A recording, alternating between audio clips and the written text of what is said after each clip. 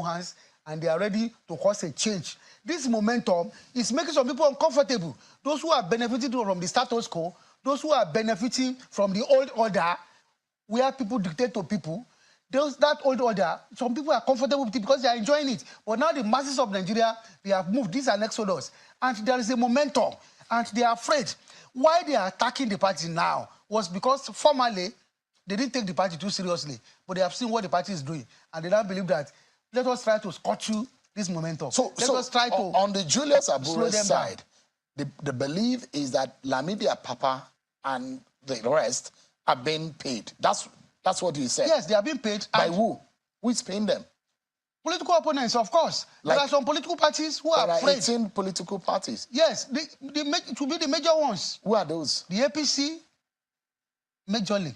Are the ones funding? Yes. Now, this is... So you think... So your belief and your accusation tonight is that the APC, according to you, is funding Lamidi Papa to scuttle or to distort or to dismember the Labour Party. Is that your position tonight? Yes, all the political parties that stole votes in the last election, APC and some PDP in some areas, who stole the votes of a Labour Party, now we are now at the tribunal. And they are seeing the way we are going. They are seeing that we are going to win most of our cases at the tribunal. And they have seen that, how do we do it? Can we weaken this movement? Can we slow them down? Do you have evidence of this allegation? They have said it. They have been writing to tribunals to withdraw cases. Lamidi Papa has signed letters to the tribunal that say that Labour Party is withdrawing. You know, but this is it's all a joke. There's no way they can get away with it. Is that the evidence of money taken? Yes, they are reaching. How will they do it? They are being paid to do it. How will they write letters to tribunals withdrawing petitions filed by the party? They thought they could do it, but that is ignorant. Because when the petition is filed, apart from the council who filed the petition signing the petitioners also sign. Now, if the petitioners have signed, the petitioner including the party, somebody has signed on behalf of the party, how can an external person who has no legal authority Mr. Edun, I assume because you're a lawyer, yes, you know the ramification of the allegation that you have leveled. I mean, and I'm asking for the evidence. There's circumstantial evidence. Let me tell you, circumstantial evidence can be so strong and cogent. So primary. Yes, can be so strong and cogent as to be believed.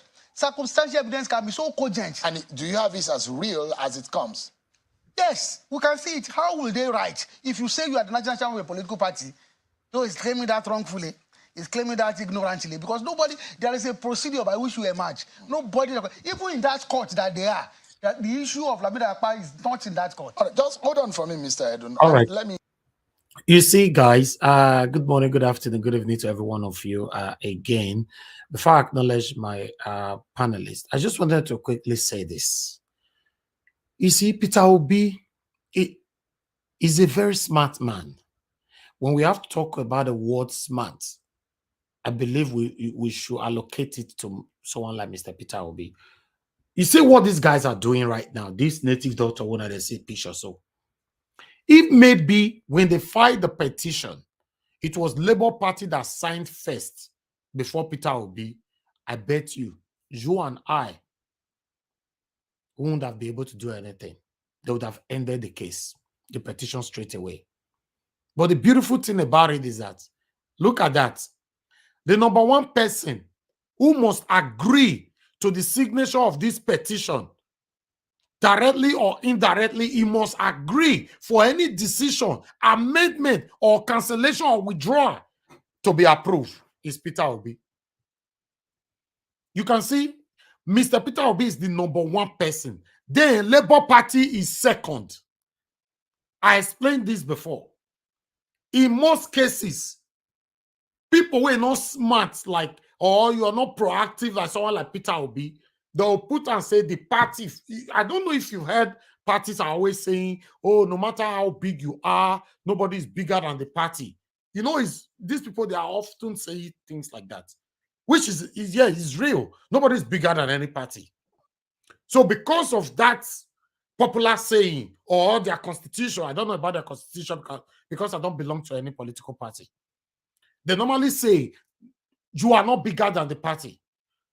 Guess what? Peter Obi outsmarts them. put his name first. It means that any decision anybody want to take about this petition, Peter Obi must sign for the decision to be approved. I bet make una clap for our principal. Make una clap for anywhere they watch me from. If not, for now, Toby. Yes, if not, by now, all of us for the entire house. The plan where these people did, native daughter where you come from nowhere, where nobody know before now, for don't take over. But see, now I put for screen, so without Peter Obi, nothing can be done. Thank you very much, my people. I appreciate every one of you. I would like to quickly acknowledge my people right there on the panel. The first person on the panel today is Mr. Chuks Obiboeze. Good morning, good evening to you, sir. How are you doing today? Yeah, good evening, Mr. Elvis. Good evening, fellow panelists. Good evening, our viewers and all the people that is on the comment section, boosting our energies. Here we'll come again, Mr.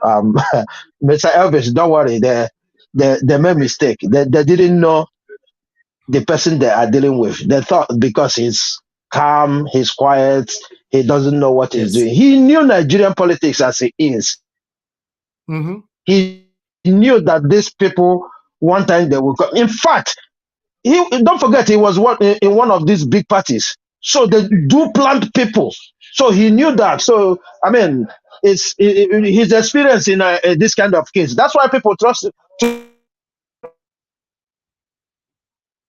All right. Trust him and, have this belief of calm down. Thank you. There we go. Thank you, Mr. God bless you, sir. Thank you. Mr. T, thanks for joining us. Good evening to you. Can you hear me? Thank you very much. Can you hear me?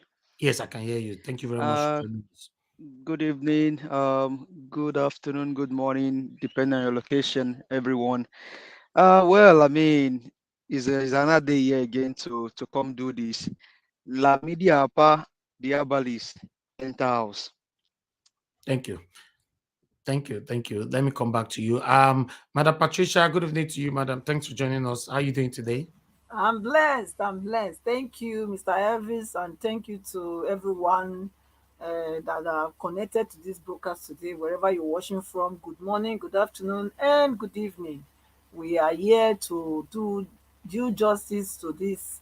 I just want to say that, yes, this is truly go and verify. Our principal has a record that he never gives up. He never gives up on anything. He's on top of it all, because like you said, if not for the smartness, this is where we can really use that word smart. Because yes, he outsmarted them because they never saw it coming.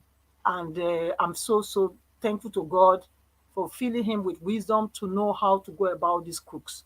Otherwise, it would have been game over for us. But as it stands now, it's game over for them. Thank God. Thank you very much. That is why every human being that is following on this particular journey, you can learn in a different way for you to know that you need to be proactive and try to always outsmart your enemies. You have lots of enemies around you, in life. I'm talking about the realistic lifestyle that we all are living. You have lots of enemies around you that some of them pretend that they are your friend, they are this, or they are your family and all that. But trust me, they will plan with others to bring you down. That is what is happening right now. Do you know that some people that started with Mr. Peter Obi are already with this native daughter, working so hard to make sure that they bring the petition down with immediate velocity? That is what is currently going on now. But unfortunately, they cannot do anything at all without the number one person on the petition, which is Mr. Peter Gregory Obi. That's what you're seeing right there. Thank you very much. Let me quickly appreciate the next person here. Mr. Felix, thanks for joining us. Good evening to you. Good evening, LP, to you, my beloved family. Thank you. I greet everyone home and abroad, our panelists, comment section, our viewers. Thank you so much. I greet everybody. I just want to apologize for yesterday for me sleeping off during the show because I was a little bit tired. No, that's fine. It's understandable. That's fine. Thank you very much, brother.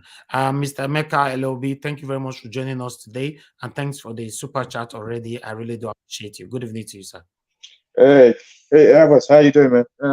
I'm very Greetings, fine. greetings from Dallas, Texas. I've been watching these people. I love the frustration. All this is frustration on their side. They have run out of ideas. I do have a question for someone on the panel, whoever can answer it. With the May 29 deadline coming up, with the petitions, how would that affect the petition? With the swearing in still happen, or if it happens, can we remove Tinubu?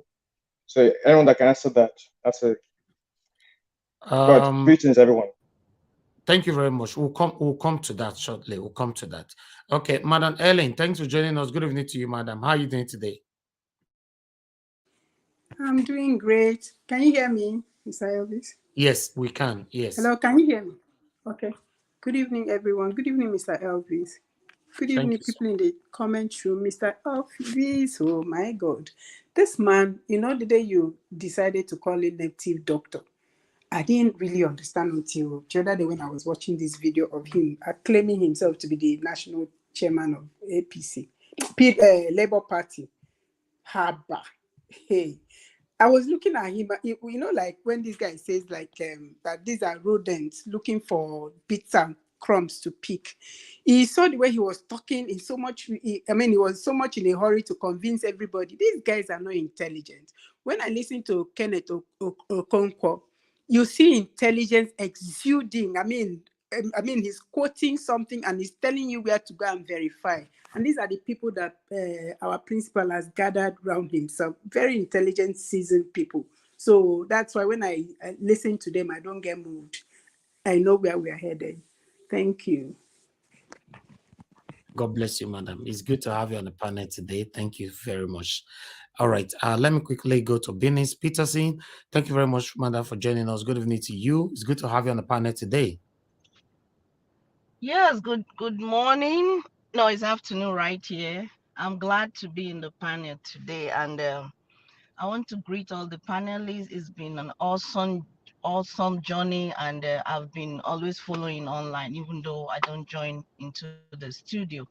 I decided to join today because of a dream I had, and I've been itching to join but somehow I said no, I must join today. So I'm glad to be in, and I'm saying thank you to everybody. God bless you, madam. Thank you so much for coming in. All right, Williams Winner, thanks very much for coming to the panel today. Good evening to you, sir. Good evening, sir, Mr. Elvis. Yes, sir. God will continue to strengthen you in Jesus' name. And I thank all the panelists, all the people on the comment section. I thank everybody for the labor of love and the strength God is giving to everybody. And I just want to call your attention to something, every one of us. When someone came out to participate in this election, I'm talking about our principal. Right from first day, people didn't notice something. That he was saying, go and verify. Go and verify. If you have anything against me, come out and I will stop this campaign. People thought it was a joke. What I want you to know is that this man, at his name, Rock, they cannot defeat him because he's working with the presence of God. And people, because he's a gentleman, as someone have said, he's a gentleman, looking quiet, greeting his enemy. Even we that are following him, we are saying this one is too much, sir. He knows what he's doing. Because God will not leave that kind of person for anybody to just draw him away. And those people, as we have said, they are not going to relent. They are going to persist. More and more is still coming. So I thank God that we are following that kind of person. We should just continue to assist and encourage one another. Thank you very much. And I believe to have a great, wonderful night with every one of us tonight. Thank you very much, sir. Thank you, sir. May God bless you. Thank you. Busy Brace, good evening to you, madam. Thanks very much for joining us again. Good evening to you. Good evening, Oga Elvis. Like the gentleman on the panel apologized, I'd like to apologize to yesterday. I slept off when Oga Louis was talking to us, and I really wanted to listen to him. I do apologize. The ethic is too much. Good evening, my fellow. That's fine. My fellow panelists. Good evening, Oga Elvis. Good evening, members of the those watching, those in the comment section. Good evening, everybody. Thank you for another opportunity to come and vent, to come and brainstorm, to come and share ideas, and to come and speak truth to power. Thank you. Thank you very much, Madam Busy Breeze. Thanks for coming in, and thanks for all you do. I appreciate every one of you right there. Thank you so much. Mr. Joseph Oji, thank you so much. Thank you for your continuous prayers for me here and media. I appreciate you. I appreciate every one of you that is always praying for us. There's this name that is always praying for me here as well, Eti Osa. Thank you very much. I was trying to look for your comment, but I couldn't find it. Etiosa, not Etiosa. Etiosa, you're a Benima, my brother. Okay, no Vesa. Thank you so much for your continuous prayers and support. Every one of you that is always praying for us here. Thank you. May God bless every one of you. Yes, we are getting there. We are privileged to have a platform to use for this journey. So if we have to look at it, we all are doing the job equally. Yes, it's a collective effort. Thank you. I think, Mr. Elvis, I think you were right by saying Etiosa, because there are two words. It's not one word. It's only when it's one word that's when you pronounce it Etiosa. But the person wrote it as two words. So exactly. Yes. But my sister, we are from Benin. That is the way they normally write it, but our pronunciation is Etiosa. Yeah, but it's not the person wrote it as two words. Okay, look at I find the comment now. You can see there is two words. There is a separation. Etiosa. Etiosa. Then, as a Benin man, you are Mr. Elvis. You know how to pronounce it. No, not the way the person is one word. It's supposed to be one word. There is a space. So it's supposed to be don't did there. Yes. So as long as there's space, you don't know. I understand where they come from. Say, according to our language, it's supposed to be a Etiosa, but you don't know whether this person now like this thing like me that they call and I make a put space. You don't know say there is one particular word have different kind of pronunciation. I know the name means God's power. Yes, but the person put space. It's not supposed to be spaced. If it's one word, Etiosa is one word. It's not two words. Exactly, Etiosa is one word. Yeah, Phyllis right. But this particular one, we have to say it how it is because now space where they that middle, you can't disregard it. And Mr. Evans, I mean, draw your attention again. Look, Etin start with capital letter, and Osa start with capital letter. Oh, capital letter. The one in Benin, in the Benin language, the Edo language, it's only the first one, which is the is a capital letter. So yes, you are right. Thank you. So we have to say it how it is. Everybody is right. If we look at it different ways, everybody is right. It's supposed to be one word. Anyway, thank you very much, my brothers and sisters, everyone. I appreciate every one of you today. Thank you. Okay, I would like us to quickly take, meanwhile, our male lawyer that is fighting this petition for us. Let's listen to him here. The lion himself. This is the man behind the lion, the emperor, the conqueror. So guys, don't be scared. By the grace of God, please, just say hi to yourself. As a matter of fact, we have a very traditional profession. Yes. The oldest lawyer in the team is the leader of the team. Now, the oldest lawyer in our team now, in terms of the year of elevation to SAN, is Livuzo. So Livuzo is actually the leader of the team. Our Carlo is supporting him, and I'm also supporting him. So we're all working together. But in terms of who will take the ultimate decision, Guys, you can see how humble our leader is. So humble, so unassuming. Sir, we love you. Obedient across the whole world love you. And we are praying for you for utterance from above. Thank you very much, sir. Obedience, see you on Wednesday on the 17th. 17th, yeah. Thank you. Thank you. So what happened in your son is going to happen. Amen. By the grace of God. Amen. We ask the Lord give you more wisdom. And we know people like you cannot be bribed. That's the good thing about it. So he's a contented man. Yes, we know you are a man who is a man who is out to ensure that Nigerians get what is rightfully theirs. Justice. So it is the justice we've been fighting for. Yes, we believe with the likes of you and by Salivi, SAN, and the rest of the team, we hope and we pray that God gives you wisdom, and we want you to all know that the people are behind you. Because the voice of the people is the voice of God. Yes, exactly. Thank you very much. I'm from Borno, she's from Benue, Cross River, Delta, everywhere. Nigeria, we're all here. This is Nigeria. We're all here. Okay. All right, ladies and gentlemen, that is our senior lawyer, amongst others, that is handling the petition. That is the number one man right there. He's already assuring Nigerians that don't worry. We all are going to smile at the end of the day. And surely, yes, I know that. Me, myself, there is something that I want us to talk about today. You can see our thumbnail right there. I must become a president of Nigeria. If not today, tomorrow will be. In fact, this particular one now does generate different kind of views, controversies, since yesterday when Mr. Peter Obi talking. We are going to take it together, but before that, I would like you to see the view of Arise, what they have to say about this. Then I will now go on the proper article, then I'll read it here so that everybody, because even you that is right here listening to me right now, you're also going to have your view over that statement. Unquote, I must become president of Nigeria, if not today, tomorrow. Okay?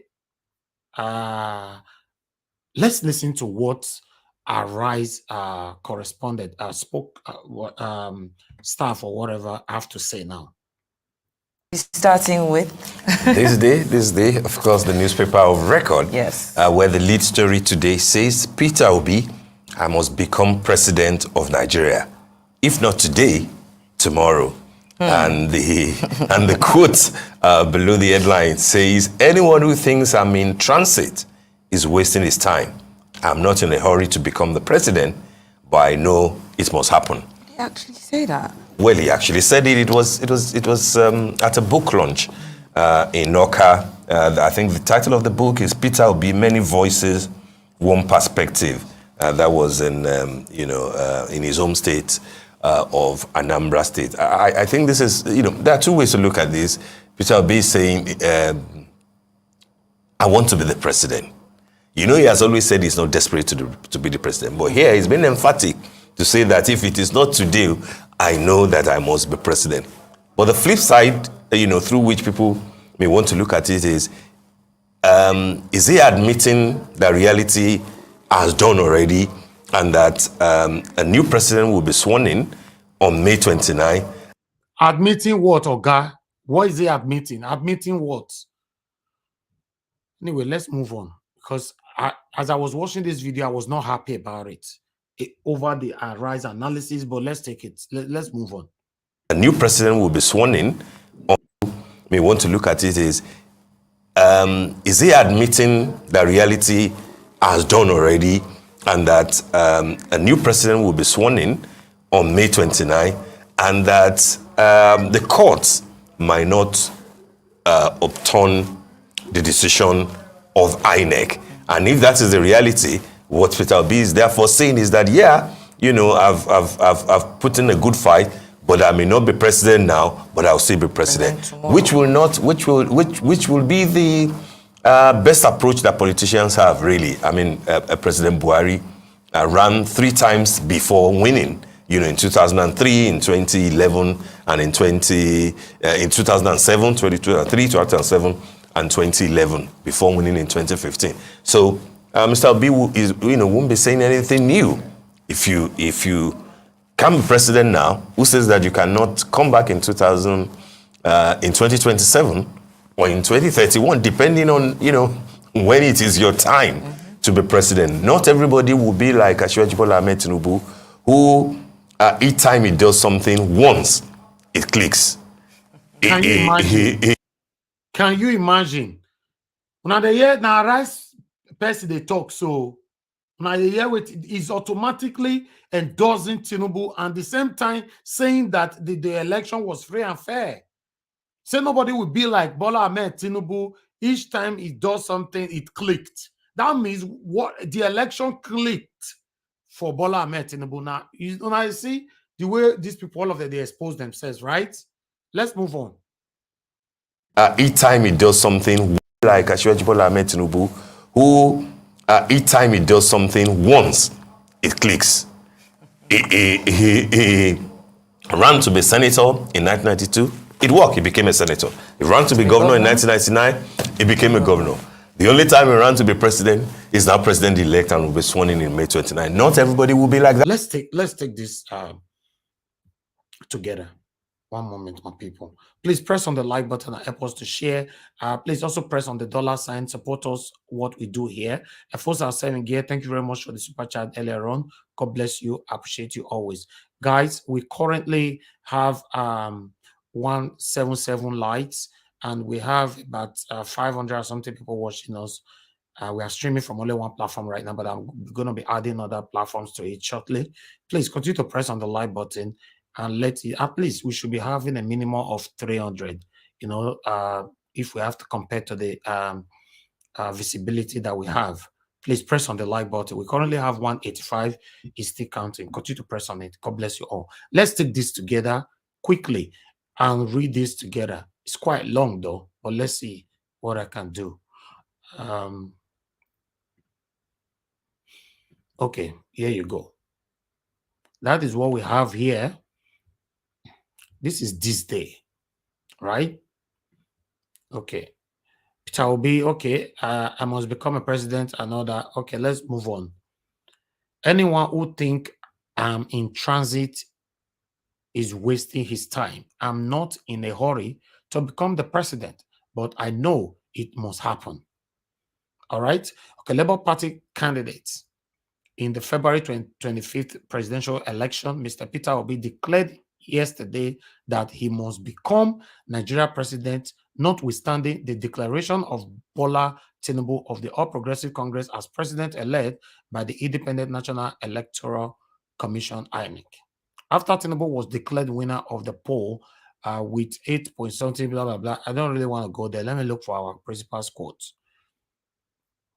Okay, speaking during the unveiling of a book, Peter Obi, Many Voices, One Perspective. That is the name of the book. The book is called Peter Obi, Many Voices, One Perspective in Akwa, Anambra State. Obi expressed optimism about still becoming president and declared that he was not in a hurry to achieve the dream. The LP presidential candidate declared, unquote, anyone who thinks I'm on a transit is wasting his time. Let me tell you, I must be the president of this country. I'm not sure of that. If it is not today, it must be tomorrow. Then he continues, unquote, other people who want to be should come and tell us what they want to do and how to do it. This is my country. I don't have dual citizenship. If anyone thinks I'm going to run away from Nigeria, they are lying.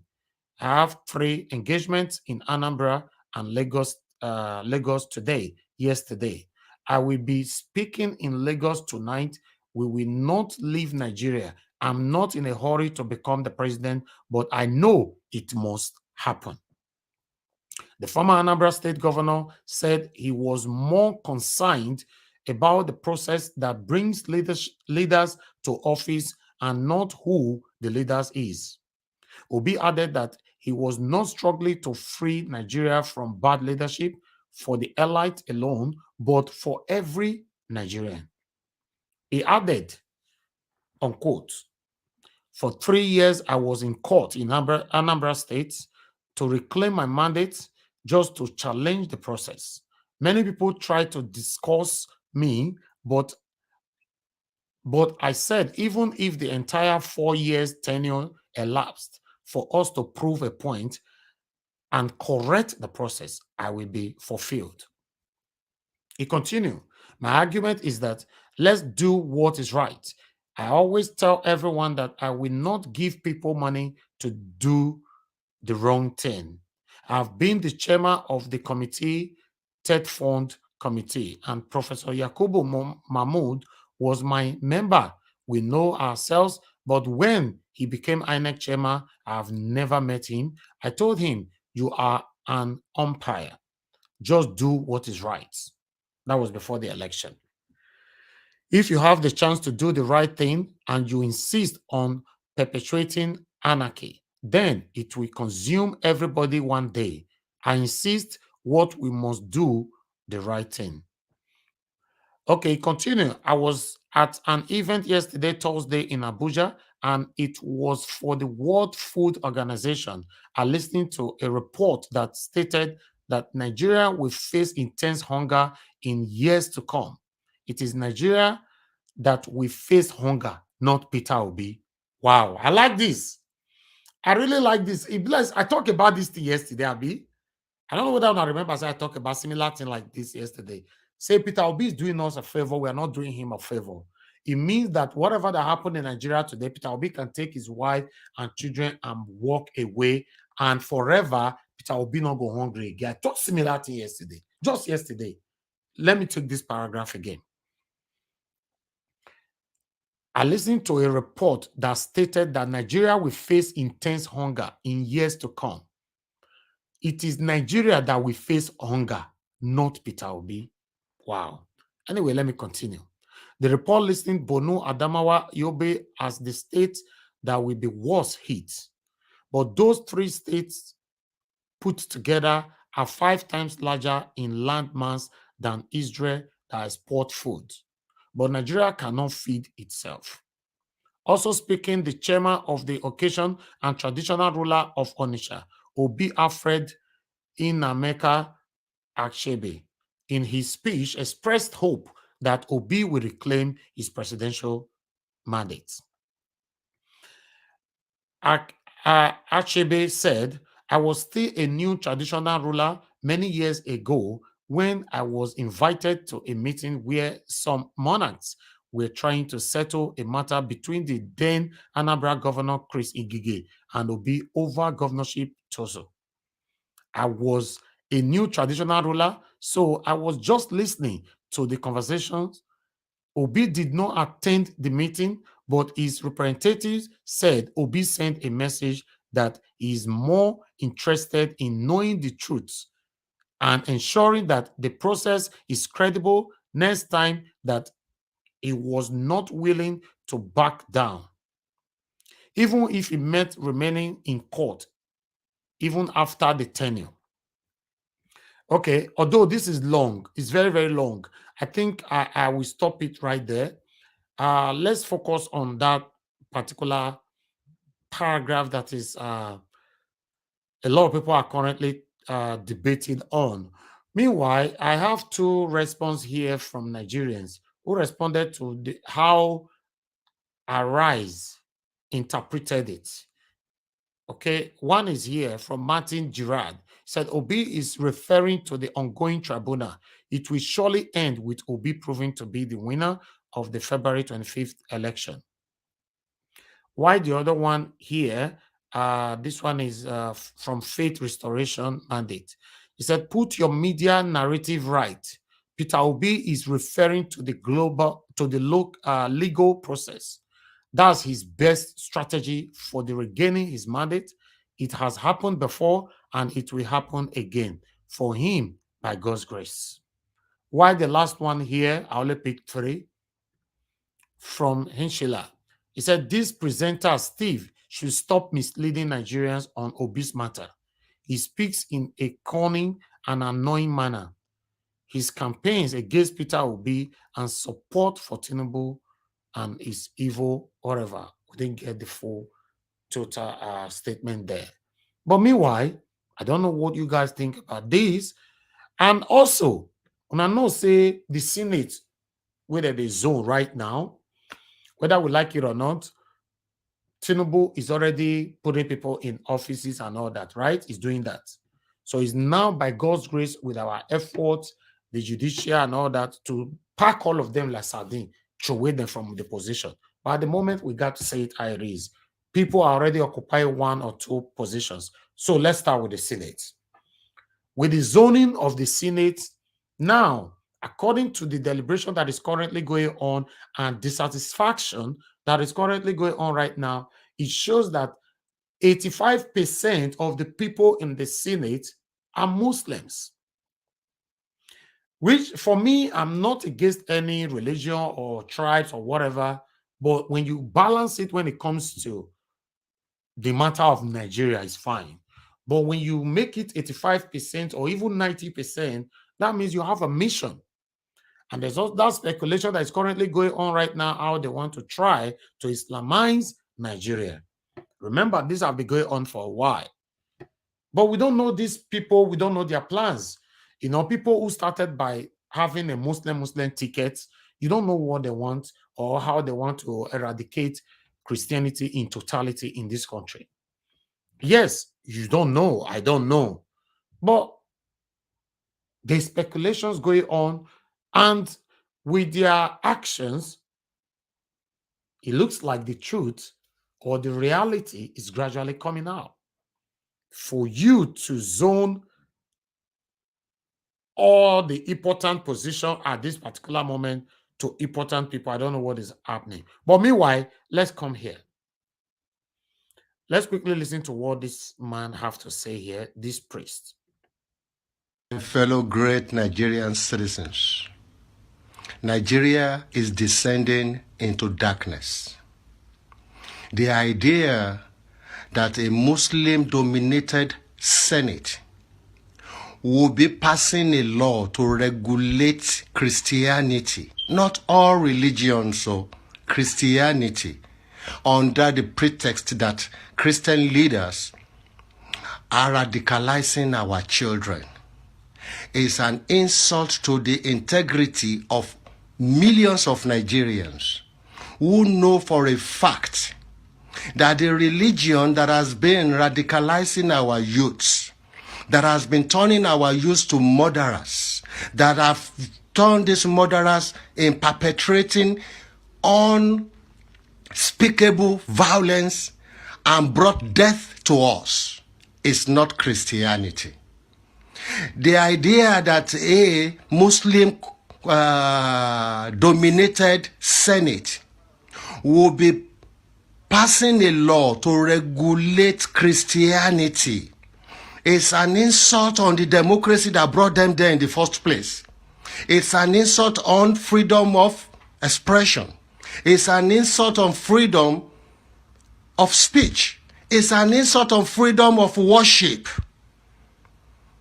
Nigerians, I need you to remember that I am not a Christian. But if we allow ourselves to sleepwalk into darkness that is about to be brought upon us by Muslim-controlled Senate, we will be walking into darkness, and there is nothing in darkness other than destruction. This Antichrist bill must be rejected before it becomes a law. Wake up, Nigeria. Your freedom is at stake. Wow. And people, let's go on a break quickly because we have 2 segments today. We have another very, very disheartening topic to talk about after this segment. So I really want us to start talking about this right now, but I'll take a break so that I can quickly add other channels to it. We stream on 4 channels every day. So let me add them to it. I'll go on a quick break now. God bless every one of you. I know they do competition with anybody. If I offend you, forgive me. Show me love. Go to biza. Kama bara walo ninu ife kan akanbi. I know they do competition with anybody. If I offend you, forgive me. Show me love, oh. I go show you love, oh. But I know they do competition with anybody.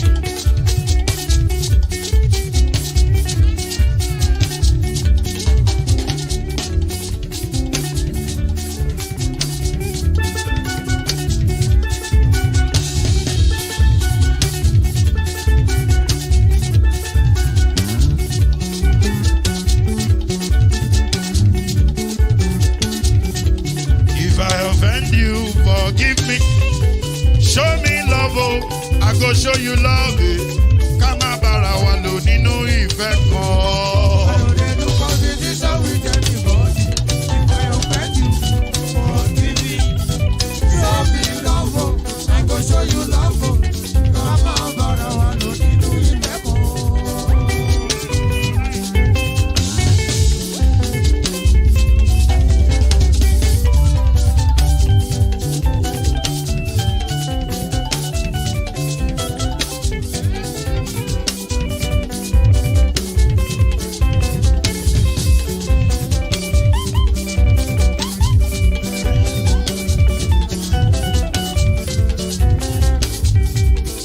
No, they do competition with anybody.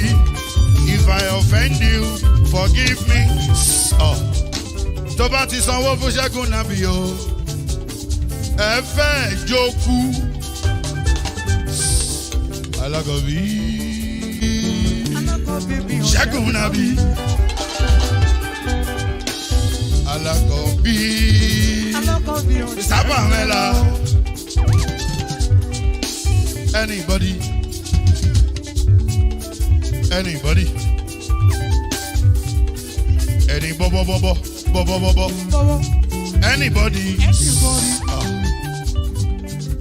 Mo ló ń fọlú, ó gbà mí bó ṣe rí mi láti finishi. Délé mo ló ń fọlú, ẹ jẹ́ ń sọ̀rọ̀. Délé o.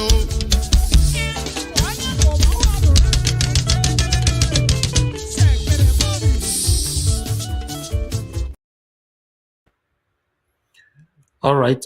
Thank you very much, my people. Thank you.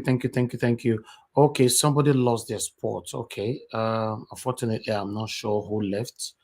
But I'll repost the link again for anybody that is trying to come in. You can quickly come in before the spot will be taken. All right. I appreciate you all, my people. I would like us to talk on this before we move on to the second segment for today. Let me start with Mr. Chuks Obibueze. Mr. Chuks Obibueze, sir, are you available to talk to us now? Mr. Chuks, you're not there? Okay, I'll go to give us our mandate. Give us our mandate. Please talk to us, sir. Well, thank you very much for the videos that you played so far. So shocking and so surprising. It's just surprising to see what is happening in our nation today, and people are keeping silent and keeping quiet. I mean, the last video should possibly get people, but people are trying to keep silent about the whole situation. But reality is beginning to dawn on us as a nation. I think I make it clear on this, even on this channel, that even the Muslim ticket in the first place will scare us as people. But and then about Peter Obi, what he said, wonderful submission there. We'll just continue to watch and see how this whole thing plays out in court. The right thing will be done, and he get his mandate back. I think for now, I will just leave it there for the next person to go. Since you call on the first person not there, so the next person should go, and then maybe later on I can speak more on that. Thank you. Thank you very much. Okay, Mother Patricia, please talk to us. Thank you. Good evening again. Hey, Baba. God Thank you. Are you always helped? My helper is in me, so I can go. Yes. What? I say I can contribute. Okay. Go ahead, Mother. Thank you. By God's grace. Wow. You see, they say now fly when not the year word. Now they follow dead body enter grave. It's a shame and it's a pity. At the same time, it's a slap on the face of many of us who has been pointing to this direction, that Nigerians should wake up, that they should do the needful. This fight about Islamizing Nigeria, it's not just starting. I don't know why these so-called senators of South and Southeast, I will even say, no, I will not mention Southwest, because why? Sorry about that, Mr. Elvis. Let's call a spade a spade. Okay? Because as we speak now, Nigeria is divided. We cannot lie to ourselves. We can't lie to ourselves. We can't continue to deceive ourselves. This fight about light and darkness, evil and good, Muslim and Christians, in that Nigeria has been ongoing. It's been a generational fight. But ironically, which is where I am very, very disappointed, is that the same people that brought this thing, Christianity, to us, they betrayed us. They betrayed us because when in the amalgamation of Nigeria as a country, there was a lot of things that happened. A lot happened. The Muslims, the Northerners sworn at that time that if the power was to be given to the South, they will drive the South to the ocean. They will make everybody drown. And that is what we are seeing playing. And therefore, the colonial master was tied, hands were forced to give them the power. And that's how we've seen the suppression, oppression of killing of all our giant men in the South. Are you not surprised, Mr. Elvis, that we don't have great people in the South? What do you think happened to them? They eliminated them. Exactly. They killed all of them. These are the handwork of the Northerners, aided by the Fulani men, which they brought in to try to suppress us. So sometimes, people that don't know Nigeria policy, when they are talking, I just sit back and just quiet and listen to them. Why do you think they're not teaching history in schools? Because they don't want you to know these things. But I am old enough to know. I was born in 1964. I wasn't a child when the war started. I can remember what happened. And I know what happened. So what we are going through, what we are seeing, they have been signed. Look, when I see all this stupid Kayamo, stupid Wike, and Obaseki and all these Oshomole and the rest, Okogwa and the rest, supporting these evil satanic people. They are blind leaders leading their people to the slaughter. That's what they are. And they are not fit for that position. It's a shame that a Muslim ticket came up. Even as many voices that cried against this thing, they still allow them. Now, so do you mean I should be tying my head in Nigeria? You rather kill me. It will never happen. That's why Obi must be the president of Nigeria. That is why. If we have to give our blood, I will. I am not going to take it. I am not going to take it. If it happens, I will come. Is it not? May we carry gun, Abi? We go carry the gun. We're going to fight the fight. They better just be ready for what they are looking for. You cannot kill a dead man. I am dead already. You can't kill a dead man. So, all this they are doing, all the shenanigans they are doing, the judiciary, I still want to send you a last warning. Because if you think when you finish, you collect money, you enter your house, you sleep like normal, hey, it will not happen. It will not happen. It will not. It will not. Don't deceive yourself. We are praying for you and we continue to pray for you people that God will give you strength, protect you against this evil and wicked unreasonable men for you to give the right judgment. We know what they are planning. So please, do the right thing. Never be afraid. Look, I'm telling you that I am ready to give my life. I'm not, look, this is something going worldwide. I'm not just saying it, I mean it. I've been saying this since I was a child. Look, everybody that knows me knows I've been saying it. I'm ready to die for Nigeria. For my people, especially. If you marry a woman, you are not pleased with a woman, you will not let the woman go. How much more they forcefully join me and you together.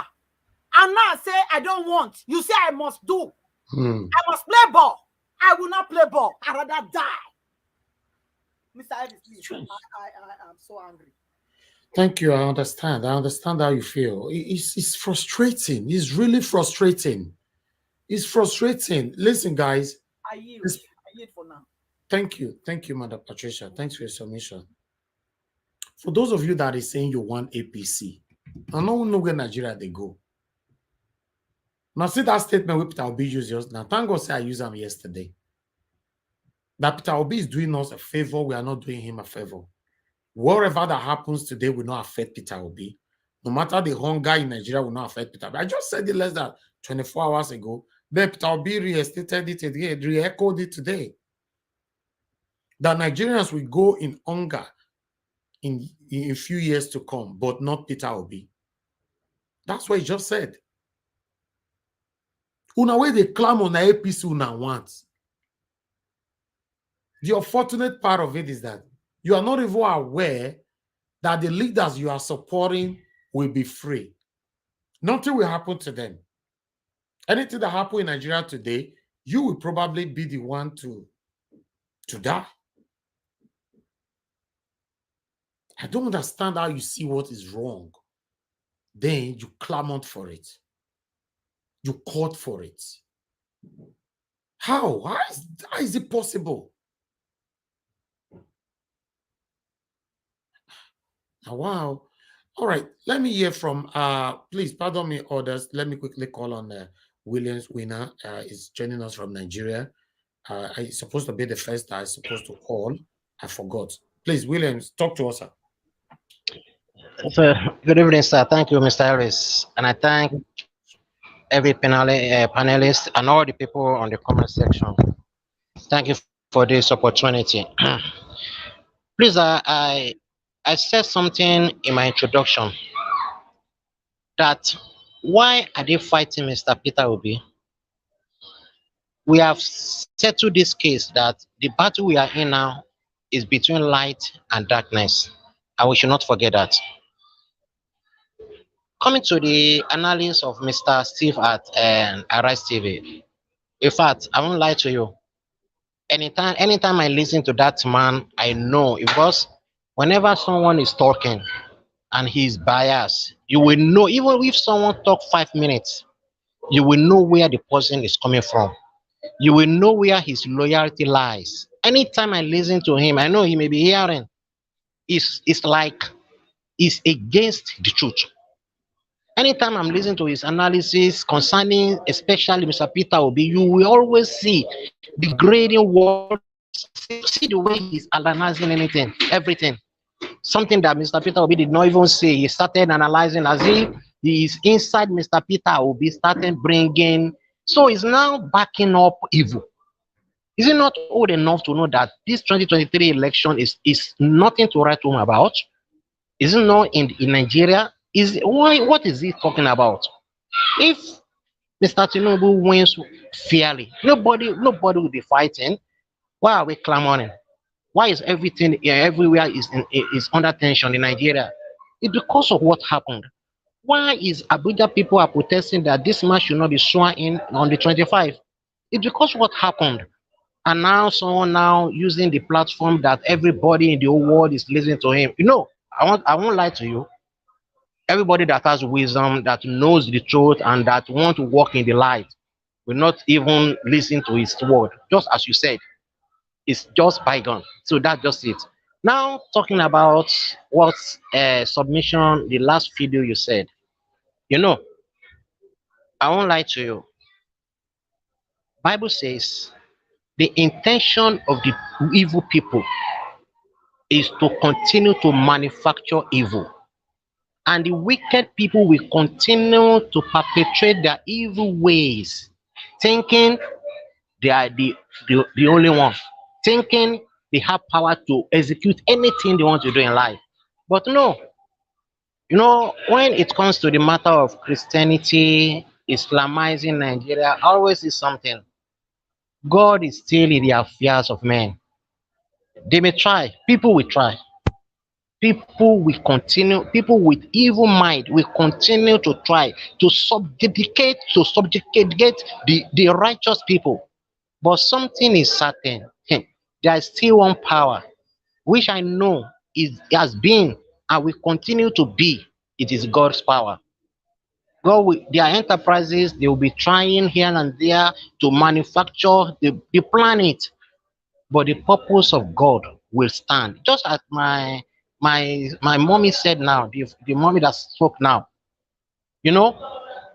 people are willing to die because of it has happened before for their faith. The wicked, we cannot say the fish will not swim. You can't hinder the bird not to fly. You can't hinder the wicked people not to continue to perpetrate their evil way. That is their way. That is what they know. Talking about the Muslim ticket, can you even be talking about it? They have a plan. All things that is happening now, they have a plan. It has been written before. It's a script they are playing now, but they always forget something. That there will be a day in one's life that everything they were planning, they were putting on motion. The power that will stop it, they too will not even know what will happen. Coming to Mr. Obi's statement, it's like we easily forget and we can't easily look in depth about this man because he's simple, because he's gentle. When he spoke, at times he's speaking a parable, saying, I will not relent. I will be a president of Nigeria. If it is not today, it may be tomorrow. He is a man that have determined that I'm not giving up. And he has told us, that's why I say maybe we are forgetting. He has told us that it's not going to be a marathon. It's going to be a sprint. It's going to be a very long journey. These people, they have rooted, think about it now, years of frustrating people, years of perpetrating evil, years of making people to be under starvation. And now we want just to uproot them within 9 months? No, it's not going to be easy. But I know it's going to come to pass. Why are they fighting him? Why are they trying to pull him down? I listened to the press release of that Mr. Apapa. Have you, I know Mr. Elvis and every one of us here, did any one of us see this man during the campaign? When we campaign for the whole city of the whole state in Nigeria, even additional going to did you even see him at all? And now someone now comes to say, I'm now the chairman, and all the lawyers come and give him the going on. It's now the man on the steering. It's not started. No, it's just a laughing matter. They were a joker. They were a clown.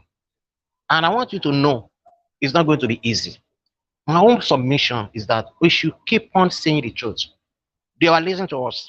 I always say that we should keep on saying the truth. It's not going to be easy, but I know the truth is the only weapon that will defeat the lie they were doing.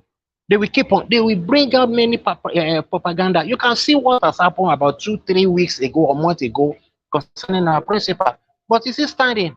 Is he going here and there? How many of them, the presidential people that say they won, are free as he is free?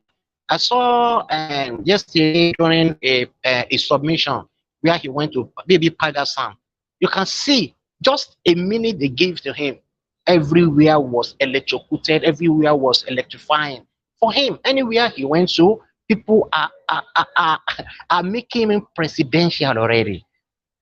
So that is my submission that we should not give in. There are going to be more, I'm telling you, and he's ready. He is a man that is worthy of following, is worthy of, you just keep on praying for him. And every one of us, we should not lose hope. You know, last about 3 days ago, when we are talking about, and when one of our brother came to the show, started talking that it's not appreciative, it's not, I say, people, this our principal knows what he's doing. We should not, and I really thank God after everything, we now realize that it needs more of our prayer. He too is passing many pressure. If we can complain, he can be complaining about the pressure we are passing through. We are not Peter Obio. If we can be complaining, what about him? The whole country is always looking for him. Everything is about Peter Obi. Everything is about Mr. Peter Obi. Everything is about Mr. Peter Obi. It's mean there's something there. There's something they were not having. They were trying to pull him down. But you know when he said, I will not relent. And we should take note of something. At times, you know, when things have been happening in one's life repeatedly, we normally take it as a norm. That is how it should be. But there's something about this man. He always changed the trajectory of everything. Take for everything they have been saying. There's always the first time for everything. That is how we should be looking at it. This man, just everything happening around him, just within a 6-9 months, the political situation changed. Someone wrote that for years that Atiku have been losing election, he never appeared in the court. But this time around, because of Mr. Peter Obi, he appeared last maybe about in court. Why? Mr. Peter Obi is changing the trajectory of everything, and we should depend that something is going to happen. Something that we were saying we are going to be amazed and say, what is it? Can this happen in this country? Yes, there is the first time for everything. So that's where I want to stop, and I believe in we should not give up.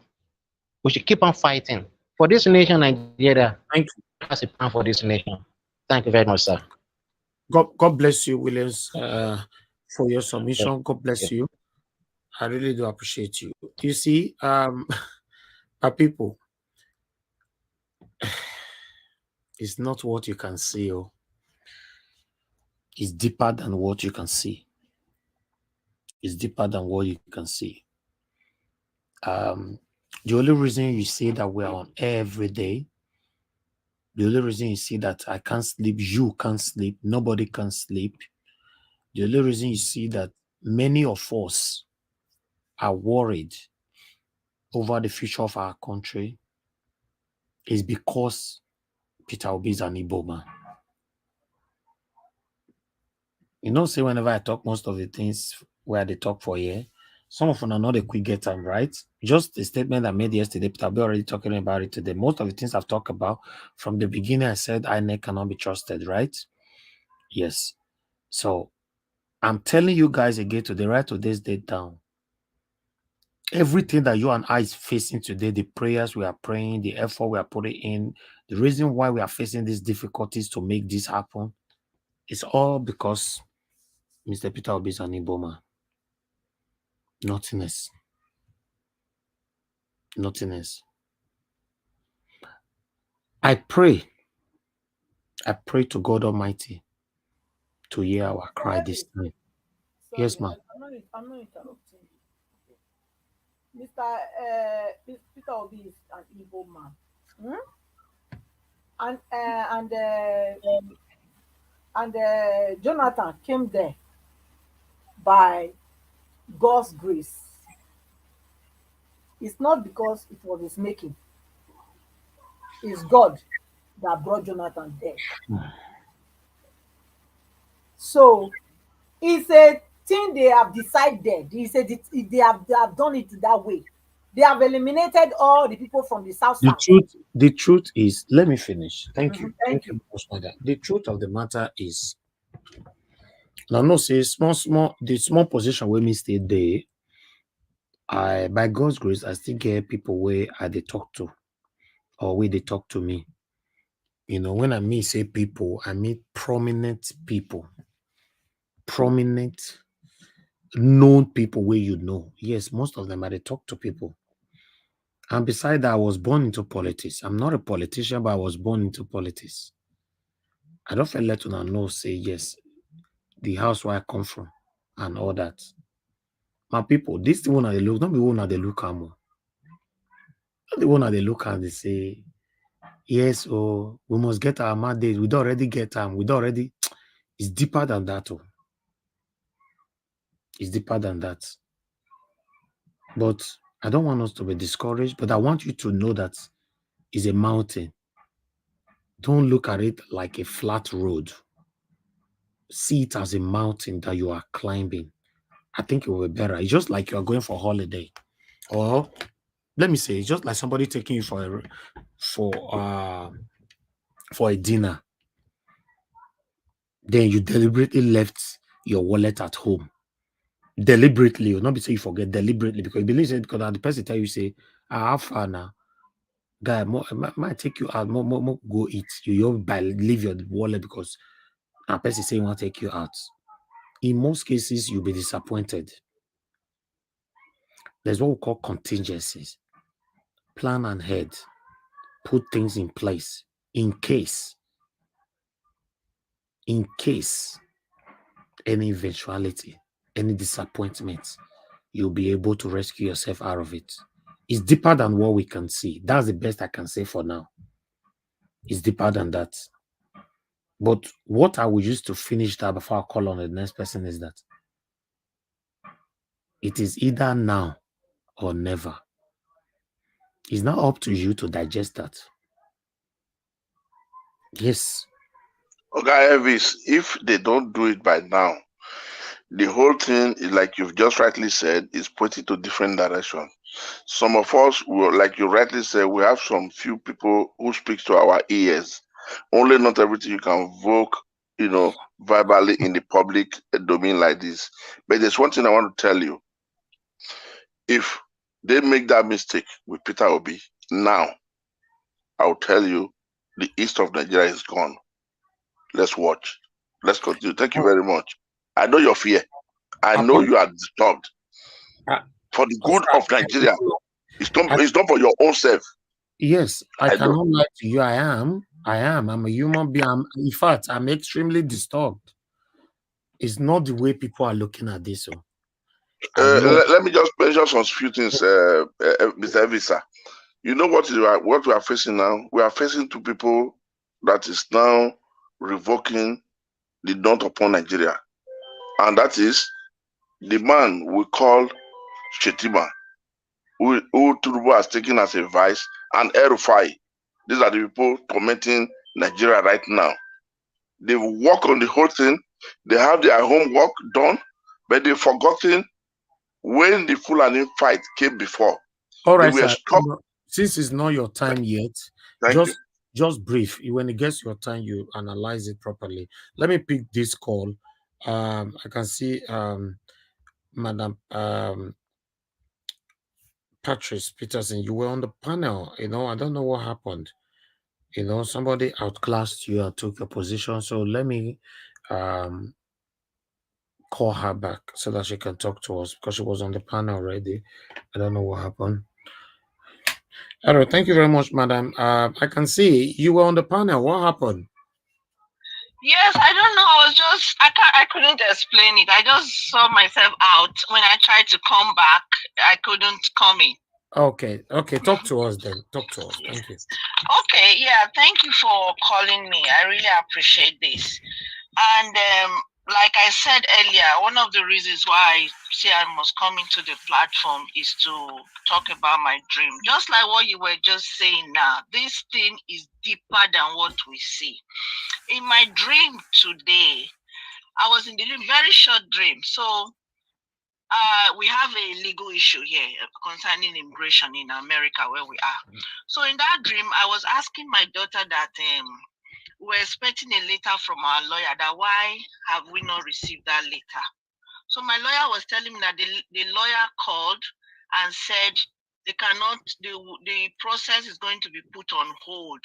And I said, why? Why would the process be put on hold? He said because of Elon Musk. Elon Musk called that they cannot go through that process because he's so interested in a mineral in Nigeria. I said, what has got Nigeria to do with what we are doing here? He said, that's just what the lawyer said, that they cannot go through that process because of Elon Musk. Okay, which mineral are they even talking about? He said, because they discovered lithium. There's a mineral called lithium in Nigeria that he used to, is for the electric car battery production. So I now jumped up from my bed and I said, no, this cannot be. And I said, I was now praying that every weapon that this man wants to use to halt this process we are going through must stop. Then I woke up. So that got me thinking, and I said, let me research a little about this mineral. And I discovered that, 1 minute, I discovered that China is fully in Nigeria, partly because of this mineral. And I also read that China has over 60% of this world lithium. It has over 60% processing this mineral in the world. And Nigeria is one of those countries that has it.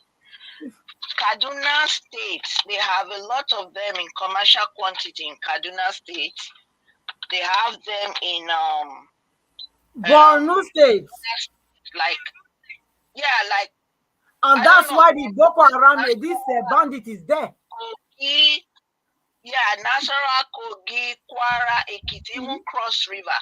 So, and China was given, they gave a Chinese company in, I think 2021, the company is called MXMS, is China Mixing Mineral Separation Nigeria Limited, to build a processing plant for that company that will be manufacturing these batteries for electric vehicles on January 2021. So when I was looking at it, I said, okay, there are a lot of outside influence, outside powers that are really controlling this election, that Peter Obi will not come in so that they can have their way into getting all these minerals, you know, and now trying to bring this Muslim ticket is a way of trying to also separate, cause a lot of chaos in the country and separate the South so that they can have their way in getting all these minerals and taking it away. They finish with our crude oil, and now they want to start draining these other solid minerals we have in the country. So I really need us to also be talking about those areas. I want us to also take a clue from what happened in Botswana when the late President Kama was in. You know, when he came, all the solid minerals, when the expatriate, the British people were taking, they had an agreement, anything taken from this country will have 70% of it. That was what they used to develop. So this thing is not that we're going to eat our solid minerals, but the leader has to negotiate with all these foreign people that are coming in. But because they don't want that kind of negotiation, they want to steal this product. So they don't want any good leader to come. They want to be taking it free of charge. They want to just exploiting and exporting it out without putting any added value to our people by like creating job, or what are we getting from this? You are taking our minerals. What are we getting? The northerners and all these politicians cannot even negotiate such thing. If they do, every other thing will be going to their pocket, not to the development of our country. Thank you. So I want us to look into that area, please. Thank you. Thank you for Thank this you for calling information. me back. Yeah. God bless you, madam. You're Thank you so welcome. much. Mr. Elvis, Mr. Elvis, can I still say something before you? Yeah, but a lot of people are still calling in. Except you want to say that quickly, 10 seconds. Yes, very brief. Madam that had a dream. I just want you to know that this thing has been going on, and many people know, I know, and the things that you talked about, even the gold, there are many gold and platinum found in North. They are claiming it is belong to individuals. It's not belonging to the state or the Nigerian government. It's only what they find in the South that belongs to Nigeria. Everything they find in the North belongs to a particular person. Okay, see this topic, I think I'm supposed to be talking, Abby, or Guy Elvis. Who is talking? Madam Busy Brain. Yeah, I'm a bit frustrated. You know, this is a topic that I want everybody to understand that Nigeria is not fighting. Nigerians are not fighting against Nigerians. There is an international dimension to all this, and when we bring religion or tribe, we are dividing ourselves. Let me tell you, the North are so impoverished compared to what the South. At least we can see more Southerners on the internet, on cyberspace. Exactly. Do you see any Northerner? Do they have it? The most they have is maybe a transistor radio. They have kept those people impoverished. They don't want them to know their rights. They don't want them educated. Why do you think that Peter Gregory Obi the Rock is always emphasizing on the North? Because once the North is liberated from the pit of ignorance, then they will come into their full inheritance, and they'll be able to play rightfully for those Northerners that are literate. Did you not see a man in that video that was talking about the lawyer from Borno? Let me tell Nigerians, the Northerners, a majority of them are being oppressed.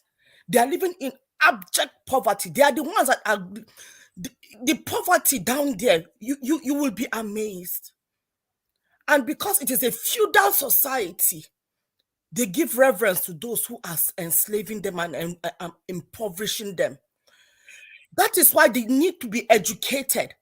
Peter Obi, in all his campaign, he stresses it, and they hate it. When he came out and was talking about it after the elections was taken away from him, this useless. I mean, I came across a tweet by this guy's daughter. What's his name? The one that is also claiming to be running for the presidency from Adamawa, insulting my president. That how dare he's looking down on the North. What nonsense! The truth needs to be said. They've impoverished and raped the people. All these minerals that you are calling about, are you not seeing how many people, all these places that you are seeing that this insurgents? It's not because of the minerals there. It's not because of the wealth accumulated in those lands. Do they know? Are there not no Muslims in the Borno, in the Kaduna that they are killing, in Plateau that they are killing? Are there no people? Are there no Muslims there? It is down to their own need. The elite, the elite few. When you talk about the mineral in the South, don't you have leaders who are also in the federal capital? Don't you have them? Are they fighting for you? Are they fighting for you? Then you come and say the North. It is the elite. The average Northerner is suffering like you and me. The average Southerner is suffering like you and me. Madam Busy Brain, let me just say what I mean. I'm not attacking the North, What I'm attacking is the fact that when you find when the northerners, the elite in northerners, the people in power, okay, find But minerals. we need to qualify. We Just need to a qualify. minute. Yes, yes. Yeah, but Mother Patricia, this is the right. This is the first time you are saying it in the proper way. You said the people in power, the elite. But yes, before you were saying that's what I meant. you were saying the northerners. Yes, I'm against that right from yeah, time. me too. I'm very against that. Be specific. Yes, that's sorry about that. I meant when I mean the northerners, I was saying about the oppressors of the Nigerians. Okay, whether you are from the north, you are from the south, you are from the west, or from the east, as long as you are among the oppressed, okay, which means I'm speaking to you. When the so-called elites that are in power discover, when they say they found minerals in the south, yeah, it is a Nigerian thing. It belongs to Nigeria as a country. But when it is found in the north, it is owned by individuals. That's what I'm saying. And then so the pushback should come from all of us, and equally the elites from the south, to say, look, you've pledged our own. When it was oil from the south, it was Nigeria. Why is it now? We are Nigeria. We benefit from anything that is in Nigeria. Let me tell you, go to Plateau State. Plateau State was before oil came. That was where tin, and that time tin was the in thing. That was the mineral. Do you know how the topography of that state is right now? Do you see the mines, how they've destroyed that land? But nobody's talking from the plateau. Nobody's talking. We are Nigerians. At the end of the day. So is it not for us now to stand up and speak out? What is, if we claim, if you want us to be Nigerians, then the salt that is found in Nasarawa is for Nigeria. Then the oil that is found in the south, in Delta, Port Harcourt, is Nigeria. Then the lithium that is found in Borno and wherever is for Nigerians. That is the reason why they want to divide us. That is the reason why they are bringing Madam, sorry, let me just quickly give you. The lithium is more unjust than any other part of Nigeria, if you don't know. And that is where I'm from.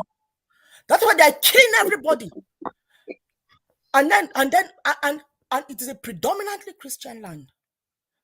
But I'm not going to come here and tell you. I will tell you firsthand what people in Plateau State have experienced for the hands of the Hausa Fulani. But I am never going to stand here and tell you that the Hausa Fulani should. I'll never vilify them, because it is not them. It is the elite few. It is the elite amongst them. And it is not just the elite. Even within all tribes that call themselves elite, they are part of it. What I'm saying, the common man on the street, me and you, we need to bound together, whatever our religion. That man came up. To be honest, when Oga Elvis put him on the screen, I was thinking, is this Babalawo's relation? Because he was looking like Babalawo, holding a horn to his ear. He came to give us the news about how they want to turn Christian Nigeria into a Muslim nation. It is something that we've been hearing for a long time, but I want us to be conscious that it is a narrative they are using to divide us, to divide and conquer. They tried using the religion, but you can see that a lot of Nigerians are rising up. I mean, they tried using ethnic group, but we've got people that are pushing back on that. And religion is a very sore topic. A very sore topic is a very, very sensitive topic that you will find that in a family, in a household, there are Christians and Muslims. And that is very, very dangerous. That if Nigeria is to go in that, I think there won't be anything Nigeria. If we are going to go in that religion thing is very dangerous. We, as obedient, The unity that we saw between Peter Obi, Gregory Obi, and Dati Baba Ahmed, that is what we should be looking at, that kind of unity. We need that kind of unity to push back against these narratives. And if that is the intention, we are going to stand and say, no, that is my brother. Irrespective of religion, irrespective of lineage, we are one. Okay. Go and worship your thing. I'll go and worship my own. Then we come and look at the business of Nigeria with the unity. After all, both religions claim to preach morality, peace. Then let us push that message. Let us push that message, not to be divided. I'm telling you, is for division. Even if that is the plan, that plan is for division. Let us push against it. Yes, I will. I will. All right. Madam Patricia, you wanted to say something? Yes, we will be deceiving ourselves to say it's a narrative. It's not just a narrative, I get, but at the end of the day... if I can just finish. We will be deceiving ourselves to say it's a narrative. These are their plan from the onset. I've said it before. I don't know whether you joined this platform. Well, you need to be quick, man. Yes. It's before not your time. their time. So it's not just a narrative. You see what they have done to the South and even most of the Southeast is that they killed the prominent people that were out speaking before the independence and after the independence, immediately after the independence. They eliminated them. Even up to the Ovorame, the king of Benin, was taken by the people. So those things were also in a way to disarm the South. So you, Madam Busy Brain, I know what I understand. Even Plateau State are Christians, and this Hausa Fulani, they are the ones that are trying to destroy Nigeria. I understand that, but we must not neglect the fact that we have to stand together and fight against them as Nigerians. Thank you. Let me take this call. Hello, thank you very much, Madam Joy. Thanks for calling in. Talk to us, please. Hello. Good evening to you. Go ahead. Talk to us. Hello. We can hear you. Hello, everybody. Can you hear me? Yes, madam. Yeah. Yes. All protocols observed. I greet everybody. I am grateful for this platform where we can come and, kind of bond together and look at way out. I just want to give this submission very quickly on what we are discussing. I want us to know this. If we can stay focused, because these things coming, we are going to have a time when we are going to have this rambling, but we please stay focused. The truth about what is going on is that this is a battle between darkness and light. This is a battle between cartel, cabal, cultists. Mr. Niger, what you said they are satanists and practicing satanism. Satanism, the Bible tells me that the devil comes to kill, to steal, to destroy. Mm-hmm. How can you be a leader and your people are crying, there is no food, there is no light, and it does not matter where that leader comes from? I know that I hope everybody stop calling Igbos, because Igbos never handled have not been president since maybe, let me say, in the 90s. When it comes to, they make sure they pick up, when they want to pick up who to represent the Southeast, they pick up their cohorts and their stooges, who will make sure that every money goes into the pocket of individuals. Let us not stay here and begin to fight what is now. What we are talking about is we have a mandate. People from across the whole Nigeria, 30 states, gave Mr. Obi 25%, and he won Abuja, and he won Lagos. So whatever we are talking about our mandates. This one of the things I want to say very quickly. I understand we are talking about how the Islamizing Nigeria. It's going to be, that is the easiest way to really crush Nigeria. They are not bringing Islamization because they want to religionize, but that is the weapon. They have used so many weapons to crush Nigeria. Once they introduce this, it does look all of the people that are talking, that are eating with both sides of their mouth.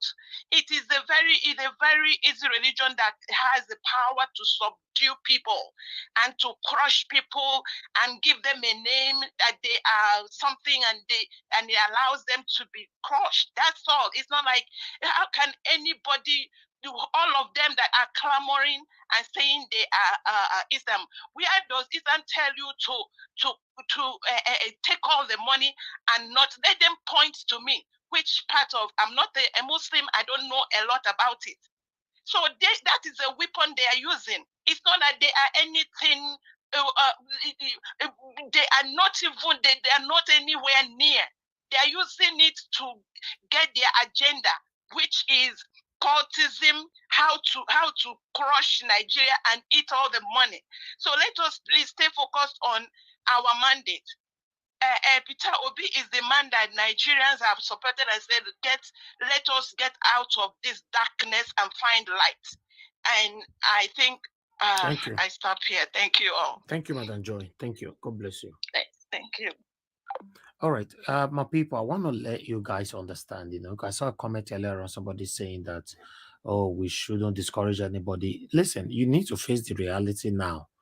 There's nothing like discouraging anybody here. If we have to talk about discouraging somebody, even myself, I'm supposed to be discouraged. I've been doing this now since April 2022.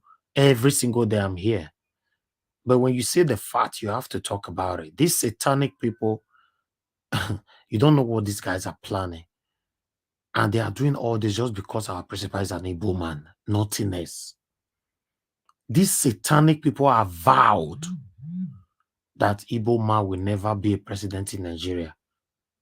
Except this is the time God have promised to change it or break the yoke. If not, if I tell you right now, say all the judges are already under pressure, you will not believe me, right? I don't want to go there because the case is in court. Like I said, we did talk for back, but I can't bring everything here. Right? Somebody commented earlier on, one of the things I already have in my mind, I don't know, maybe that one still they get us where they talk to her. Are you aware that most prominent people, many people from Obedient are already traveling out of Nigeria? Are you aware? You're not aware, right? In case you don't know, after 29, by God's grace, maybe Peter Obi will be sworn, he will be the president of Federal Republic of Nigeria. But whatever that happens, I want you to know that the only person that will still be here with us in this country will be only Peter Obi. He's the only one. The stand of Mr. Peter Obi at this particular time is not, he doesn't care if anybody want to arrest him or whatever that will happen. The man mean well for us. That's why I was saying that we are not doing him a favor. Peter Obi is doing the favor in return. Yes. He's the one doing us a favor. We are not the one doing him a favor. These people is deeper than what you can see, my people. Nigeria is captured. Don't push me to go there. I don't want to go there. But I'm still very, very hopeful. Because you know why I'm hopeful? It's not because you and I is coming here every day. The only reason why I'm hopeful is that I know nothing lasts forever. There is an end date to anything in life. So that is giving me a strong hope that, okay, maybe this is the time. Even though it doesn't look like that, but this is it.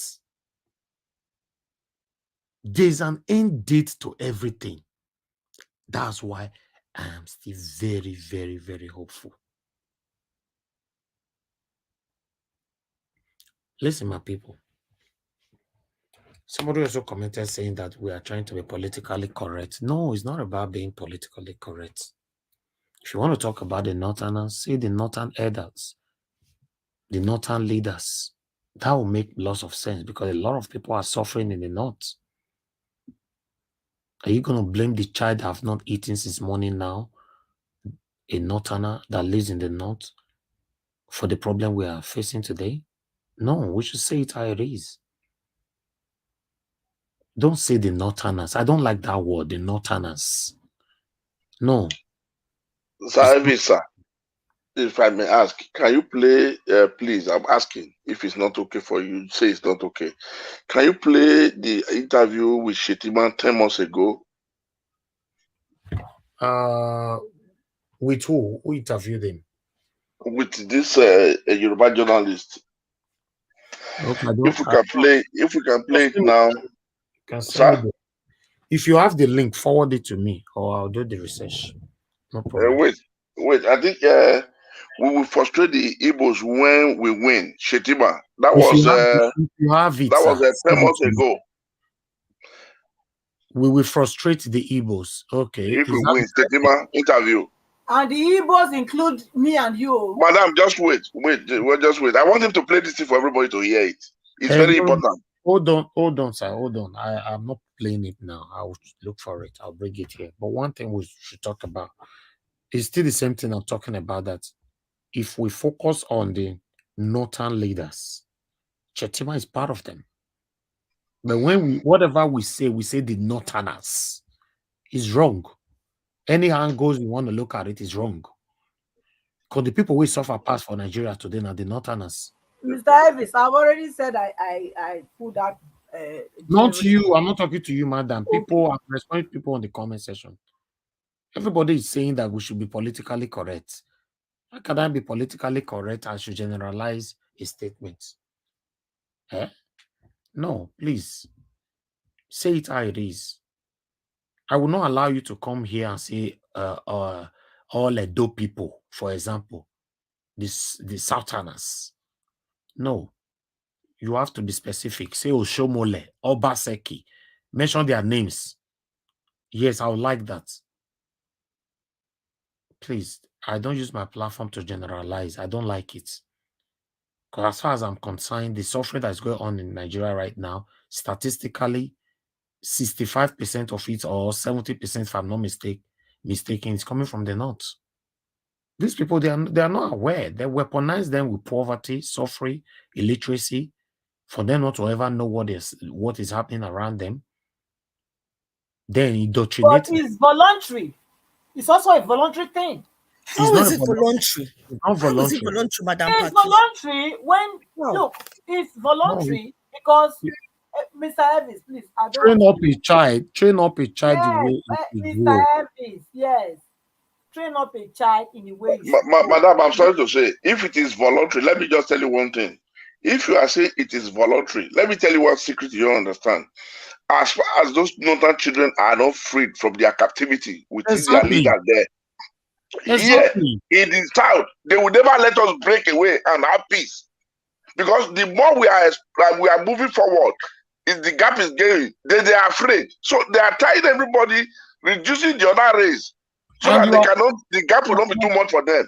Mother Patricia, you are saying it's voluntary because you have an option today. You have a better life. You have an option. It's just like you stated earlier on that nobody can force you not to be a Christian anymore. You have the option. These people, since they were born, this is how they weaponize them to believe on one particular thing. Okay. But they are suffering. They are being indoctrinated. If you say it is voluntary, then it is voluntary for all Nigerians. What we are going through right now is voluntary. Do you know, one thing I want to say is that, do you know that prior to the Muslim coming in to Nigeria, these people were not Muslims? Are you aware of that? I don't, to be honest, Madam Patricia, if you they want... They were not Muslims. They were not Muslims. They have their tradition. The role the Northerners played in this election for Peter Obi was overwhelming. But We cannot. There's nowhere. I know. Madam, listen. Let me tell you this a very short history where you are going to. When the Fulani came into Nigeria, they started from Sokoto. Yes. They killed their Emir. Wait. They killed. Madam Patricia, you wait now. Wait. They killed the Emir there. They installed their own, and they now left and they do the same thing in Kaduna. Yes. They started doing intermarriage with these people to frustrate them. And whenever they go, anywhere they have a mosque, they will impose their emir there. And before the real northerners, their house has been Kuno. They've dominated them with all the emirs. You realize that nearly the whole emirs in the north today, they are the Fulani emirs, appointed Fulani emirs. Now, the same thing, they now came to Benin 3 years ago to come and do the same thing. So when they now came, listen now, I want to tell you the business history, how they start. So when they now came to Benin, they said they want to appoint an emir in Benin that would not take from them. And that means anywhere they have that emir installed, automatically means they are not the head of that land. Exactly. Kwara, for example. They become the head of that land. No matter who is there, no matter the traditional leader, you didn't finish that history. Benin refused it. Benin rejected it. Yes, home and abroad. But you didn't finish that part. You kept quiet on that. No, because I was trying to be very brief, sir. I'm sorry, but I was trying to be very brief. You should have finished because many people are listening to us. There is no emir in Edo State. We have just one king. Oba of Benin is the only king in Edo State. There is no emir. They tried it and they failed, and they were driven away. They were given time to leave. Let me finish with Madam Patricia. Hold on, sir. And this platform played a major role to pursue them away from when they tried it. Exactly. And that what you don't need to say your own. You've done more than enough for the whole Nigeria, nearly all tribes, because you have tried limit. These people don't try to. No boundary. So we know of that. Right. You know, like this Muslim they are saying now. When these Fulani started spreading Muslim weight now in Nigeria, you know, it was only the Benin warriors that stopped them in Auchi. That is white tomorrow. The Muslims something stopped in Auchi. Well, the conversation right now, sir, we are going deeper now. Too far. Yeah. We are going too far, exactly. What we are saying now is that we shouldn't be using the word northerners, because my stand is that statistically, the people that is suffering most in Nigeria are still the northerners. Then these people have been weaponized with poverty, with illiteracy, and so many other things. That is why it's also in the Bible, train your child the way it should go, right? These people were born and they indoctrinated them with what they want them to be. And that is what they are doing. But upon all that, they are suffering. So northern elders are the one that indoctrinated these people satanically. So now Peter Obi, by God's grace, if he end up being the president of the Federal Republic of Nigeria, he will be the Messiah to rescue these people. If not, Nigeria will get worse. And for example, don't want it. Some of the people that is clamoring today now APC I want, and they live in Nigeria. This is why you see I cannot stone anybody, because some of them, just like Adewale called yesterday, somebody asked me now that I should stone Adewale, for example. I will not stone him. Why? Because that is demonstrating his level of his own mentality. Now, we ain't no rich be that. Until you carry someone like Adewale, for example, come here for UK, he see life in a different perspective, and you not get to see life in a general view. Then you see, say, automatically his mentality will begin to change. I understand, don't get me wrong, we have some people in abroad still that the mentality refuses to change. But statistically, majority of Nigerians are acting according to how they weaponize this whole mentality, frustration, suffering, excruciating situation in them. So please, guys, yes, I know northern elders are the biggest problem in Nigeria, but say it how it is. Don't say northerners. Northerners is too generalizing, and I'm totally against it. Northern elders, northern elites, yeah, that's fine. That makes a lot of sense. Everybody know where you're coming from.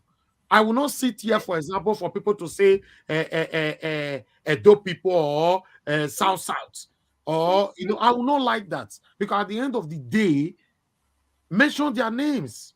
Even when we say northern leaders, northern elites, it's not also all of them.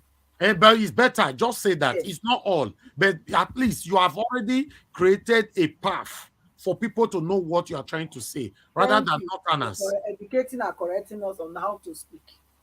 What? I said thank you for educating and correcting us on how to speak and address. No, I'm not trying to control people, but I'm trying to. No, but how to be objective.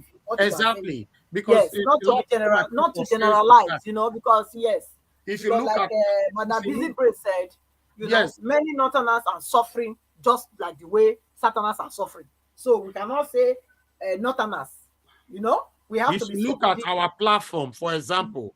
Yes, we have the northerners here, we have the southerners here, we have the southeasterners here, we have the south here, we have everybody here on this platform. So when you are talking, generalize all of them, that means the person on the panel, for example, the southeasterner on the panel is also part of it. If you are talking that region, if you are talking the northern region, that means if we have a northerner on the panel, automatically he's part of it. If you are talking about the south region, then if you generalize like that, that means myself that is speaking right now, I am part of it. So when you say northern elites or leaders, or rather elders, anyhow you call those ones, we will understand. Then we'll begin to call their name, say Oshomole. They mention their name one by one. We will not know who you are talking about.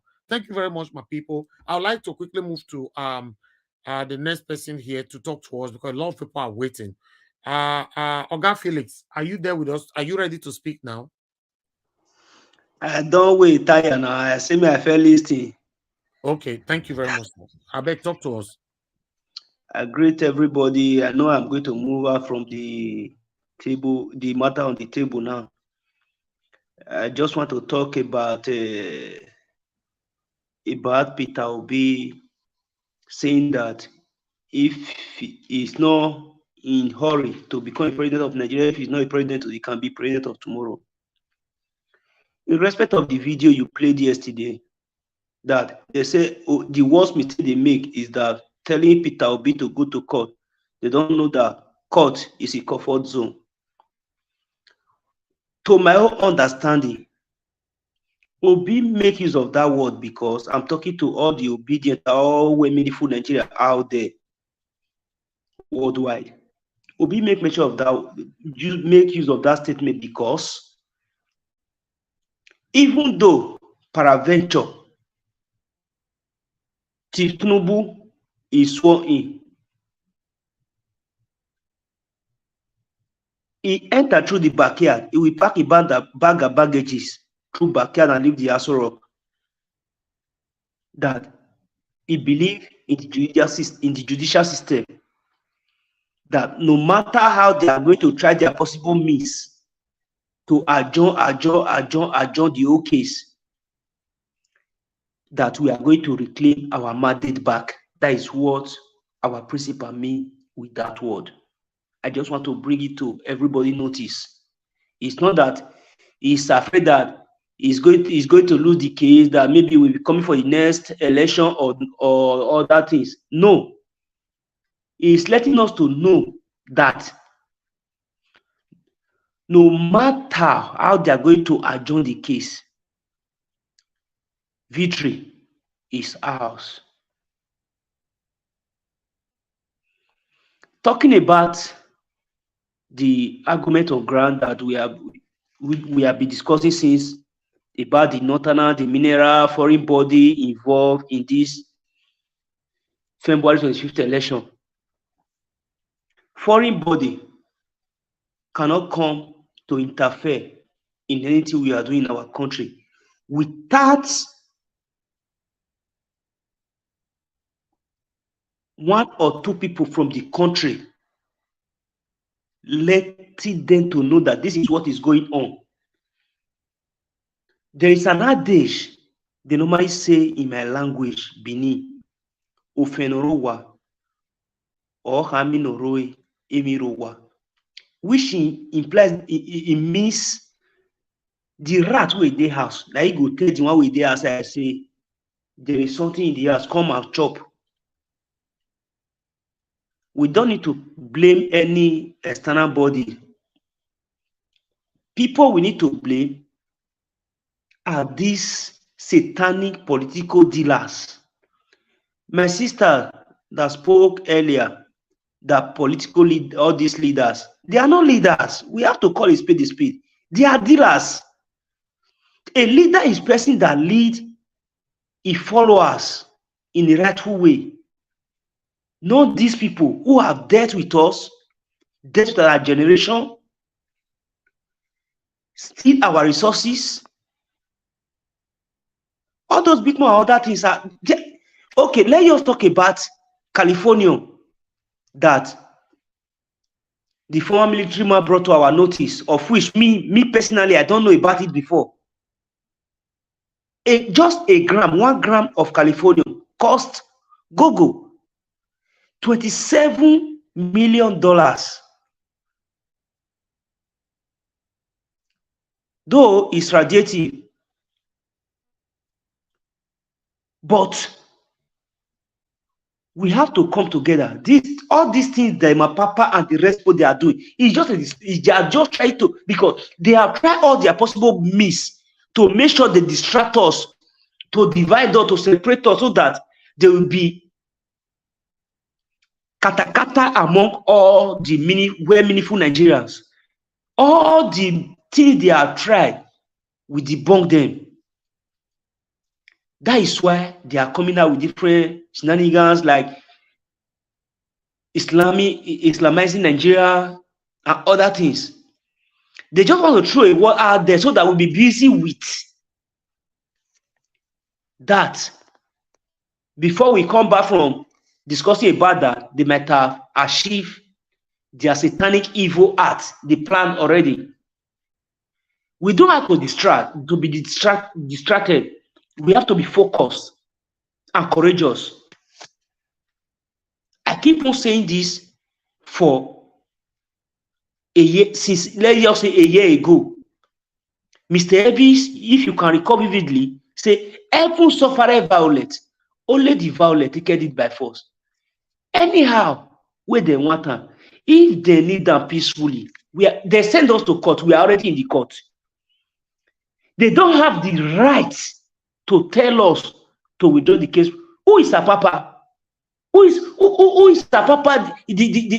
So I don't know if the word might be offensive. I'm sorry to make use of this word.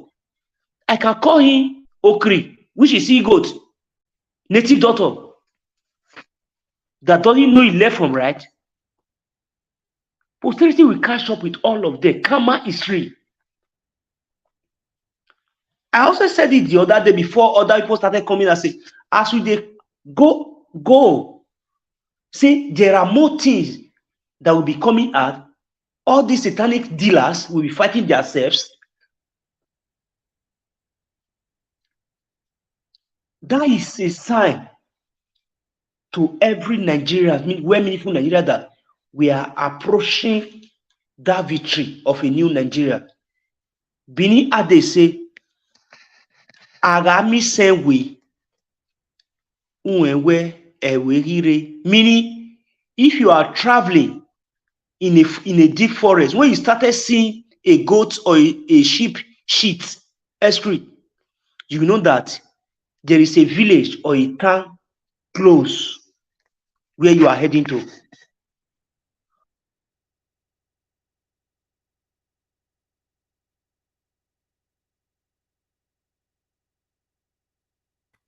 Thank you, Oga Felix.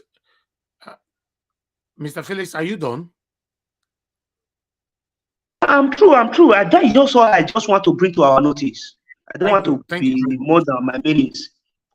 Thank you. God bless you, my brother. Thank you. Thanks for your submission. Thank you.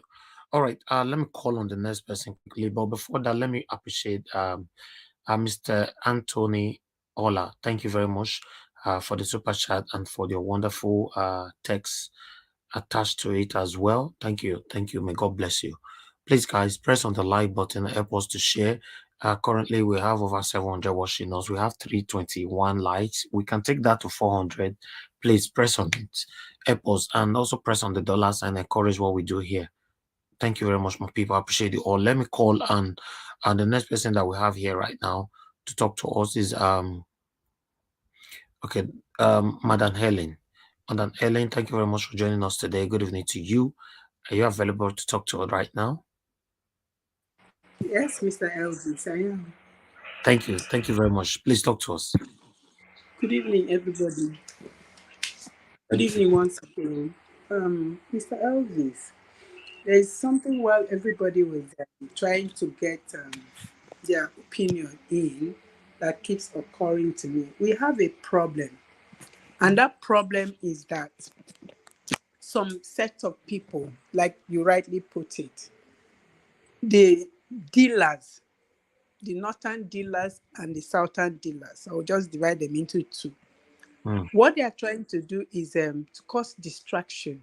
If we can speak to the minds of the northerners, the impoverished northerners, to become aware of what these actors are doing, that they are keeping us in this position to keep using us, to keep using religion to divide us, to keep using all manner of information that they've concocted to keep us in a perpetual, keep us in a place where we can't act. If we can't speak to the minds of those people, speak to the minds of the, Southerners, the youth in the South, the youth in the North, and let them know that if we allow these people to come in, Nigeria is gone. And we should not, if we, the youth of Nigeria, apart from the obedience, can see through these actors and take up our own weapon. Our own weapon is strictly by saying, no, we won't let it happen. Instead of supporting these satanic people, let us come together in unison and speak against this wickedness, because it's been going on for too long. It's been going on for too long. A lot of people have died because of this wickedness. Why will we, sit back and watch people loot and rape and wreck and plunder a nation that God single-handedly blessed in Africa for a purpose?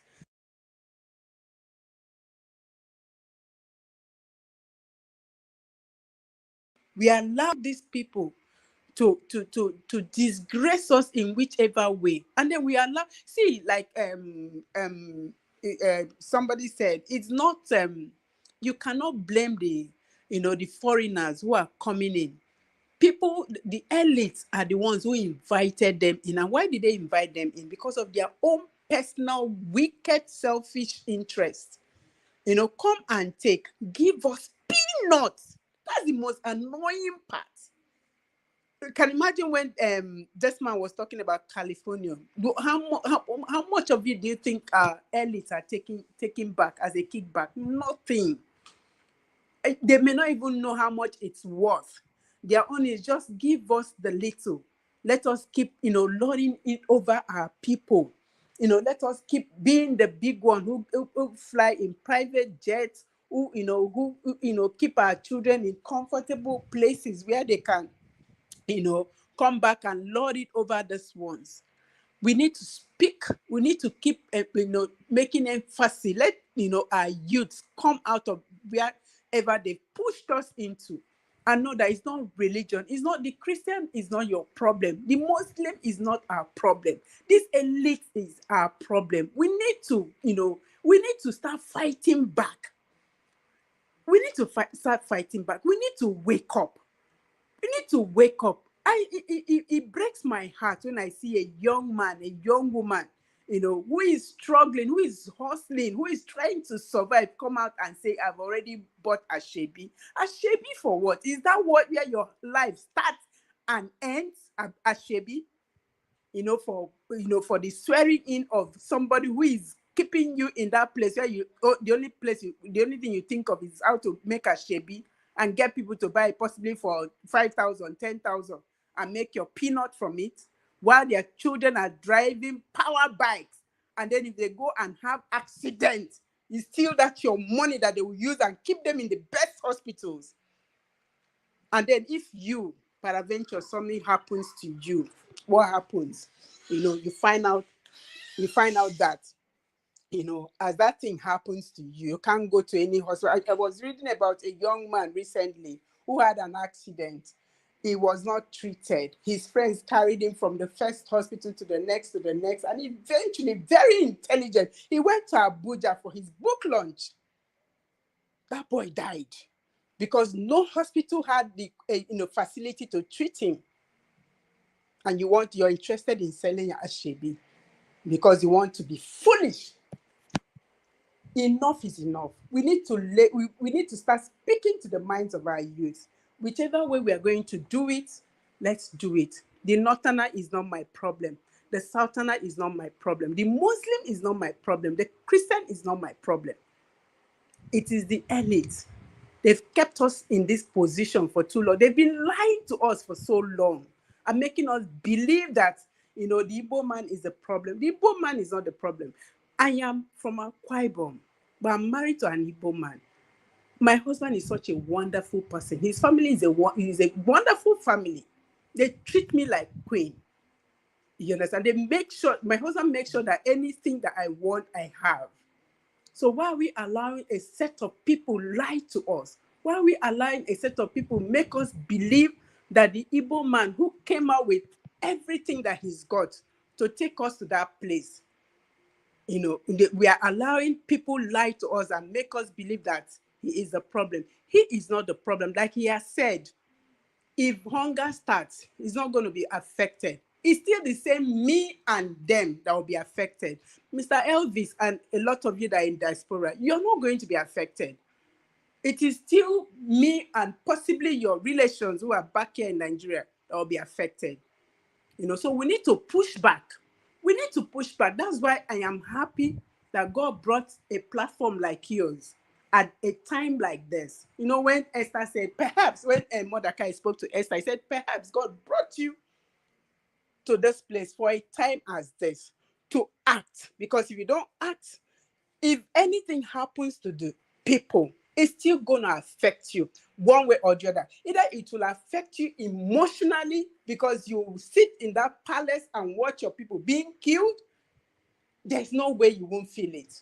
So perhaps this is the reason God brought you at a time like this. So let's speak. Let's push back. Let's get these people to know, like he has said. I don't think because, he's saying because he wants to come in 2027 to contest election again, like the Arise man was analyzing. That's not what I think he's saying. What I think he's saying is it does not matter how long it takes. He's going to go and he's going to pursue and at the end get his mandate. He said, I must be president. Why? Because he has seen all the evidence that he was voted for. Nigerians came en masse and made him president. And these people want to openly, broad daylight, rob us of this. And why are they succeeding? Because they have outside actors. Because of the selfishness, because of what they think they can get from Nigeria. Let God get up and judge these outside actors and free us from their wickedness. That's what I want to say, Mr. Elvis. Thank you so very much. I'm too angry right now. Thank you very much, Madam Eileen. He shouldn't be angry. I understand how everybody's feeling right now. Let me take this call quickly. Mr. Uche, thanks for calling in. Good evening to you. Please talk to us. Hello, thank you. Just 1 minute, please. I want to chip in something. Please, my brother, Niger Watch, you have done, everybody have done his or her best in this platform, please. I want to chip in something. Let us put God in front now. We have done everything you can do. Even if you cut off your head, what will be, will be. Forget about all these things you are hearing, all these rumors you are hearing. Now on the stage, is the stage of God to take control. Between now and 29, you see what will happen. I'm telling you, I'm not a prophet. I'm not religious. I'm not a bigot of any kind. But I'm telling you, this is the time He said, if you put him in front of my, if you put him in front of your problems, he is all that matters now. P2B has done his best. You there, there's a woman said that she's ready to die for Nigeria. I heard him talking about it 15 minutes ago. She had already died for Nigeria. All of you here have died for Nigeria. Don't wait for literal death. What else can you do for Nigeria? What else? You are doing fine. God bless all of you. I'm with you. We are praying for you. This is the time to follow God. Human is human. We are flesh. I'm dropping. Thank you. God bless all of you. Bye. Thank you, sir. Thank you. Okay, that's Mr. Uche. He said we should follow God at this moment. All right. Thank you very much, my people. I would like to move on to the next person. Let me call on, according to the panel, the next person now is God's Power. God's Power, after God's Power will be Mr. Edwin.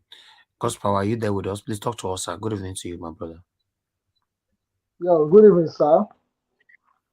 Thank And, you. We can hear good you. evening, good evening, everybody. All the obedience family all over the whole world, our commenters, my fellow panelists, and even our enemy that is watching us. Mr. Emis, I want to say thank you so much for the sacrifice that you put in. And like we always pray for you, that may God continue to uphold you with his right hand. May you never lose focus at the inch of getting to our victory. God bless Thank you you for that. Thank you. First of all, I want to say, I think right now, Mr. Peter is one of the wiser, intelligent person I've ever come across. Me being a Nigerian, is somebody that have a name in Nigeria that I've ever seen. And like he said, he's gonna be a Nigerian president because like there's a saying that great Nelson Mandela said. He said, if you are standing for something and on the way you change from your belief because you come across somebody, he said in the beginning, you aren't sure of what you are standing for. And if you check Mr. Peter Obi, he's always consistent in everything that he said, both body language and what he believes, or the faith that he has in bringing hope to the lost, tired Nigerian, to humiliating Nigerian, to suffering Nigerians that have already given up on what that country stands for. So, to be honest, I know a lot of people like me. In the beginning, after Obasanjo, I lost faith in what is called Nigerian politics. I don't follow them. I don't even care about how I already have it in my mind that anything Nigerian politics is a dirty game. But to the glory of God, Peter Obi come out with a narrative that Nigeria can still be better. Nigeria can still be great again. That's why a lot of us choose to do what? To get the confidence that we have already lost back on our Nigerian and our politics. And we also have that belief that Nigeria can still be taken back from these satanic people. And that is why we continue in our own aspects that we can do. To be honest, it's not easy. Just like he said, it's not going to be easy for this, for the power to be taken from these people. Just that the way he's going about his own is following the laws of the land. Like I said yesterday, that when there is no law, there's no transgression. But it now look as if that is what these our evil people want to be playing, that Nigeria doesn't have a law. That's why every one of them, evil, that they can go to the extent of doing what they like, that nobody can question them, nobody can nobody can attack them. No, zero. But they've forgotten that the land has a law, which is our constitution. You understand? And that is why this is their narrative that they are claiming that when there's no law, there is a law in the land. It's just that they are being satanic and demonic, and that is why they want to sell the narrative to us that there is no law in the land. But whether they like it or not, the laws of the land will be stand. Like the Bible says, it says when the righteous rule, the people rejoice. But when the evil man rules, people mourn and cry. And it's been obvious that every one of us, the sincere Nigerian, are seeing that these people are evil. That's why a lot of people are mourning and crying. Like Mr. Elvis, I like what you said concerning not being tribalistic on this platform, because these are the narrative that they've been selling to us, and I keep telling them, these people that they are bringing tribal bigotry and the religious aspect of it, I'm asking well meaningful Nigerian questions. When you see these people in their occultic meeting, they don't discriminate. They don't say you are Muslim, you are Christians. They laugh together, they eat together, they do this occultic meeting together. But because of a lot of people have not been sensitized, a lot of people are also been deceived by them, and that is why a lot of people are being how will I use it? Which is, a lot of people have been brainwashed, and that is why they continue to following them with this bigotry and this tribalism war, this religious aspect of it. Because if you check all of them, in this their evil meeting probably. We can see Igbo man there, we can see the Hausa man there, we can see Yoruba man there, we can see Akaba man there. Those people don't discriminate them. It's not left for our Nigeria, we Nigerians, we were meaningful ones that we want the country to be great. And bullshit whatever things that they want to say to us. Let the love that we have for our country, let it generalize in our minds so that we will not be carried away by what they are playing to us. And that is why a well meaningful Nigerian like Mr. Elvis and so prominent Nigerians believe on this mandate. And this mandate will be taken back, whether they like it or not. And I want to encourage all obedient families never to relent, never to lose hope. Let us control, even though there's a reality that, okay, we cannot trust our judiciary. But I know by the grace of God, we're going to take our mandate. Thank you, sir. God bless you, my brother. I appreciate you. Thank you. God's power. Thank you so much. Guys, let me quickly pick at least 2 calls, because you guys said the other day I should carry callers along. So it's just that unfortunately callers don't know the right time to call. See somebody finish submission, now this is when calls supposed to come in. People will be calling me when somebody is talking. That's the thing that I don't understand. Meanwhile, let me call on the next person. You must know the right time to call. If you are watching us like 10 minutes backwards, you can never know the right time to call to this broadcast. I can't stop someone from their submission just because I want to pick your call. You know, Mr. Edwin, please talk to us. Good evening to you. Thank you very much, Najawad, fellow panelists, comment section, listeners. I say good evening to all of you. Happy weekend. I start with where Mr. Edvis gave us some projections, which is the 85% of senators said to be Muslims, religion people. I'm sorry, with what we are seeing and with what is going on, I want some people to understand that this is the bedrock of Mohammed Buhari.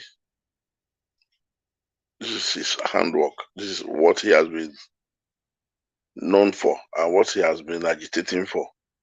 He trying to make open grazing, this, that, all of them failed. So now he wants to try to use the religious way again. This thing for me is not a surprising thing because most of these things has been happening before they registered Nigeria into Islamic something. OIC, Organization of Islamic Conference. They never told us. That was Buhari, Babangida then. There's a lot of things that has happened. They said those who are just coming up. And now I want to quickly correct add to what my sister said, so I will correct some few history, so we don't carry it negatively in our mind.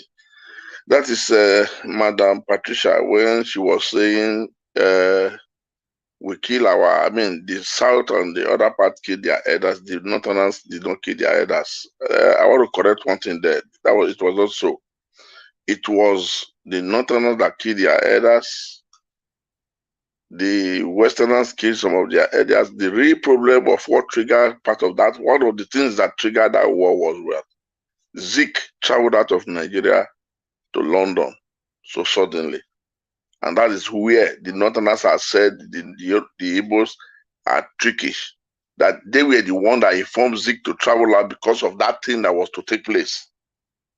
So I'm just passing a message to Madam now. It's one of the basic things that triggered that war, coupled with some other few things. And Zeke also was betrayed because Zeke was very intelligent. They discovered it. The British people now told the Northerners, if this man becomes your president or is in the system, they will have problem. So what you do is they would not have to now bring Zeke into business. So they now give Zeke some loans to open the Africa Continental Bank, which is ACB. From there, they now betray Zeke by knocking to him that he has come to betray Nigerians to organize loan in Britain to come and open that Africa Continental Bank. That's where Zeke start to have his setback. And the British people, they did that purposely just to push Zeke out of the ruling class that would dominate Nigeria politics at then. And then they now see Awolowo was another man who was not ready to compromise. He was not ready to play game. And then, let me finish, madam. And then they now also, I'm just picking few. I'm not going into the history. They just pick few. They now, because of that, that was why they now use I remember his name, this Yoruba man, to betray Awolowo, and that was what sent Awolowo to jail on his own. So these were the two Nigeria political firestone that we were having when we were taking our independence from the British people. And these two people, the British people make sure they put them in disarray by betraying Zeke and by making sure Awolowo went to jail.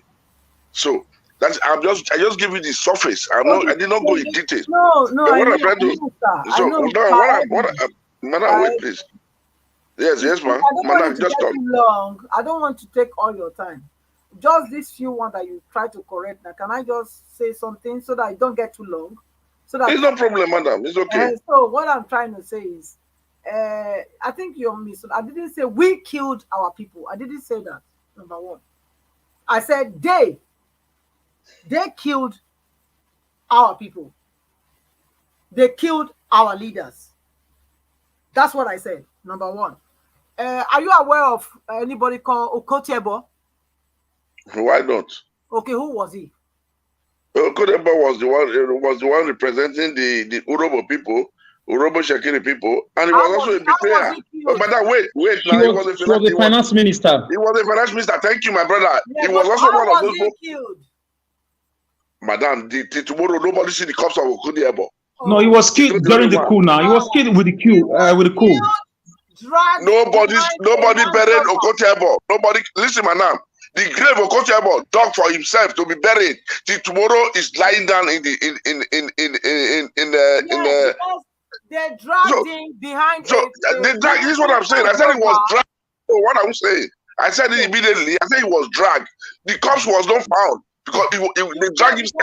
That's how, and they killed everyone in the South that was associated with him. You know, leaders raise leaders, isn't it? Okay, the word "K" is getting too used now, please. It's okay. Please. Thank you very much. Now, madam, let us go forward. Can I ask for my own knowledge? Can I ask for my own knowledge? That word "K", please, let's stop it. It's okay. Can I ask for my own? Oga Edwin, can I please ask for my own knowledge? Yes, ma'am. So who pied them? Who pied them? Most of them were the military boys. And the military are largely northerners? No. I mean, Aguirosi was then the head of state. Okay. Let's be specific. Yes, Even my own It was seen as a northern coup. The first coup was seen as an Igbo coup. According to them, Igbo targeted the northerners. Then the northerners retaliated. Look, Nigeria has happened to me. Nobody can tell me my story. So can you not see that all this, the northerners did coup, the Igbos did coup? Can you not see that there is a foreign hand in it, instigating all this? Madam, let me tell you, the real pretty was this. They were coming up with this corruption that we are all crying for today. So they sat, the young military boys, these hot boys, they all sat down and said, we will get rid of all these people, no matter where you are from. If you are my brother, if I'm to take you, I will go and take you. So they now agreed to pick up all those that was now coming into the system with corruption. But when they now agreed and the way they carried out that execution, some of them did not do their job. So let's cut it short like that. Because We know where that betrayal came from. Wait now. So some of them did not do their job. So that was the beginning of where Nigeria, I trust you, I don't trust you, started. Okay, madam? Have you seen this interview by Ahmadu Bello when he was speaking to a white man saying Northerners cannot trust the Igbo, but they can manage with the Yoruba. They now asked him, why do you have more? We have more Igbos in the ministry. In the ministry. Then he now said that they have pushed their boys to go more into the military, and then any other big top office, they will put an Hausa person there. And then if they want to put anywhere, they don't have an Hausa person that can control that place, they will put an expatriate. I don't know. I've been looking for that video. I wanted to play that video for us here. Sir, please let me quickly come in here, sir. Now listen to me shortly. This is what really happened. Immediately that thing happened, the civil war then broke out. And after that civil war, the Northerners were mostly in the helm of command. And it was like a kind of a secret agreement that no Igbo man will go beyond the rank of a major. Okay? So most of them, they were now aligned to any Igbo man that goes beyond the rank of a major knows he has a Northern blood, a kind of either the father. Like a very good example, Ike Wanchuku, the mother is an Hausa woman, but most people don't know. So they were all like that. It was only a bit Wikiwe that grew up. And a bit Wikiwe more or less grow in the north.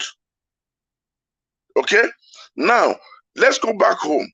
Immediately they now, divided that thing. When Obasanjo now came in 1999, Obasanjo now destroyed that thing and said, let the military, if you read the military promotion ranking, it was during the time of Obasanjo in 1999, that was when you start to see Igbo man that was now a corner, a pure Igbo man that became a corner, a major general. It was Obasanjo that restored those things. I said, it's long enough, we should put those things out of the military cycle. So that was what happened. And then, before this time, the Nigeria Air Tactical Command headquarters was in Enugu, which is the Navy, the Air Force. So they removed that thing. The Northerners now removed that thing. The military, the Northerners, they now removed that thing and took it to Kaduna. One of us said, no, this thing we said we should spread it evenly among all the contact points of Nigeria. This thing was long removed when I left power, and this thing has to go back to Enugu. That is why they returned Nigeria Air Force Tactical Command back to Enugu. You understand the point now? Why naval headquarters was to remain in Lagos? Why the infantry and military command unit now remains in Kaduna? So there's a lot of things. But this is my time to talk. You are closing my mouth. Let me go straight to my point. Please, next time we'll discuss about Nigeria. Now, the problem that we are all seeing today, let me start from when Peter Obi said, if not today, it might be tomorrow. And somebody is now trying to analyze it differently from what we, the obedient, know. Obi was not saying after 5 years election. He was always saying, if they swear Tinubu in today, tomorrow I might come back again. If they are on the 29, I'm not the president. After that 29, with the court case, I'll come back and pick my presidency. So let nobody give the obedience different explanation and their own selfish interest that will suit their own purposes because of the way they've designed it. It's not possible. These are all rubbish. And there's a lot of fire problem that's going. An American senator yesterday confirmed that the America has agreed that they should call for the referendum of the Biafra. And 3 days ago, European Union invited the so-called man in Finland to come so they apply and they start the process of the referendum of a Biafra as a nation. So there's a lot of problem now that is pointing to different direction. Because this is now the kind of something is also damaging Nigeria seriously. The unity of Nigeria to coexist, the way Buhari play the game is completely out of normalcy. It's not helping anybody. But that does not stop the winner, the principle of the people, the obedient movement, the labor, the good Nigerians, the good meaning Nigerians that want Nigeria to resurrect and be itself again. That does not stop anybody from denying us our chance. But there's a lot of things happening with this Peter Obi's problem. Now, Apapa, you this afternoon, with all human impetus, you had the audacity to say you are giving order to DSS or whatever to arrest who? To arrest your father and your mother in the grave? To arrest your father and your mother in the grave? You said they should pick up Peter Obi. If he comes out again to say it's what?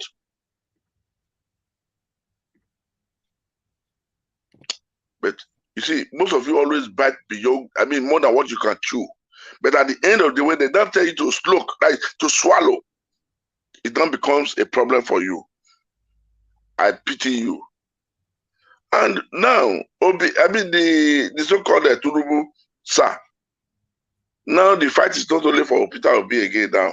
Amazon now has come out yesterday to give details of what INEC did. Amazon is the sole reserve owner of the software storage. They've came out now, give details of what happened. No glitches, no hacking. I wonder what you are going to say. I wonder what you are going to tell Nigerians and tell the judges. You cannot delay this thing to take up this mandate. Do you know why? When, as an intelligent man, if you are really intelligent, you know, God is talking to you by signs and wonders. Today you are sick, tomorrow they rush you out, tomorrow you come back, next tomorrow they rush you out. They are refreshing you. At the end of the day, don't you know God is telling you, leave my people and let my people go. Leave my people alone. This is the significance of what you are hearing. This is the significance of what is happening to you. Okay. Don't force yourself on Nigerians. That will be the short irony. And I want to hit in now. Then later I will come to lithium, Elon, Mouse, and so on. So that we can discuss a lot of few other things. But one day, my chairman, Elvis, you are doing more than enough. I don't want this thing to finish tomorrow, please, sir. If you want it, I can forward it to you this night. The statement from Shetima is 4 minutes and so seconds interview. That statement, sir, I know what you're talking about. It's not verified. It's not a video. It's an audio. Anybody can say audio is doctored. So we don't play that here. I'm sorry. I know what you're talking about. If it's a video and his face was shown when he was interviewed, not on the circulated audio, anybody can put anything together right now. Despite that I'm against them, doesn't mean I should bring false news. But this thing has been asked since 10 months ago. It's not even yes, this of time. course. More than a year ago, it came out. Yeah, but only the one is so inhuman and so unfriendly. That's why. I know. I listened to it. I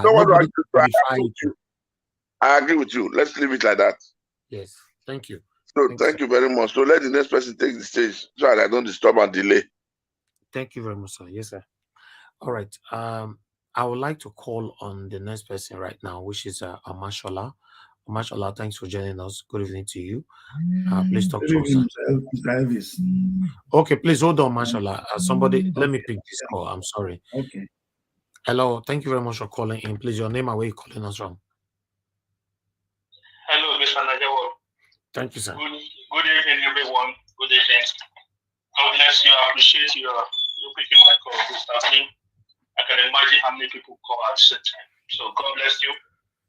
Yes, I want to say that indeed God knows what you're doing here, and then God knows the importance of what you're doing. And that's why He has given you the wisdom to coordinate this kind of forum.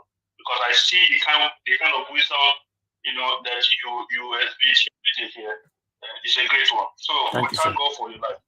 But having said that, I want to make a comment in one or two videos that you show.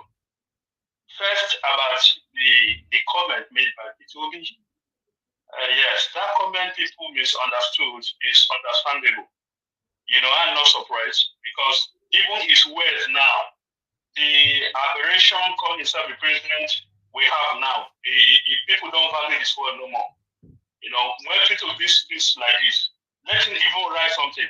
So they are going to look at it, do the stethoscope and everything, place it on the machine.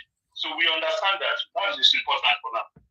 So what I understand that to be is that the man was simply assuring us, the obedient, that indeed he is not giving up this fight. The fight continues. Of course, it's expected that it's going to be a tough one, just like we see. But this fight is not giving up, encouraging us not to give up, that he's going to fight it to the logical conclusion, and we are going to be victorious. And even sending message to the APC and these evil people that look, in case you think that he's going to back up, let the day come and it will be no more. That sending the message that it's not going to happen. That is what I understand that message to be. But whatever thing that people interpretation give to it, well, we understand. But for we obedient, we will continue to tell them what they don't know. So as a person, I must honestly say that I may not like the words, they use, you understand? But we must understand that people is a human being. It's not a spirit.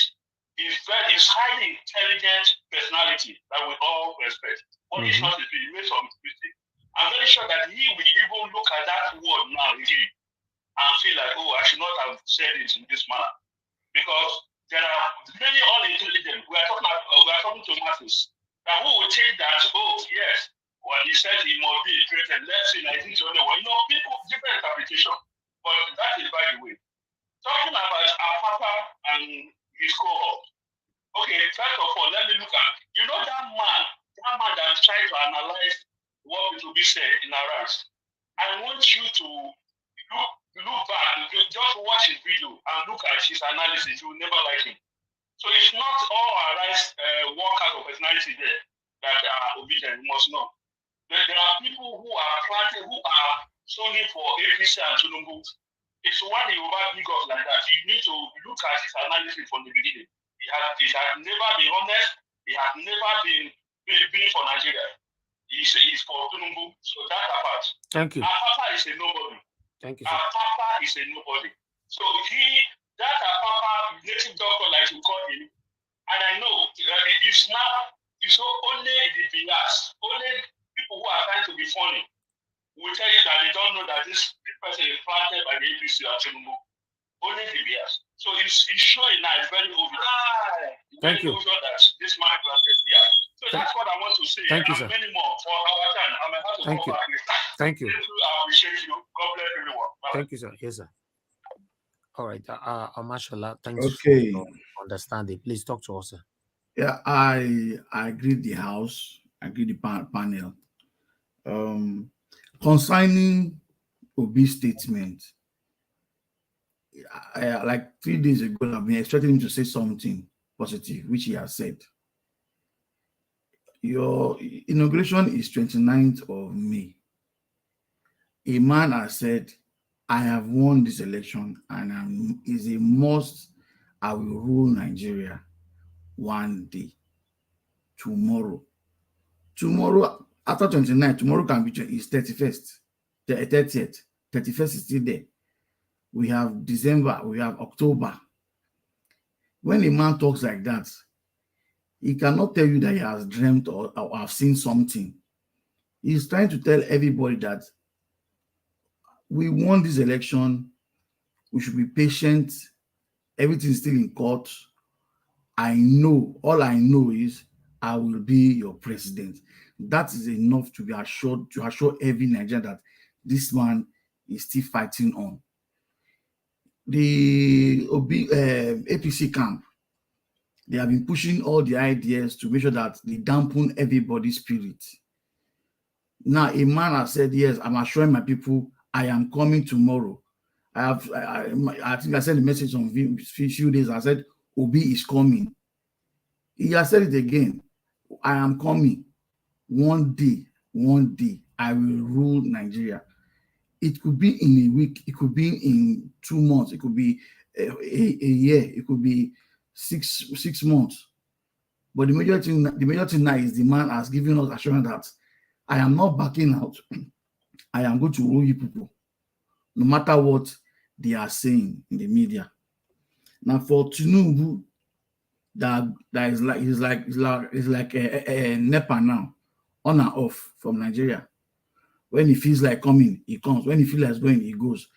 I have a very strong feeling the man does not even understand what might happen to him. So he's using his health to just stay out of the country. This week, he's supposed to be coming back for the court case, which I know he will not be around. We just pray that the judiciary will just do the right thing. Then concerning the northern people, these things the northern elders have been doing was done some years back, and it's still going on. I think that reduced in south. I've seen where you have elders ruling a particular community, and Chevron comes and makes an agreement with a community, tells them, okay, Chevron, I will pay any labor staff 200,000 for salary. Your leader that is representing you, I'm going to mention somebody's name now. Your leader that is representing you goes in that meeting and agrees at 200,000 for your salary, and then he comes back to the village and tells you Chevron has agreed to pay you 80,000. Because the common people were not in the meeting, they are happy because they have not even seen such money. And then you employ multitude of youths when they were building excavers. You collected money from government, short paying people. That's what they did. But by the time people got to know all these things and then went to Abuja to find out that it is even the oil money that you are getting from our village is what they are doing to develop in Abuja. That's the reason give rise to all these Tompolo boys and all that coming in and disturbing the government. Same thing is what they are doing in the north. They are suppressing the northern youth not to know what is coming out of their place. They don't want to give them education. They give them light. And anyone that is brilliant amongst them is taken away, giving scholarship and taken abroad to school. When he comes back, he's taken to an NPC. That is what's happening. Any northern guy that is very brilliant amongst the poor, that I know that will give them problem, they will just take him away. Go to school abroad. When you finish, you bring you back. They'll put you in an NPC, whether you know what you're doing or you don't know. You are in an NPC, you are giving fast salary. That is what they are using to suppressing them. And for that to stop, it is we, the Southerners, that need to tell them the truth and let them know what's going on. Because natural resources that are getting from the north now, I think the new set of raw materials for the next world now is for the batteries. One of the minister for minerals last year, they tried bribing him to sign a deal, which he refused. Because he refused now, I think maybe they back down. Now, if they can get a corrupt leader in government, they can do their bid. The white man, the truth is, we are in the white nation. We are here where human beings live. Things work well. Your things are there. A white man does not want a black man to be better than him. The better we say the truth to ourselves. No matter, unless we fight, because they know Nigerians like talking. We talk too much. We enjoy talking. If they give Nigerian a panel to talk from now to next week, we will talk. We will have topic. but enter the street and start causing trouble and making things happen. If assuming now the street is on fire, children will be saying they won't be saying what they are saying. Judiciary will be talking about 3 months court case, because we are very quiet. You keep deceiving people. Because people are quiet, it does not mean they are fools. The more we talk, the more nothing will be done. That's my own submission. Thank you, mashallah. God bless you, sir. Yeah, I think Nigerian youth are a bit quiet now because many of them are following the instruction by Mr. Peter Obi. But the other way around, like I've always said, if you are expecting Mr. Peter Obi to come outside to say, guys, make una go block road, he will never do that. Yes, Peter Obi to come out to say, go protest, he will never do that. So we're talking about our future here. So it's up to especially Nigerians that are based in Nigeria. So it's up to them. Thank you very much for your submission. Let me pick this call quickly. Love of God is my strength. Thanks, madam, for calling in. Please talk to us. Good evening to you. Yeah, thank you. Thank you. Good evening, everyone. Good evening, everyone. Thank you. Go ahead. I just want to ask a question from everyone on the panel and in the comment section. Let us ask ourselves this question. Is it right? You see, there's one thing I don't like generalizing, because I feel that everyone in Nigeria is suffering, whether you're in the north, whether you're in the south. There are some people from the north, they are really suffering, and they are Fulanis. And even the Hausa people even suffer more. Even most of the position in high places are not given to the Hausa people. So it's not a particular people that I would say they are suffering. Because in this election that just went now, we have a lot of Fulani that work for Peter Obi and even the Hausa people. So I don't want to generalize. But let us look at it in this way. This is the question. Do you think it's right for a particular part of a country to be the one that they are using their resources the way they like? I'm asking this question for everyone on the platform, because if you go to my land where I come from in Nigeria, I'm in Nigeria, but I come from somewhere. All our land is not good. We cannot plant, we cannot do anything. I'm Urobo. The security job, we are suffering. Even the Benin people, all of us, we are the same. So is it right when someone will now come up and say the oil in the gold in Zamfara belongs to the Zamfara people? So who are the fools? So let's ask our question. Let's not divert. Let us say the truth. It's unfair on us, because if any resources that is coming from the ground, as they said in the constitution, should be for the federal government. So why is Zamfara good for Zamfara, and our oil from the ground and the water is for Nigeria government? Is a question, and I'm asking everyone on this platform to say it's not fair, it's not right. So let me speak about Peter Obi one that they said. He said tomorrow or when he will be Nigeria president. Peter Obi is talking in parable. Peter Obi knows that he is going to be in office. He knows that. He's just talking in parable. And anybody that cannot understand parable will not know. Obi will not just say, well, yes, I'm going to be president now. He's just using parable to say whether tomorrow can be 29, tomorrow can be next month, tomorrow can be June. There's still people going around saying that Tinubu should not be sworn in. And we know God hand is in this. Because I'm saying it and I'll say it again. What will happen in Nigeria, eyes have not seen it and ears have not heard it before. Because things happen once. Things can be happening for a very long time, but one time, people will say, and even the God that created this will say, enough is enough. And God has answered out. Light has come and darkness cannot stand anymore in Nigeria. Where there's light, no matter who you are, you can be dirty, you can be anything, you can be wicked. Light will shine and it will expose everything they are doing. Thank you. Thank you. Love of God is my strength. God bless you, madam. Okay, thank you, callers. Let me go back to my panel list again. All right, guys, please help us to press on the like button, help us to share. We currently have 374 likes. Please, can we take that to 400? Press on the like button right now. Let's take that to 400. We can. Before I'll call on the next person, I want that to be 400. To be honest, I'm going to put a hold on this. Make it 400 so that before we move on, because our voices needs to go far. Every one of us coming here every day. The reason why we are here because we want our voices to be heard. So press on the like so that YouTube can recommend this video for others later on when we are done. We currently have 383 right now. So 385. Press like. Press some more, press on the like. Thank you very much, my people. I appreciate every one of you. Okay, I'll call on Mr. Alex. Thanks for joining us. Please talk to us. Yeah, thank you, Mr. Najawash. Thank you for the work, and I greet my fellow panelists, those on the comment section. I greet you people and viewers worldwide. Thank you. Yes, it's good to be here on this revelation intervention. For me, I've noticed that majority of the people that seems to know the solution to Nigeria problem, they all live abroad. That's a paradoxical assertion I cannot unravel.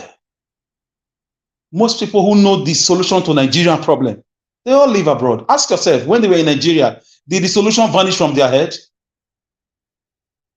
And when Nigerians come out to protest, you see some of them living the same abroad, telling their people to go inside the house, to stay indoors, don't go out.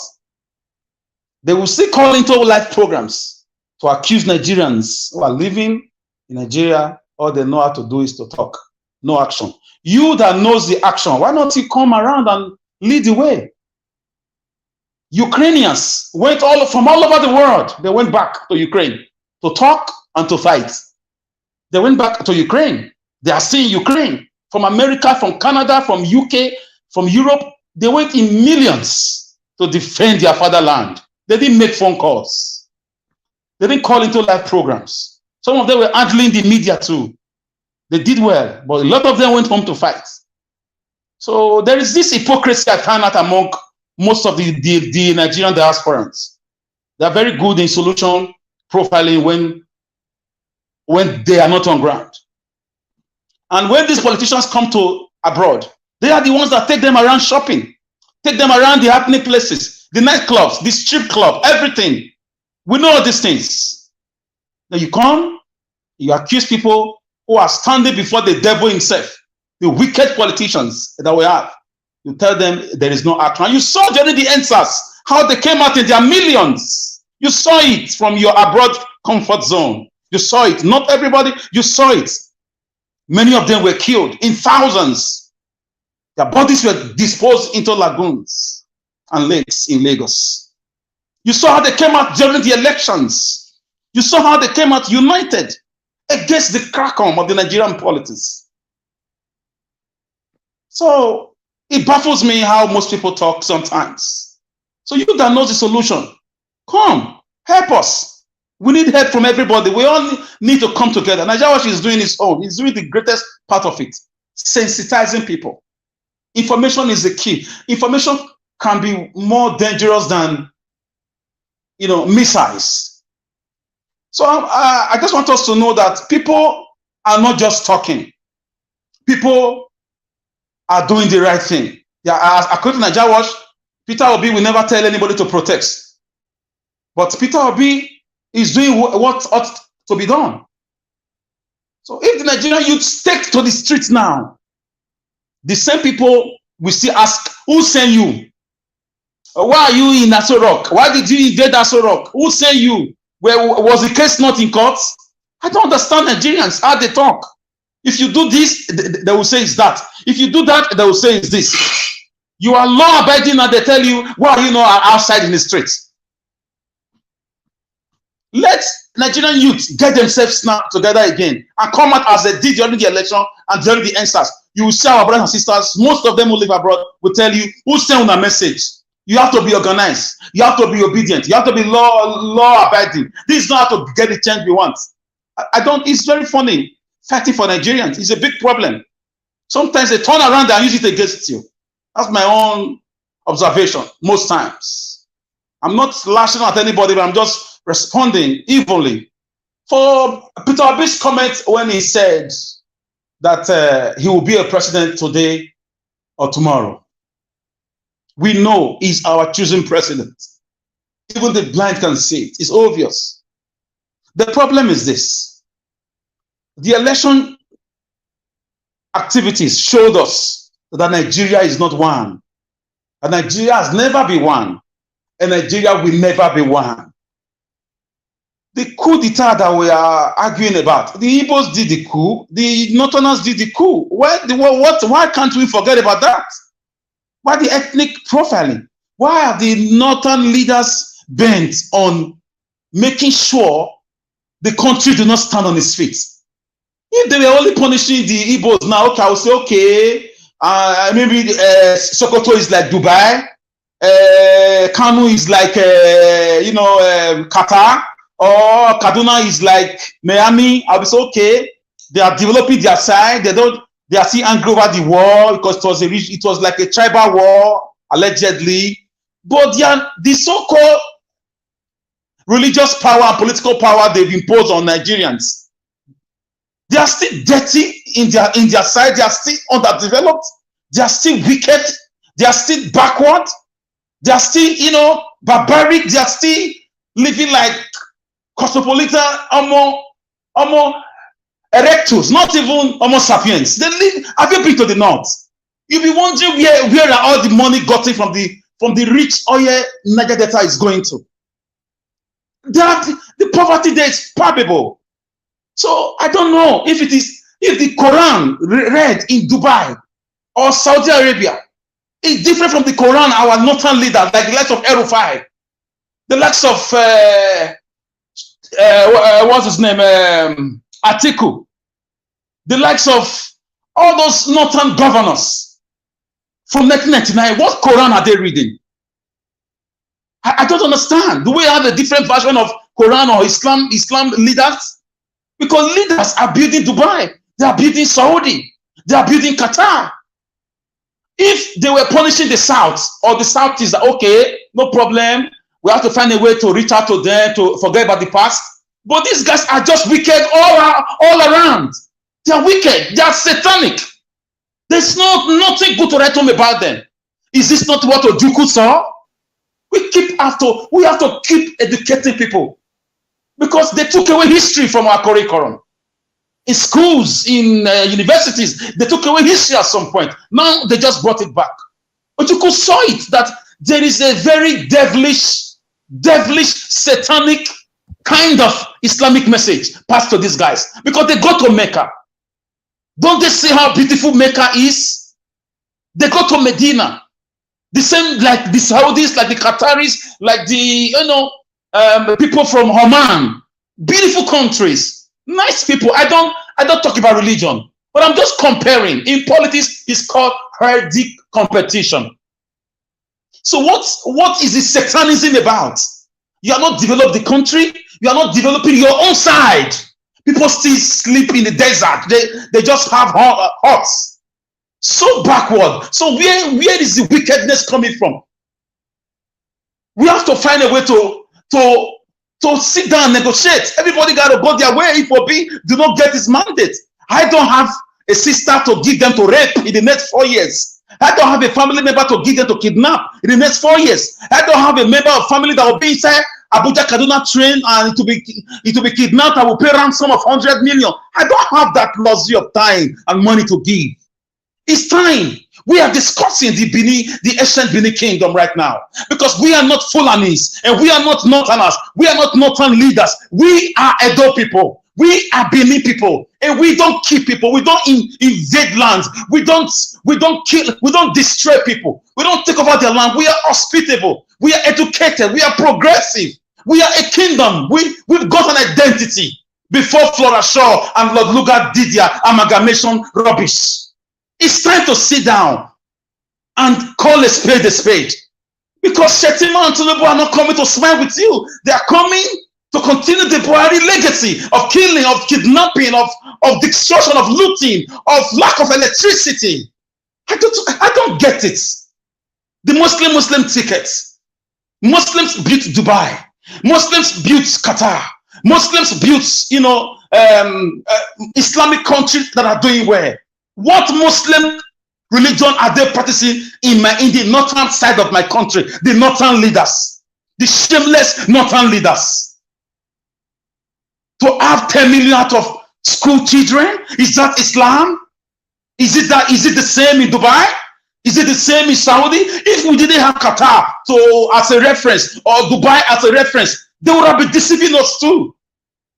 Dubai has exposed them that you can still be a Muslim and still help your people. They pay their citizens $50,000 if they are getting married. Gaddafi did it in Libya, for God's sake, a Muslim country. So what kind of Islam is Erufai and his likes? Aisha Buhari and the fake or the real Buhari allegedly practicing. Is it the satanic Islamic? Is there anything like satanic Islamic? I don't get it. Because they come with religion. Let's face them now with religion. Let's give them facts and references about religion. So your own Muslim religion in Nigeria, in northern Nigeria with northern leaders, is to watch people suffer, watch them live in electric darkness, watch them not attend education, watch them not have medical care, watch them not have security, watch them live dirty and live rough, sleep rough. I don't get it. It's like the biblical mene take care you fancy. I mean, their days need to be numbered. The Nigerian state is not a country. It's not a country. Hell no. We can't accept it. We can't accept it. I will never allow my own Oba Benin land to be invaded again. Not under our watch. We will never produce a governor that run to Abuja to take orders from killers. No. This is not the country that Amadu Bello and the likes of Awolowo, Nnamdi Azikiwe, this is not the country they fought for. This is not the country Antonio Enaro of blessed memory moved the motion for independence for. This is not the country. Somebody got to correct me. Are we sleeping? Somebody had to wake us up from this dream. Are we dreaming? Was this the nation Abat Macaulay fought for from the British enclave? This is not the nation Kwame Nkrumah visited at some point, or Nyeri of Tanzania spoke about, a country where we have progress and peace and development. It's so divided. The president, as we speak, is from that same side, the Northern Elders clique. The Senate president is from the Northern Elders clique, the Fulani tribe. The IG of police is from the same Fulani tribe. So how do you tell us we are one? We are not one. The election is the last straw to break the camel's back, to let us know we are fooling ourselves to believe there is one Nigeria. There is no one Nigeria. If there was one Nigeria, Obi would have been applauded. He would have been declared immediately as the president-elect. Obi is the last torchlight to shed light into the mystical mystery of the Nigerian northern oligarchy, the northern wicked leaders.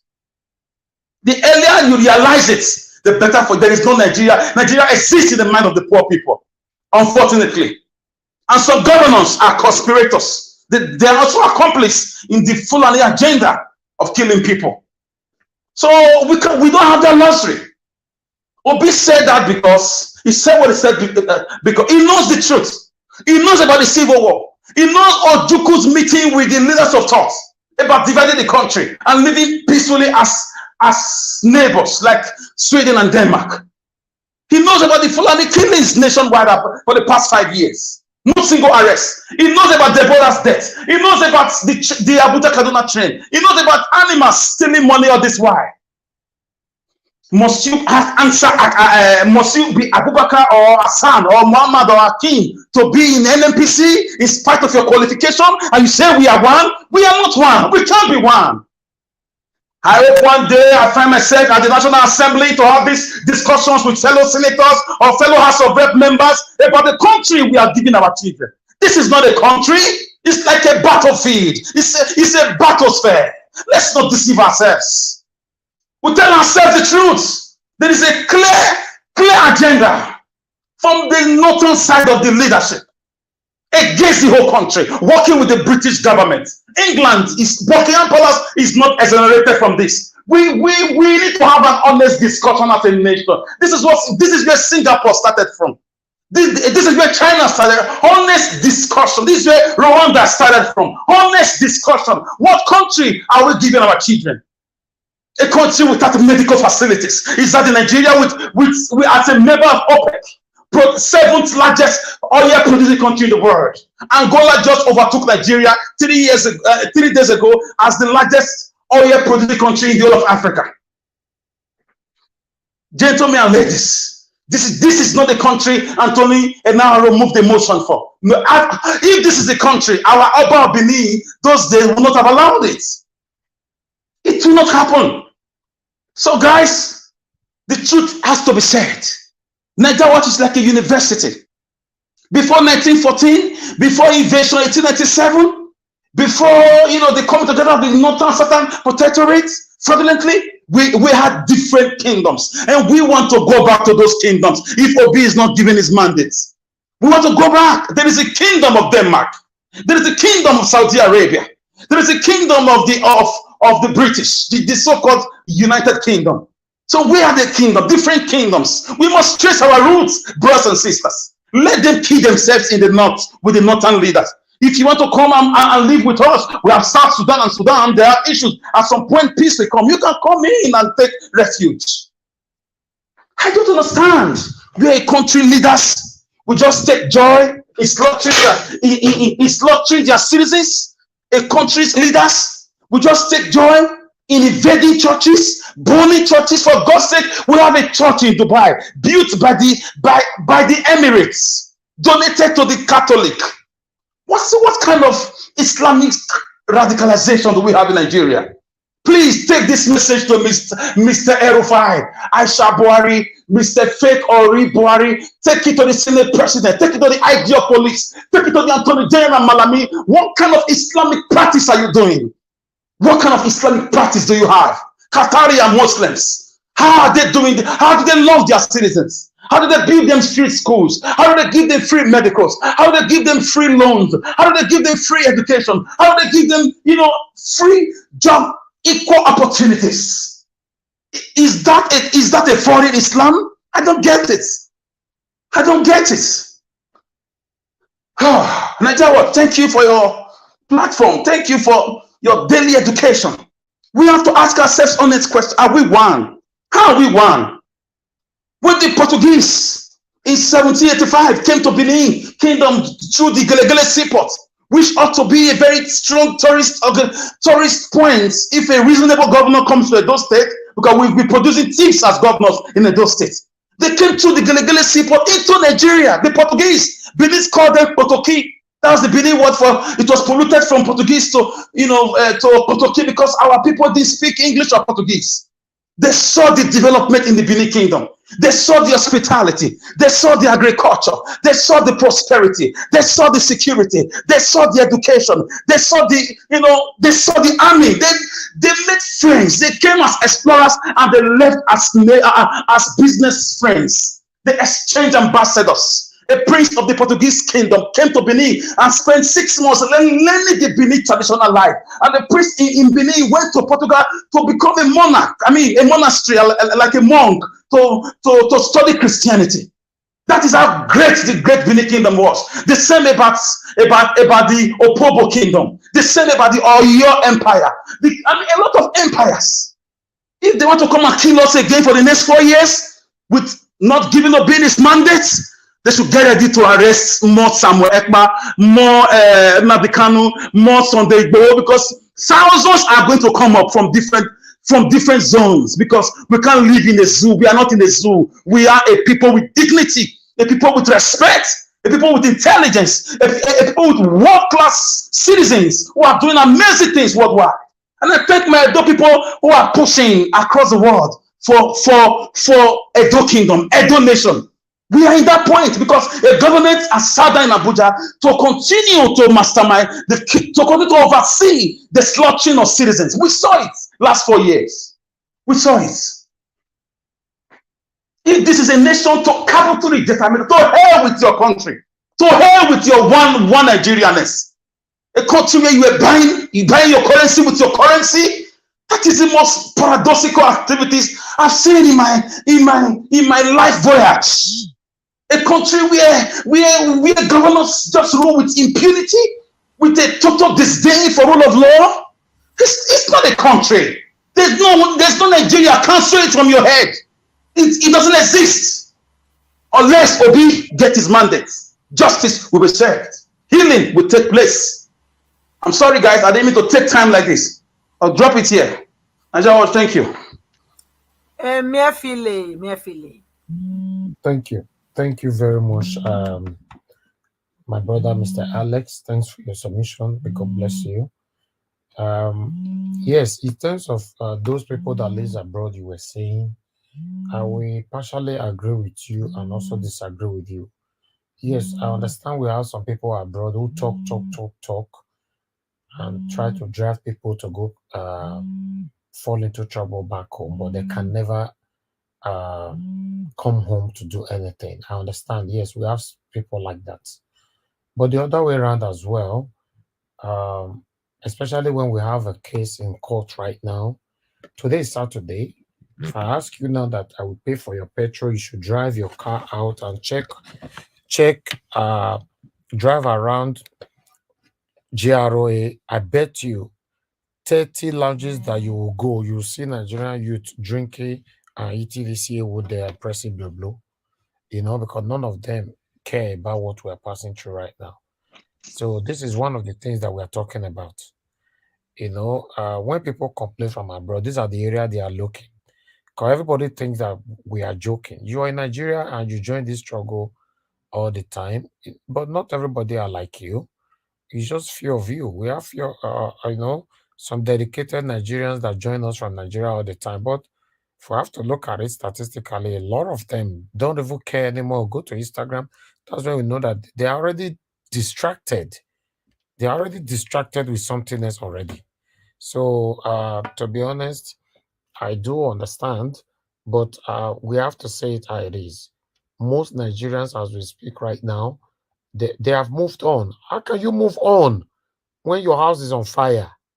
How does that even make sense? You moved on. Somebody called me a day before yesterday, for a business proposal, a discussion, although the person is my friend, but for the past 3-4 years, we have not talked. So I received that message on Instagram and now sent my number and he called me. Then the first thing, person would never talk for long now. The first thing you want to talk, how far now and all this, see the way election go and all that. The first thing the person is telling me, I don't want to mention the gender, that's why I'm saying the person. Person tell me, say, yes, so we put all our effort for inside this whole thing. At the end of the day, see what it could happen. So the thing don't tire person, make person just move on. This person forgotten that he called me.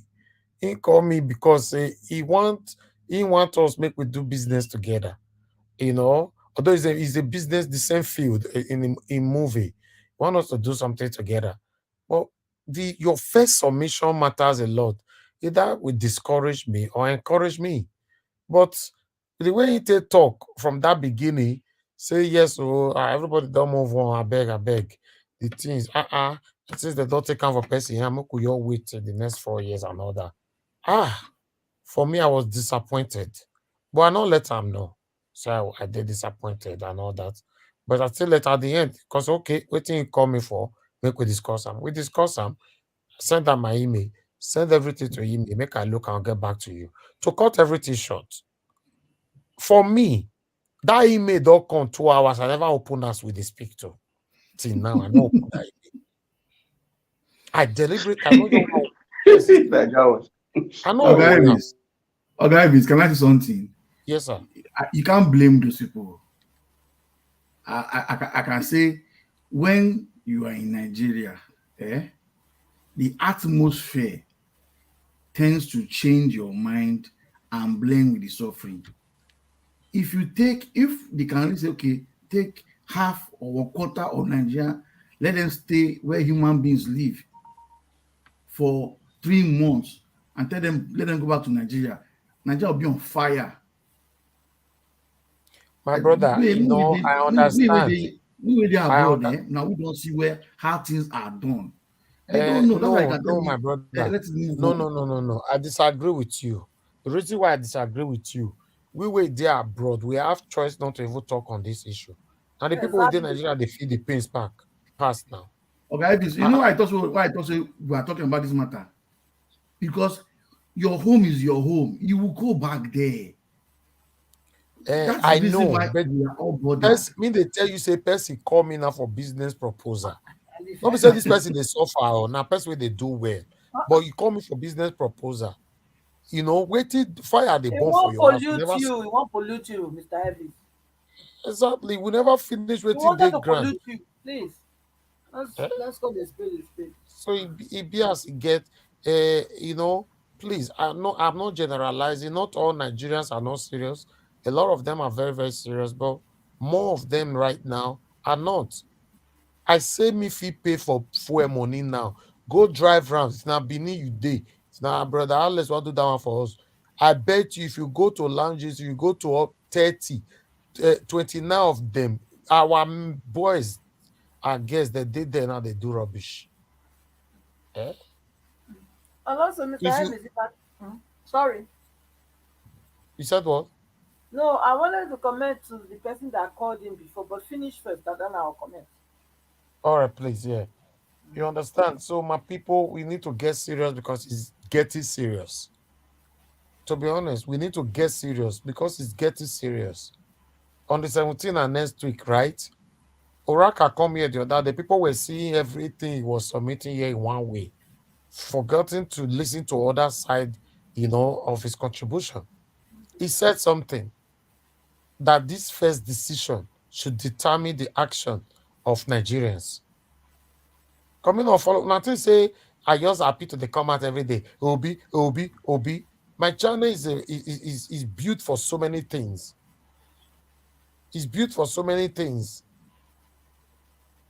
We cannot be here that you take everybody for a fool. I'm not a fool. I'm not part of the gullible Nigerians. Once they make this first decision, Nigerians should take decision. Simple. If you don't like it, go sleep. Don't tell me how to think. Think your own, I think my own. Until they tire person now, clapping for them.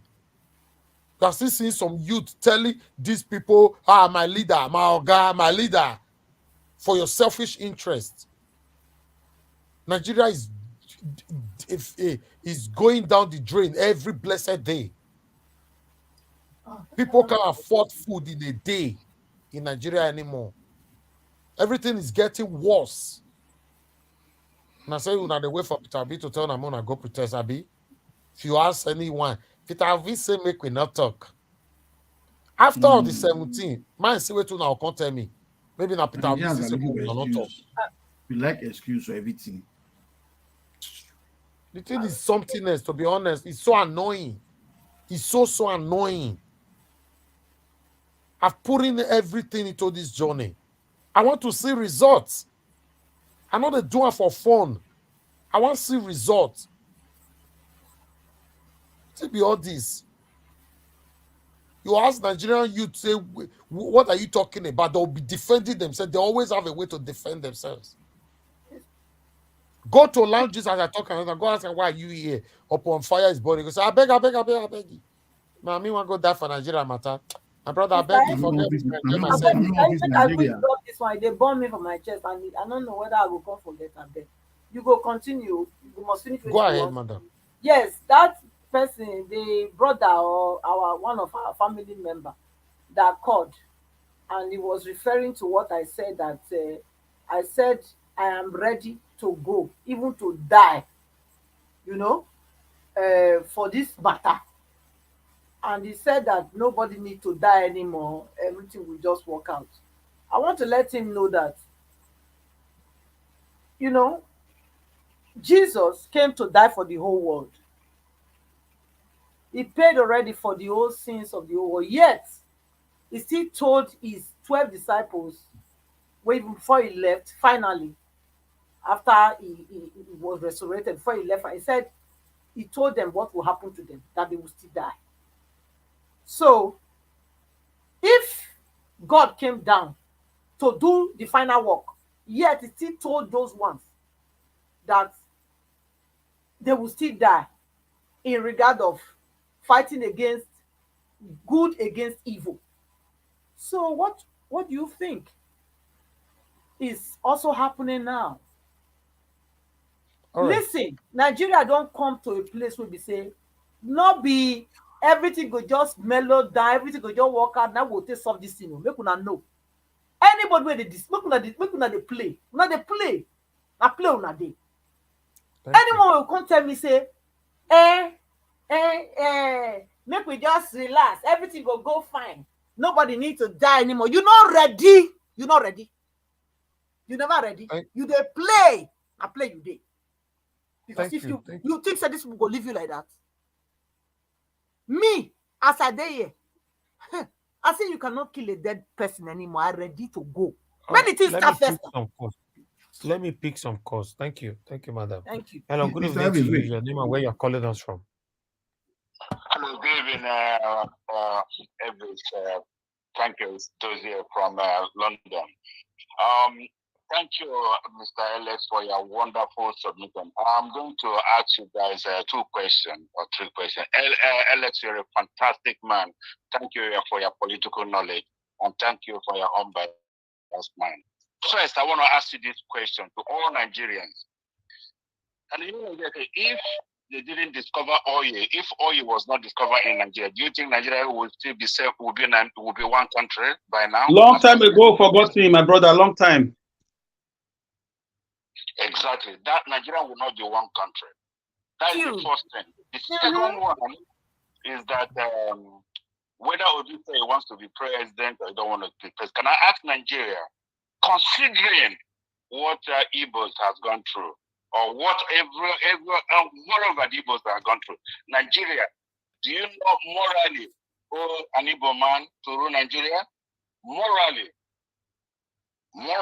if you look at your conscience, do you not think that Igbo man can be a president of Nigeria? Morally, we know Obi is qualified, and we know he legitimately won that election. Morally, do Nigeria not think the Fulani Caliphate, do not think morally they owe Igbo man to be a president of Nigeria? All right. Listen, that is our side.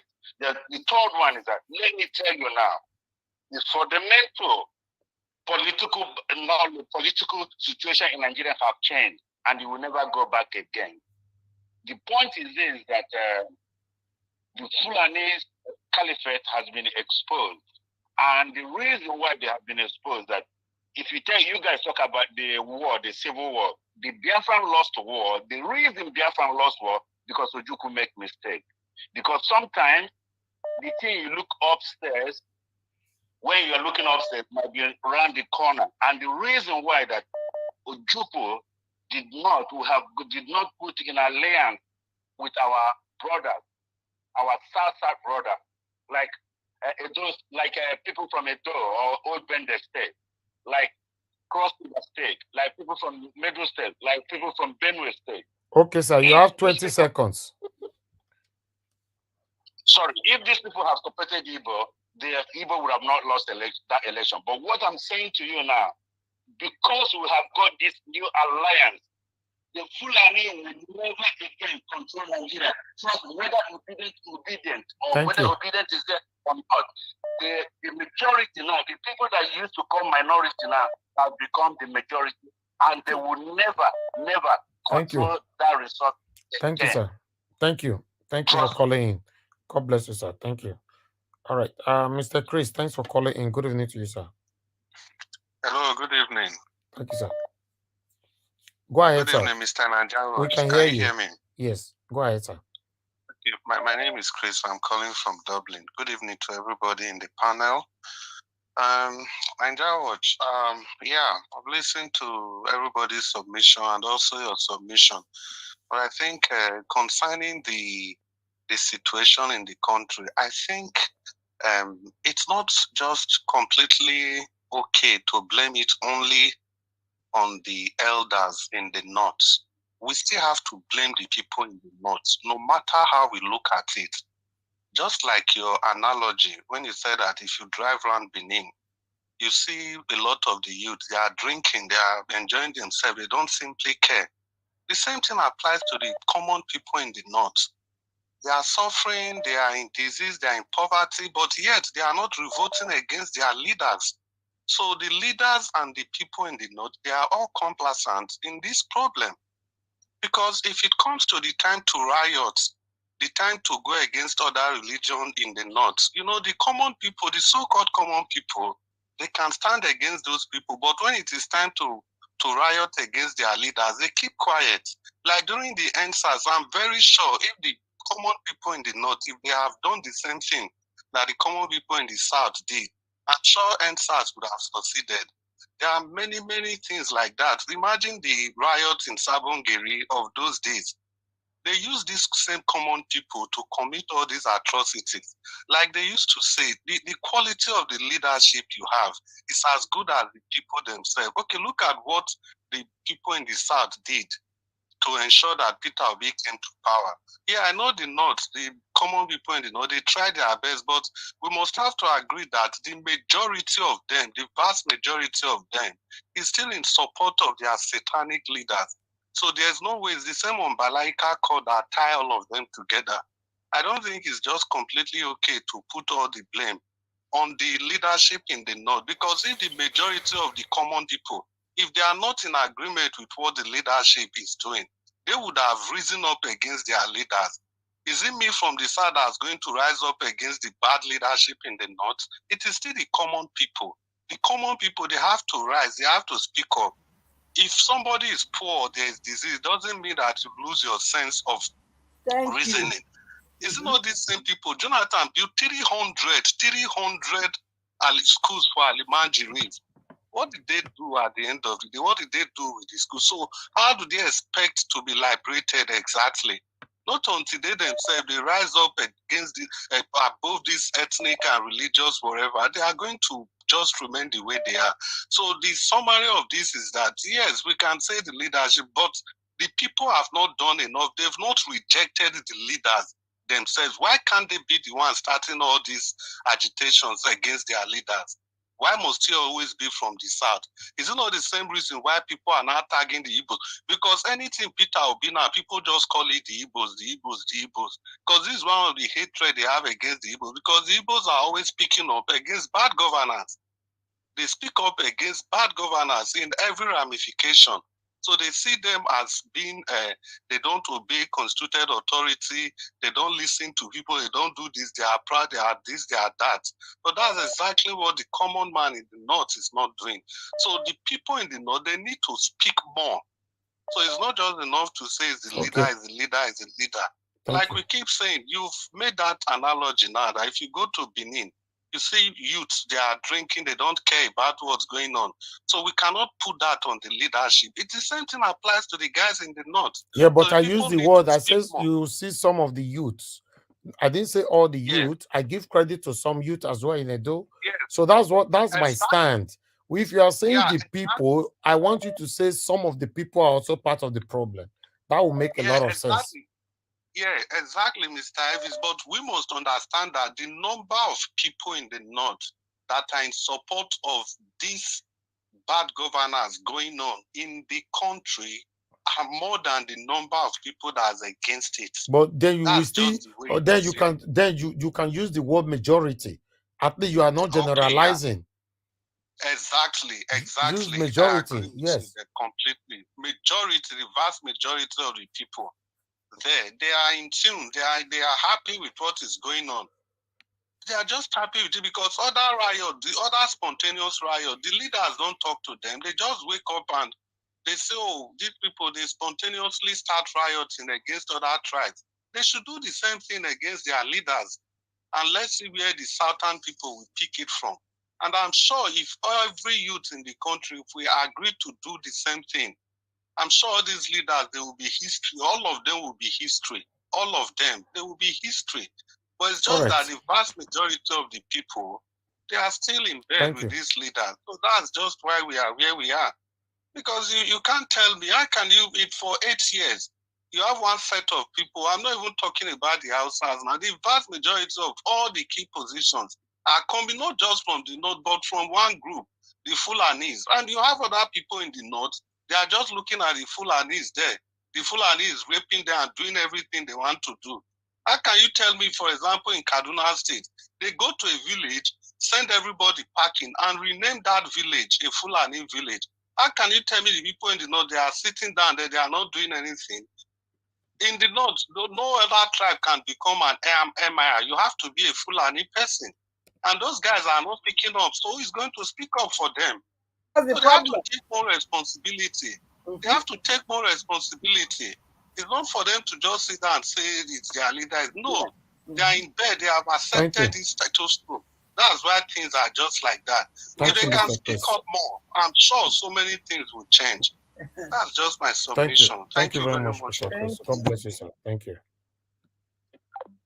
All right. Let me Madam Deborah, you'll be calling, and I've tried calling you. You don't pick whenever I call you back. So we need to move on now. I'm calling you back again, Madam Deborah, if you're listening to me. See, she don't pick when you call her back. Mr. Evans, please, I need some seconds. Hello, please. I'm on the phone, please. Thank you, Madam Deborah. Hello, please, good evening to you. Talk to us. Nigeria Watch, and good evening to all the panelists. I just wanted to make a contribution Go ahead, to madam. the broadcast. What I just wanted to contribute this evening is the fact that we should just focus, if we can try and just focus on the main problem that we're facing, which is the problem of leadership in Nigeria. And I believe that except we get the leadership right, every other thing is just not going to work. Even the division, the religion issues, and all of that, if you have to trace it back, it's all part of lack of leadership. If we have the wrong leaders in place, either in the north or in the south, it's going to be the same problem. Even our leaders in the south, they go there for their selfish interests. A good example is the comment that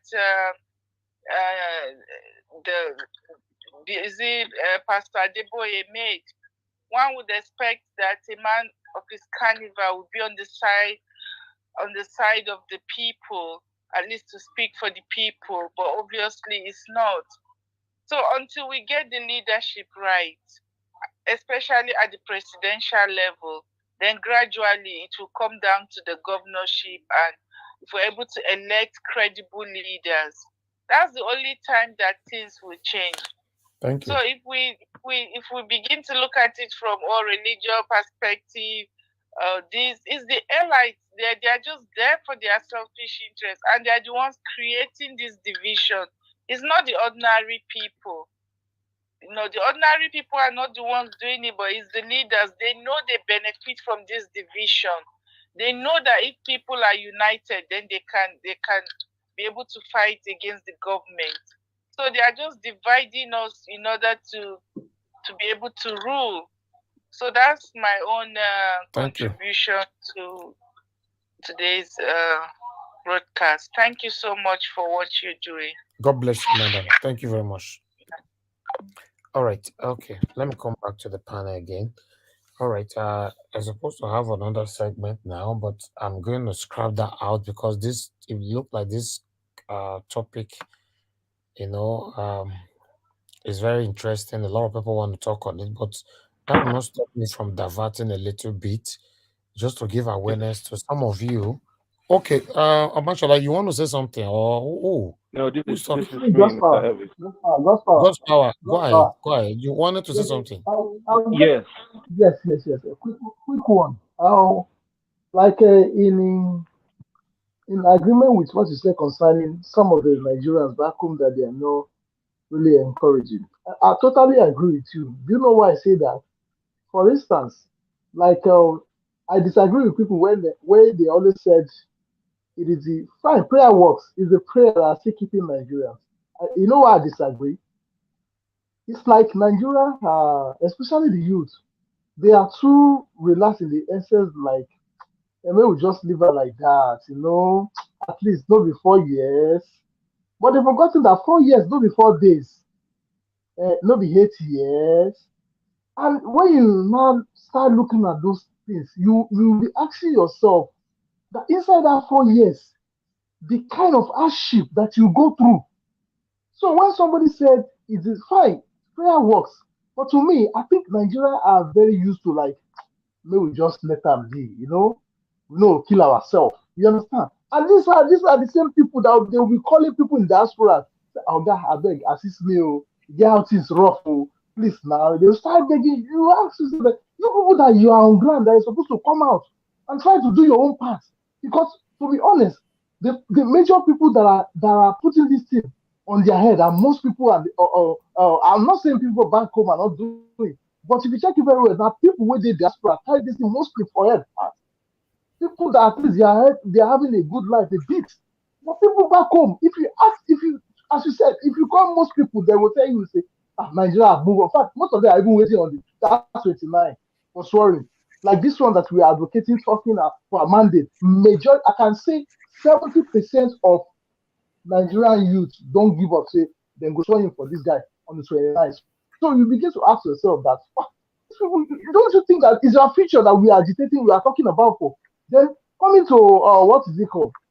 Coming to this Why do you think that of the thing, you'll be surprised.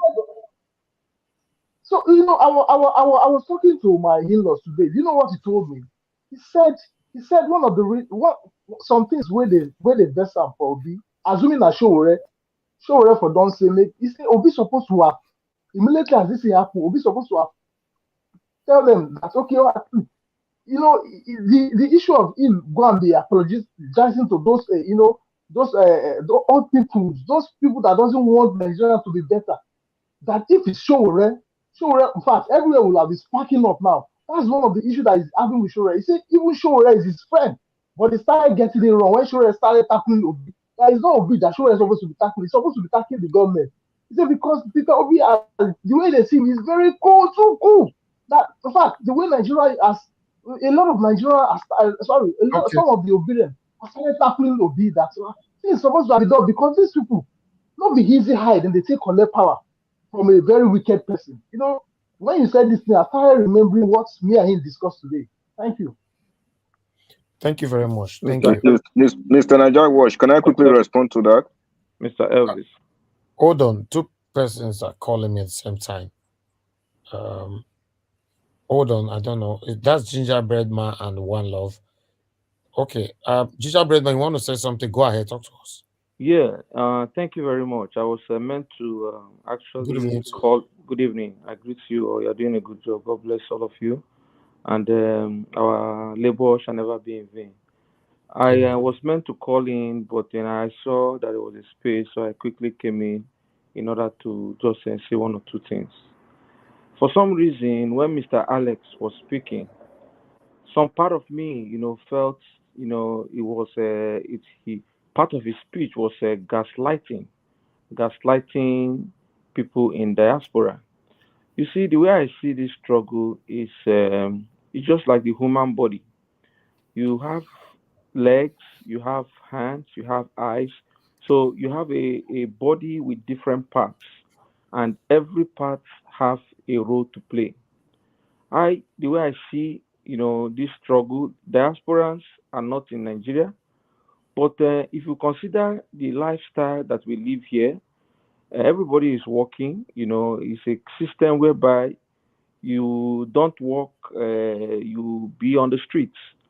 But people still make out time. Sometimes people work contributing from work, multitasking in order to, put a voice out, in order to achieve a common goal.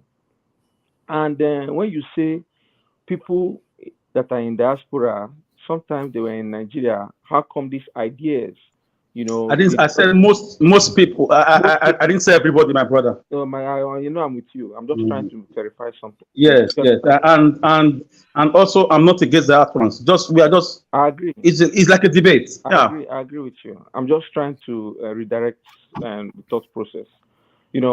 So like me, when I was in Nigeria, there's so many things that I did not know about good governance until I left the shores of Nigeria. Then I saw how things, are supposed to be done, the responsibility of the government. And that is why I choose to, speak out in order for the Nigerians back home to be sensitized so that we can replicate what we find here in in our leaders back home. With regards to, so I don't think I think everybody is doing a good job. We're trying our best. Not to say that there are people who are not taking it serious. Just like you, Mr. Alex, you're back in Nigeria, but everyone knows that you are committed to rebirthing a new Nigeria. But you cannot say that for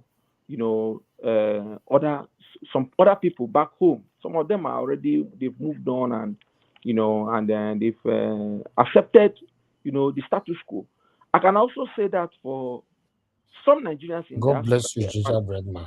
as a matter of fact, some Nigerians in diaspora here, a lot of my friends, I don't take them serious again, just because when I talk with you and I see that your body language is like business as usual, people that don't have interest in Nigeria, some Nigerians, once they've left the shores of Nigeria, they don't want to have anything to do with Nigeria. Talking about Nigeria, to say that one, and you'll be discouraged. You will now ask yourself, why is it that what you are enjoying here, you cannot struggle so that your own country, where you come from, can begin to enjoy it? Let me give you an instance. People say Nnamdi Kanu is a British citizen. Why will British allow him to be in Nigeria? My brother, Nnamdi Kanu is a British citizen by naturalization. He's not a British citizen by birth, by where his parents came from. If Nnamdi Kanu was a British citizen by birth, he would not be in Nigerian detention, languishing. That is a very strong message to tell you that any Nigerian living outside the shores of Nigeria, no matter the passport you have, when the chips are down, my brother, you will know that you are not part of them. That is why we must continue to fight that our home country will become, as what is supposed to be. Nigeria in the 60s, my father-in-law used to tell me, in the 70s when he came to America, Naira was more than $1. But what is the situation now? So I think everyone is doing our best, and I don't want people to misjudge or misunderstand the language of Mr. P2B. I've not seen where he said that, but as for the fact that Nigeria Watch has presented it here, I trust that it is a verified source. But P2B is speaking in riddles. You can't be having people who have the guns, who have the knives, who have the power, and they are fighting you dirty, and you will tend to fight dirty. No, you will play with wisdom. So P2B spoke in parables. And if you can read between the lines, there is no way that Obi will succumb to a mandate that Nigerians have given to him. It happened in Anambra State. Even against all odds, Obi stood firm and made sure that the mandate of Anambarians, he took it and he delivered for them for 8 years. So lastly, my contribution is to the brother that said, part of the North, why have they allowed the Fulani people to conquer them? I would say it's not the Northern, the Northerners that are not Fulanis. They are also suffering the same, predicament like the rest of Nigeria. Let me tell you the reason why these people have continued to, it looks as if they are continuing to oppress us, is because they have fraudulently taken the guns and the bullets away from every other people and kept it within themselves. And that is why you go to the military, you go to the Air Force, you go to the Navy, you go to all the arms of security architecture, they are there. They are the ones that are topping those places. And if you go into the recruits, even into the infantry, most of them are their people. So until Nigerians stand up in two ways, which is number one, we're already doing it politically, getting involved and speaking out. The second way is when the chips are down, we will match them for weapon for weapon. And that is how we will get our liberation. Thank you very much. Thank you, Gingerbread Man. Thank you very much for your submission. God bless you. All right, let me quickly go to One Love. You wanted to say something earlier on. Yes. Give your submission now. Thank you. Yes, Mr. Niger Watch, thank you for everything that you do, doing this every day. Last time, I believe, I don't know, it was last month, I told you you've done more than Buhari and what he has done in 8 years. I wanted to respond a little bit to that one what won't be like insults. Buhari ke. That means Buhari not do anything at all. No. Buhari just keep borrowing and borrowing and borrowing, and borrowing till the last 2 weeks of leaving office. Yes. It's crazy. Entire person, my brother. Go ahead. To my the previous brother that spoke before, Gingerbread Man, you have talked about how people at home, it appears they are not too responsive to what is going on. See, at times we have to be neutral. We have to look at things from both angles. I'm not sure where you are residing, my brother, but I can guarantee you millions of Nigerians don't even have access to internet. They don't know what is going on. They can't even join us right now to debate and talk about what is going on in Nigerian politics and how we're going to fix our country. Sometimes you don't blame these guys. And most of the reason why they don't have the knowledge, they don't know what to do, is because of what the leaders, the politicians have placed them into. They don't want anyone to be educated. They don't want you to have access to what is going on. Just take an example of what is going on with the president-elect. Nobody is telling us what is going on with him. They don't want us to know. They try to silence the voice of the people by making sure you don't get access to information. Alex says something about having an information is more like, is more dangerous than having a mixture. And it's true. If you have access to information, you pretty much know what is going on, and you'll be able to stand up to these people. Like the other guy, Gingerbread Man, said something about he never really knew what was going on until he left Nigeria. It was after he left that he could figure out how government should be run. Most people in Nigeria don't have access to these things. So during the elections, people went out to vote. I personally called my dad, called my mom. I told them, do not get money from anyone. If they give you the money, don't even collect it. If they are going to give 50,000, 100,000, throw it at them, I will give you the money instead, because I wanted them to vote for someone who was talking sense. Obi was the only person that was talking sense when I listened to him.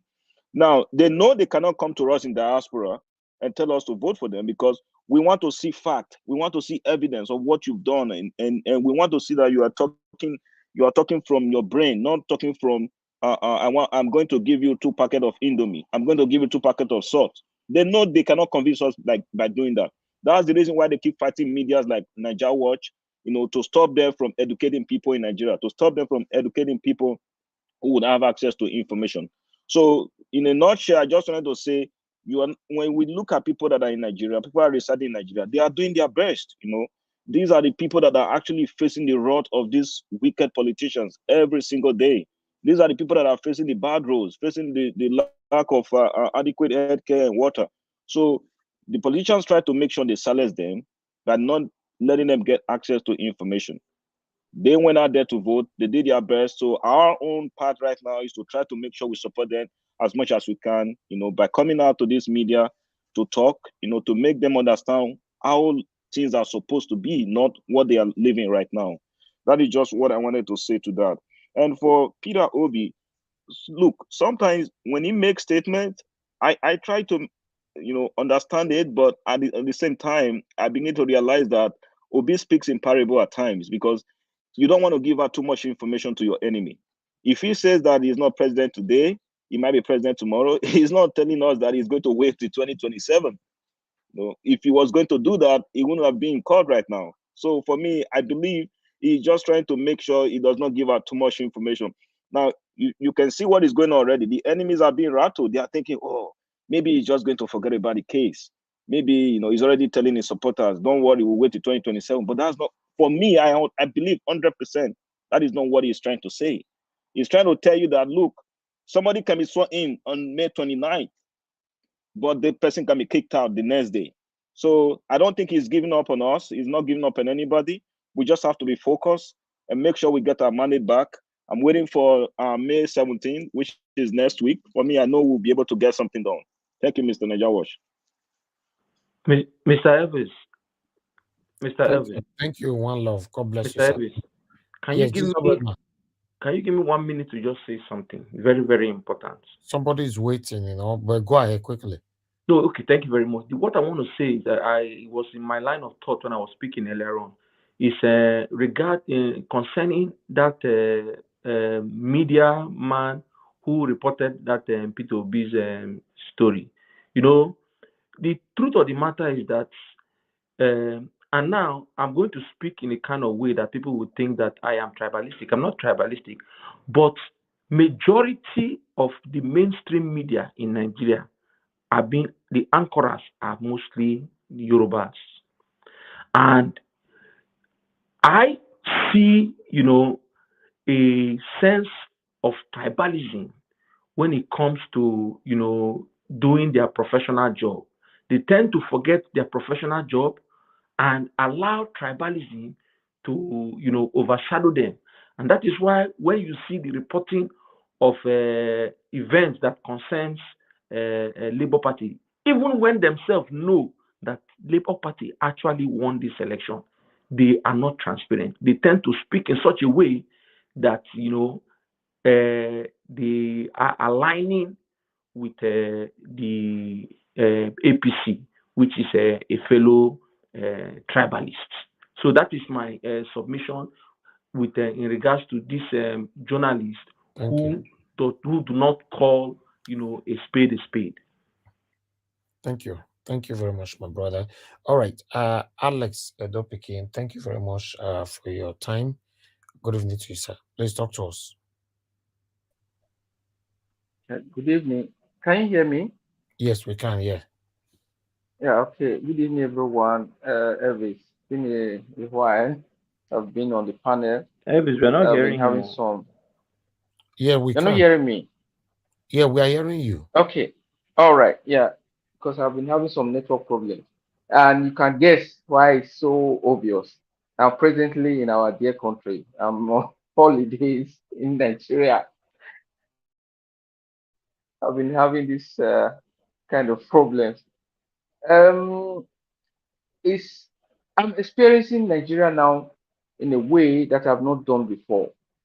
Before the election and then after. It's like maybe that way it was planned that I will have to experience it this way. You see, what I really want to emphasize on this evening is a kind of appeal to every one of us. Because sometimes I know it's not that easy for everyone. Nobody on this panel doesn't have the thought of Nigeria at heart.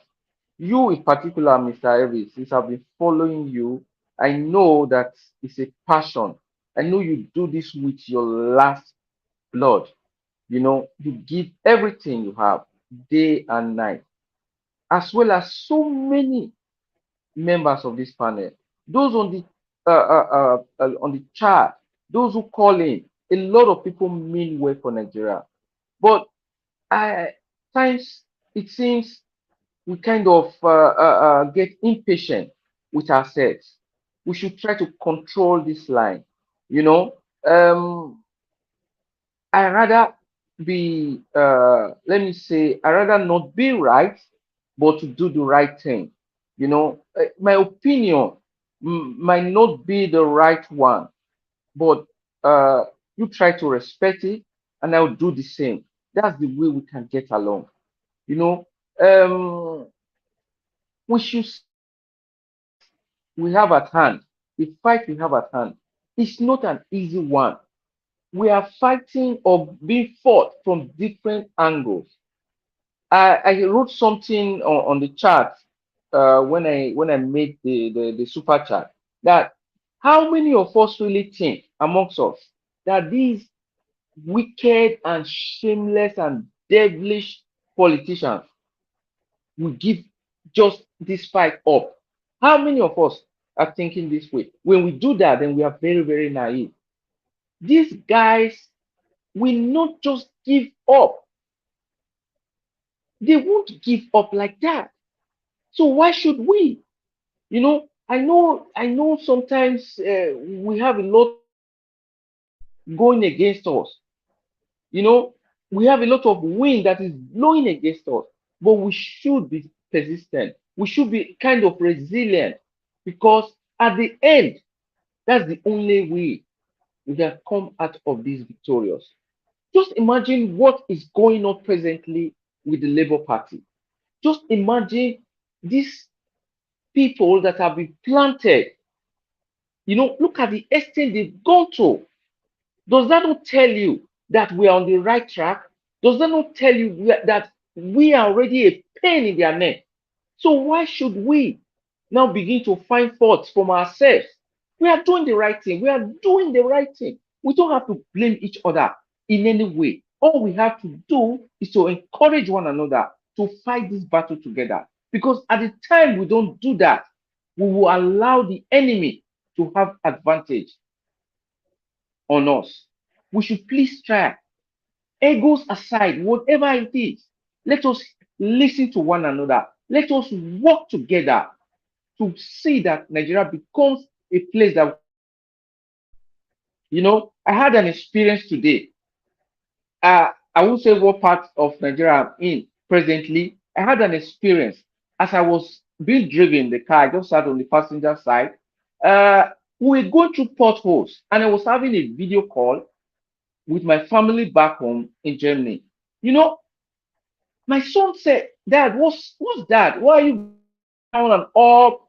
Because he has never experienced that. I was telling him because he said, "Why is it? Are you on the road?" I was just laughing. This is how it is. A lot of these things are so strange to these people, but in my country, it's just a normal thing. That is why most people, they've already accepted the fact. Most of them, that's just the truth, that what we go do now, it don't happen. Make we just leave everything for God's hand. These wicked people have pushed people to this extent that they lose their dignity, that they just give up. But we should not do that. We should still be pressing. We should do whatever we can, just like we did before the election and now after the election, because we'll be chanting that when it goes to court, or hope the judiciary will do the right thing. So when we do this kind of counter, you're right, you're wrong, no. Let us hope and believe that the judiciary will do the right thing, because we all know that Obi won this election. And when this is now established, definitely the mandate will be restored. That is just my submission to everyone. Please keep on the good fight, and I know at the end, God is on our to overcome this hard time. Thank you very much. Thank you. Thank you very much, sir. Thank you. God bless you.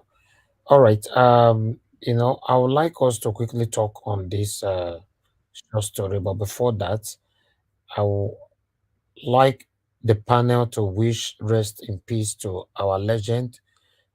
Saint Obi is gone.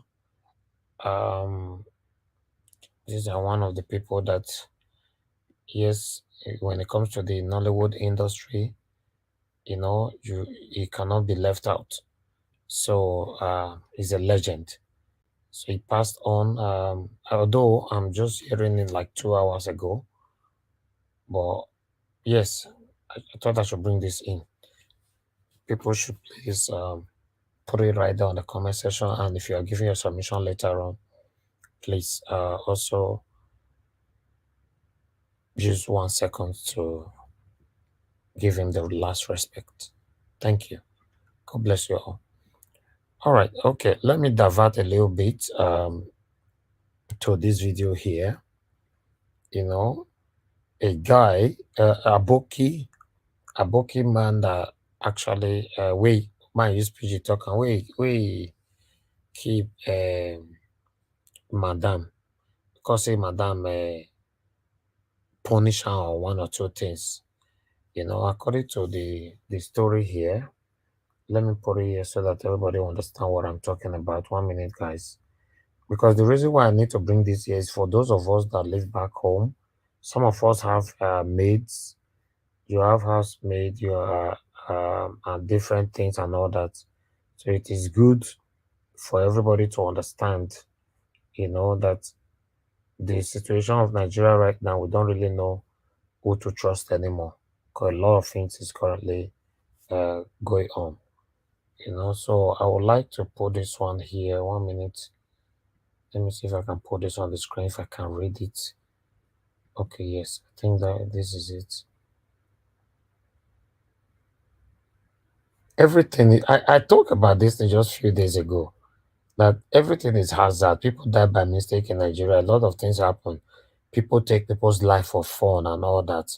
So, former director of army in the UPTH, butchered by a former Aboke Gate man, who she arrested and detained for theft. Aboki came back from detention and see for there. He can't end the life of that is the woman, because he does not want the case to be heard. Because they say that same week we kill him, so now court won't take the final judgment of the case. So as a sense reach, in believe say if he end the life of the woman, court case go end like that. It happens. This woman lock her house, she don't know see this person pass window or it enter the house, come inside the house, and now let this woman enter the house. So he carry cutlass to bush around for inside house. So please, guys, many of you, God don't do one for you. Get house for Nigeria. Some of you they visit Nigeria all the time. You get domestic workers and all that. Please be careful. Just be careful. I know why I'm saying this. Just be careful. So that's why I brought that here. In case anybody want to contribute to that, that will be fine. If you don't want to, also skip it. But I would like us to quickly take on the final submission on this. Elvis, me, I dey Sorry, go now. Make 1 I minute. just say, make I say What something. this guy I dey did, go. if it's in this Arab country that I am, a jungle Hold it. justice straight. This one no be saying na court, jungle justice. Yes, Telling you, Elvis, I just want he's to not make going a to any very, court. very They'll good just observation. A hang very him. good observation right there now. He say his name is John Danjuma. So that guy is not a Fulani man. John Danjuma is a Christian from the north. I just want to make that explicit observation. But now Boki Abi. Now, it's a northern man, but he's a Okay, it's a Christian northern man. north. Okay, it's a Yes. Christian. From Plateau, now those Plateau or Nasarawa. Yes. Yes. All right. Okay. For me, my main concern is that Witty they happen right now. Witty house help. Nastia Aboki Abeg. Exactly. Witty house help and whatever they do to people for Nigeria right now, one needs to be careful. To be honest, okay, let me start from the top again. I would like to start with Mr. Chuks Obiboze. Mr. Chuks Obiboze, thanks for joining us, sir. Please talk to us in 5 minutes. Yeah, good evening, Mr. Elvis. Good evening, everyone. I'm so sorry that when it got to my turn, I got a phone call, and you've shown the video. I got the phone call about about the great man who just lost his life, because one of his relation is around me, so he called me to let me know that that happened. So I'm so sorry that I wasn't able to pick the call. Man, Nigeria, I don't know. Everybody have said I thank all the panelists, especially Mr. Alex and all the people that called. They just said the same kind of thing I would have said. It's really touching. Nigeria right now is really touching. But I assure everyone, the least Nigerians we get in this whole thing is re-election without this satanic APC. It's as simple as ABCD. There's no two words about it. That is what is on the card now. They are listening. And they know they can't afford to take Nigerians for granted right now. It is impossible. It's not going to happen. and they know that. So all these talks are here and there, and that's why I like, how, our principal came out to, talk. I think they are listening, and I like the area he put his, words, you know, showing that he's not afraid of anything. No, it doesn't matter what it takes. Like you rightly said earlier, that he lose nothing if he decide to go. Does not even come out. He lose nothing. But we are together in this, and that's why we are thanking everybody who has put effort. Everybody who has done their bit and they continue to do. We use this platform to say thank you and continue, because the fight is not yet over. I would like to say my condolence to the family of the great man, the great actor who we lost. It's also unfortunate, but this is Nigeria. It's a young man. That's what we're fighting for. We need to have a greater death, ratio. It's unfortunate that we're that in our 40s, 50s, but that is what Nigeria have done to each and every one of us. So the last video you played is, I mean, this is you see the value of life in Nigeria. This is what we're talking about. It's all connected. You can't say one without the other. That is what I mean, this is why if you get up like this and think home, pick any newspaper there to read, you just get sad. Even the police, they were so humble to talk to him and talk to his conscience, to see that these are the people, we know how they behave. They don't care about anybody. But look at even them. This touched them, showing that human side of them. It's so unfortunate. I yield here. Thank you. Thank you, sir. Thank you, Mr. Chusobibuze. God bless you, sir. All right, let me quickly go top and start from top again. I would like to start with Mother Patricia. Mother Patricia, please talk to us in 5 minutes. Your final submission. Okay, thank you so much, Mr. Elvis. And yes, I will go with the same thought pattern with Mr. Schutz by saying that our principal, nobody should underrate what he has said as weakness. They should not see it as though he's giving up. He speaks with a riddle. He knows what he's saying. When somebody says today, tomorrow, it doesn't mean that he's saying that he's going to be waiting for you forever. So that's Arise guy coming out from that angle. I think they are all being paid by their paid master to try to convince the gullible and try to misinterpret what our principal has said. So I for one, when I Madam, yes, sorry, just 1 second. You see, the when he goes to Mr. P2B, Arise, they will bring somebody who lost their mind. Look, even what P2B did now, instead of these people to be throwing Apapa and others for us to discuss, let them discuss this one. This is simple. But that is why we are here. Yeah, this is simple. That's what he wants. He wants people to discuss him, not Apapa and the APC scandals and all that. Yes, but that's why we are here now, to debunk whatever they have said in Arise. And we here, we have been calling out Arise television, TV, that they've not been fair and in how they present their cases when it comes to our principal. It's only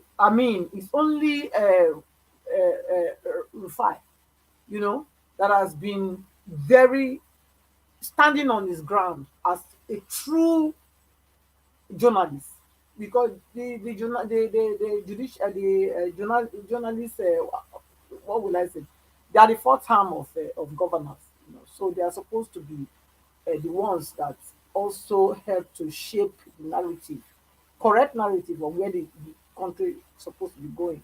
But it looks like Arise, they have been bought. Some individuals, because Ayo, she's still very, very, you know, sound in her delivery. But when you talk about Abati and Sheu and this one that I saw today, I can't even remember his name, you know. So I don't even know where those ones, whether they are.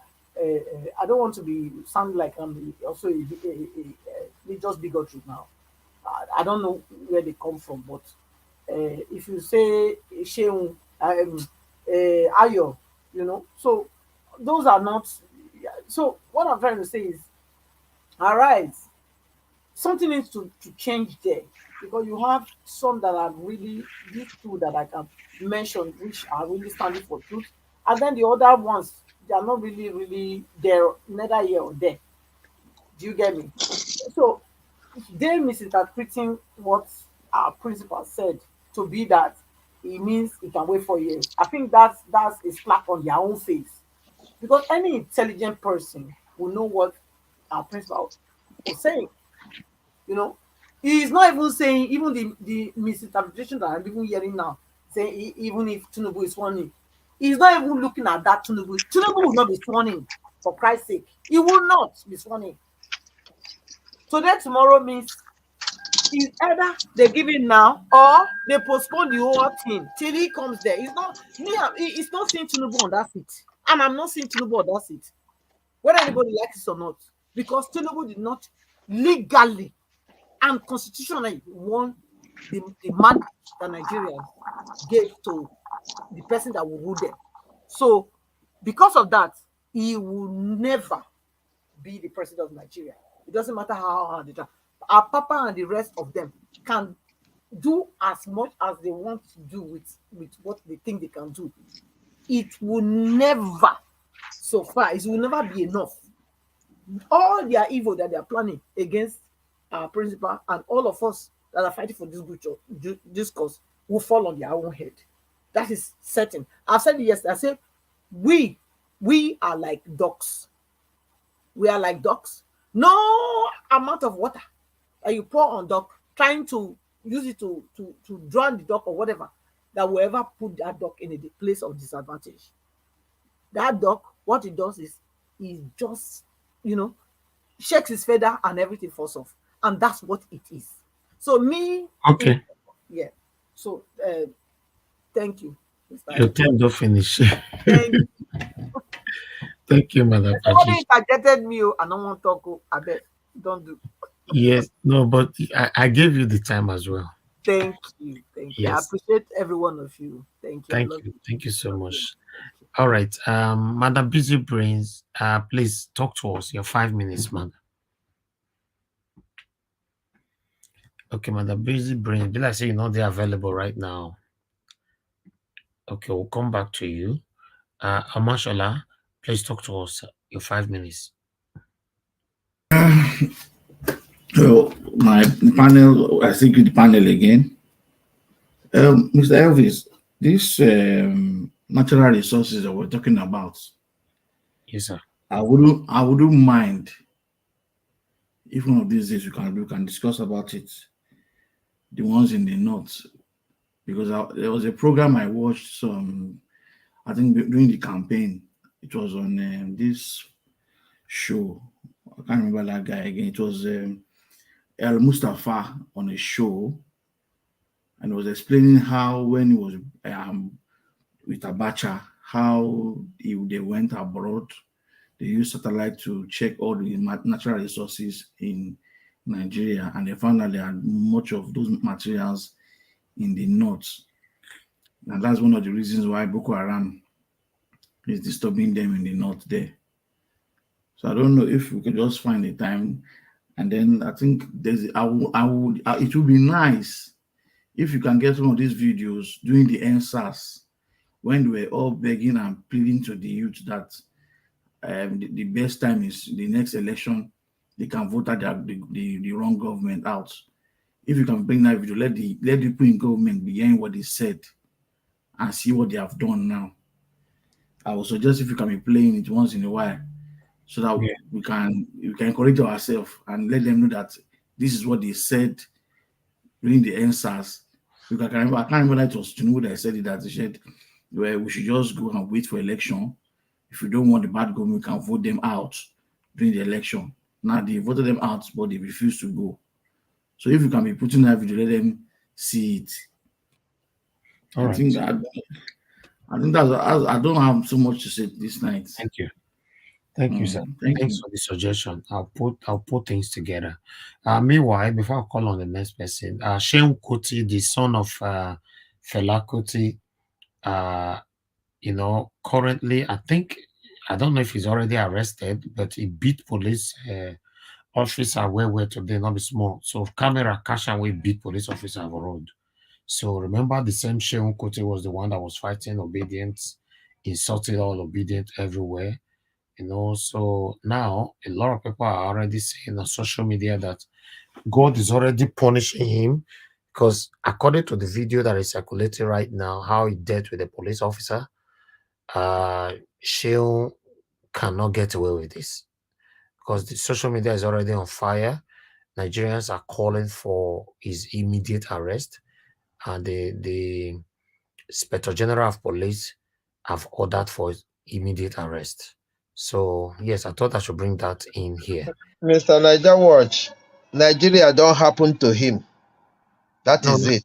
No, Nigeria did not happen to him. Nigeria happened to him. The person where he was fighting obedience. He doesn't want Nigeria to be better. Nigeria did not happen to her. In fact, I even tackled him one time when he was saying rubbish. Yes, it's the same thing.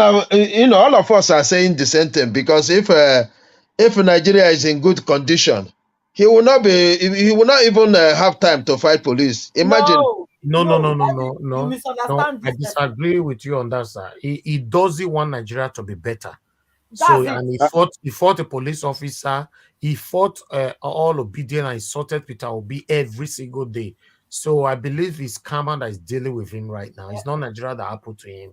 Innocent Nigerians that he's praying for Nigeria to become a better country, and unfortunately they become a victim of bad circumstances. Yes, Nigeria happened to them.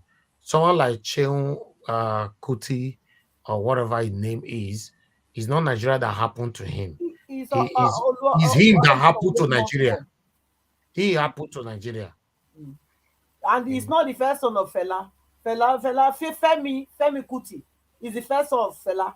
So this one coming as this one is all MC Oluomo. You need to see the video how he beat the police officer. The police officer did not even raise his hand at all. So now let's see what is going to happen in the next 24 hours. Anyway, let me call on the next person to talk to us. God's power, please talk to us, sir. 5 minutes. God's power, are you there? Yes, sir. Yes, please sir. Talk to us. 5 minutes. I don't know the topic we are deliberating. We're not talking about topic. We are closing, not topic. Just say talk to Nigerian people, anything at all. We are closing. Okay. For Saint Hobby, this icon, I would just want to say, may his soul rest in perfect peace. Okay, Saint Hobby.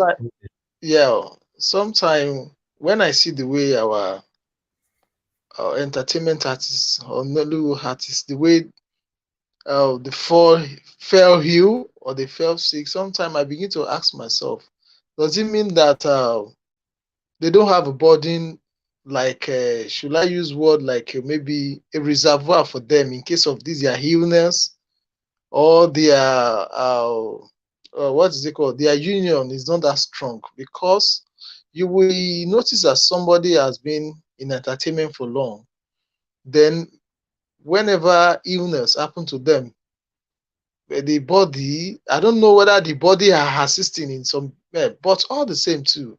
I don't think this kind of things can happen in a development country, whereby an artist, artist or an actress, we fall ill, and to the extent that they will struggle with it until maybe the person. I don't know why it's like this. Maybe because of a failed system we are experiencing in Nigeria.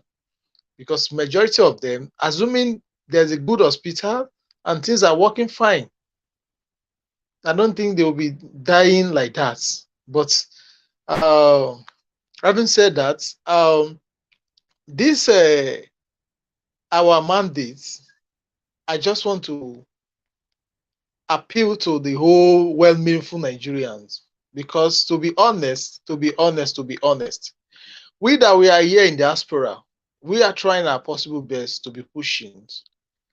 And one of the reasons why I will still put some blame to people back home, especially the youth, that they've already said they move on. At least as we are pushing here, even though we are not advising any person to go on a violence, I think let there be that concern that what people are agitating about this great nation for in diaspora. If the thing started, turning to be good, they will be the first person to benefit it. At least, like for example, now it's only few states that goes on the protests. It's only few states. Like in Lagos, there's nothing. So if you check it very well, it's not really encouraging. If not that we have decided, make up our mind that no matter what, we will not relent. We continue. If you check most of the countries that they agitate for things, they collaborate. Both their people in diaspora, as people in diaspora are doing their own. People back home too they are speaking out. That is how they get, justice for whatever thing that they are clamoring for their government to do the right thing. So I want to say, I don't really have much to say. I want to say, thank you. Let us keep pushing. Let us keep moving. I know that the mandate will be ours. Thank you, sir. God bless you. God bless you. Thank you very much for your submission. All right. I would like to call on Mr. Alex. Please, your 5 minutes, sir. Yes, Sajawa, thank you so much. May the soul of Saint Obi rest in peace. I grew up watching some of his movies, very educated, eloquent, and versatile and vibrant, artist. I pray God to grant the fortitude to the family to bear the loss. Yeah, I read that he died of an undisclosed illness. I want to say something that I observed from celebrities in Nigeria, especially football players, musicians, anybody that is a celebrity in Nigeria. These guys are nice people, but there's something happening to one thing that keeps happening to all of them. When they are making this money, they use it with recklessness. They don't invest properly. Some of them fall victim of, scam. I don't know if it is true. They don't invest. Before you know, they are asking for donation, for transplant. Nobody prays to be sick. If you didn't have money, understandably, no problem. You can ask for help. Set up a GoFundMe. Nobody knows tomorrow. But this guy, you see them buying cars, 100 million, 14 million, celebrating things in Dubai, where nobody will even think of going. They will go there they will come and post it and tell people. They waste money, like with reckless abandon. Nigerian celebrities need to do better on how to handle their finances. The way they waste money is just too much. They buy cars 70 million, 350 million. Who are you impressing? And tomorrow you come out looking for donations. It's a paradox. It's an irony. It's madness. So I think they should have good advisors. They can buy one wristwatch for $50,000 and they will show it online. Tomorrow you want me to donate for you? Why? Why should I do that? Me that plan my life with the little I have, I should come and be donating for you? I don't get it. So for me, all the all the celebrity nowadays, no need paying rent for 7 million in Lekki, and you don't have investments for your tomorrow. You rent house 5 million per year, 10 million per year, duplex. Must you live in Lekki? Must you live in a duplex as a celebrity? Who are you fooling? And you know you are struggling. Some of them will die. You will not find out they don't have a plot of land to their name. They don't have a plot of land anywhere in Nigeria. Amagba community had to donate a plot of land to one celebrity. I will not call his name, to be buried. Some of them live flamboyant life. They don't plan. They don't think of tomorrow. They just believe in nightlife. You know, wasting. And tomorrow they reach out to Nigeria that they have kidney problem, they have heart problem, they have this problem. Nobody is mocking them, but they should do better with their money when they are young, or when they are at the zenith of their fame, when they are on top of their game. For God's sake, plan your life. Plan your life. Everybody like to enjoy, but plan your life as a celebrity. Tomorrow is not today. Things are gonna change. Everybody has a time. It's time for everything. A time will come, you need to help yourself. The public can't always be there for you. The public have their personal struggles too. Away from that, guys, I want to talk about Seun Kuti. I don't like his violence rather. I don't like his modus operandi and his modus vivendi vis-a-vis his verbosity. His ways of communication are very confrontational, aggressive, and very insensitive. I think he lives in a sort of a utopia life, riding on the father's wings. Fela Kuti is different from Seun Kuti, for God's sake. So if he has done anything against the Nigerian police, he should be dealt with according to the law, even if we know we don't have a law in Nigeria anyways. Back to the Obidati movement. And for the young guy that killed his boss, whether they are Boki John Danjuma, remember Theophilus Danjuma, they are all part of the Nasarawa, what's it called, Plateau State area there. I want to say, yeah, like you said, Mr. Ajay, we should be careful when you have maids and helps at home. Don't be too friendly and don't be too harsh on them, but just have a little distance from your workers and always anticipate their moves. And lastly, Obidati movement, for me, Obi's elections have shown us there is no Nigeria. Like I said, I don't mean to be disrespectful.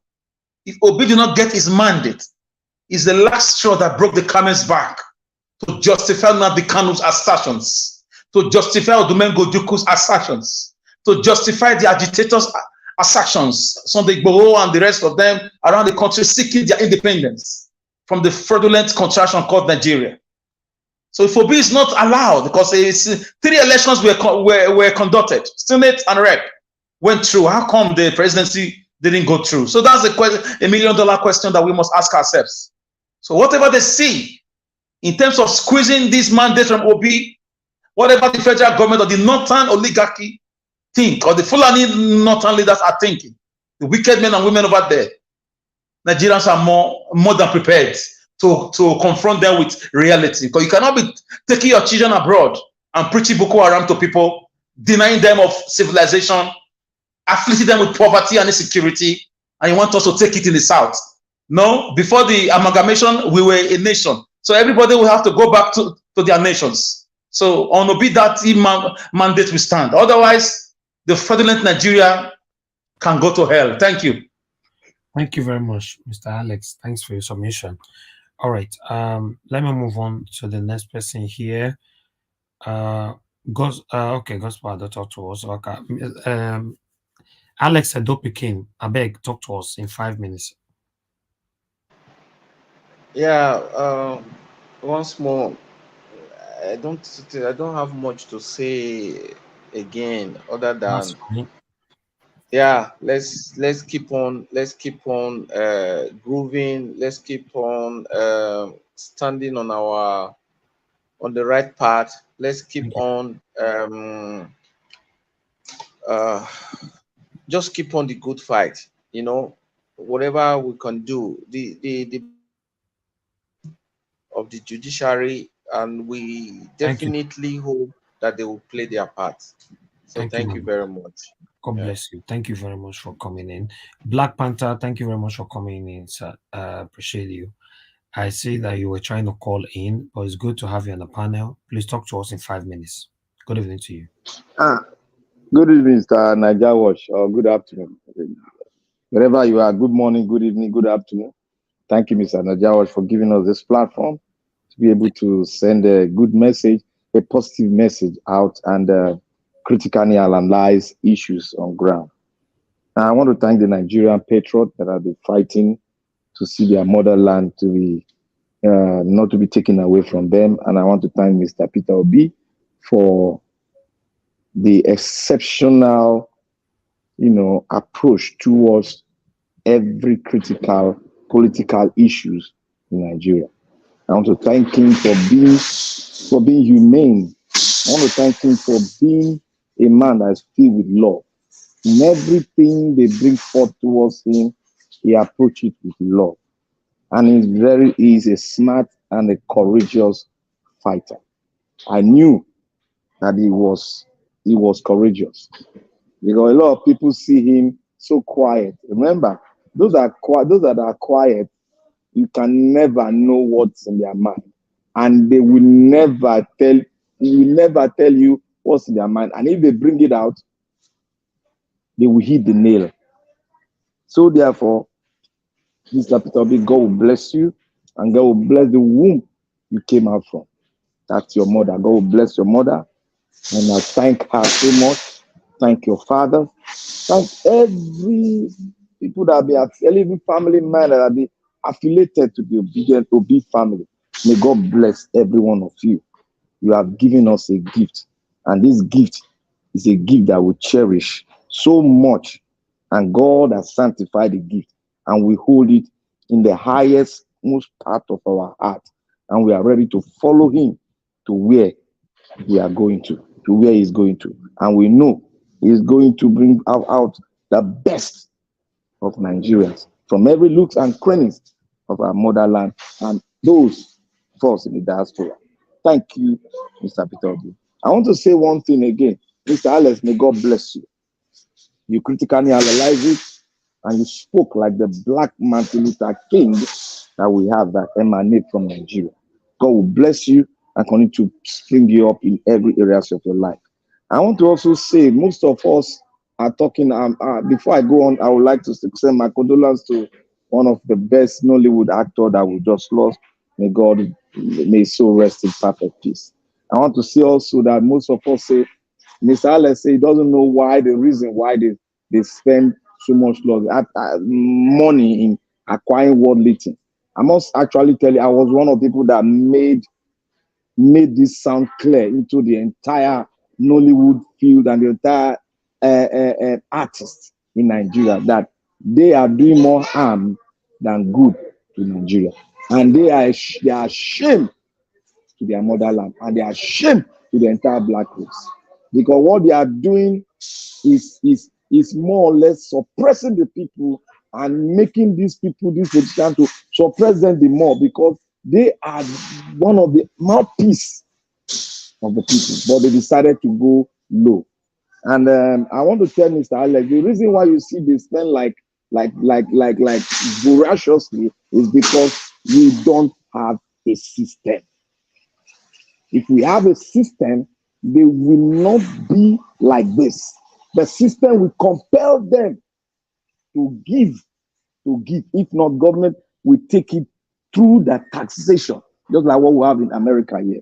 You dare not have a billion like that you don't give to people, that you don't give so that the government can recognize what you're doing. If not, at the end of the year, you are going to be the one paying back millions of dollars to the government. That is a system that will compel you systematically to give back to the society. That is why you see American artists, every one of them are giving. Go and check their book. They are giving because the system compels them to give to the society that have made them what they are today. And if they don't do that, the government will be forced at the end of the year to take everything, take a lot from them and use it to the people, to develop the people. And I want to thank every other panelist that has spoken right here. I want to thank the Nigerian Mr. Peter Obi. I'm following you. I'm so Oh, where's glad. the noise coming from? Is it from your side?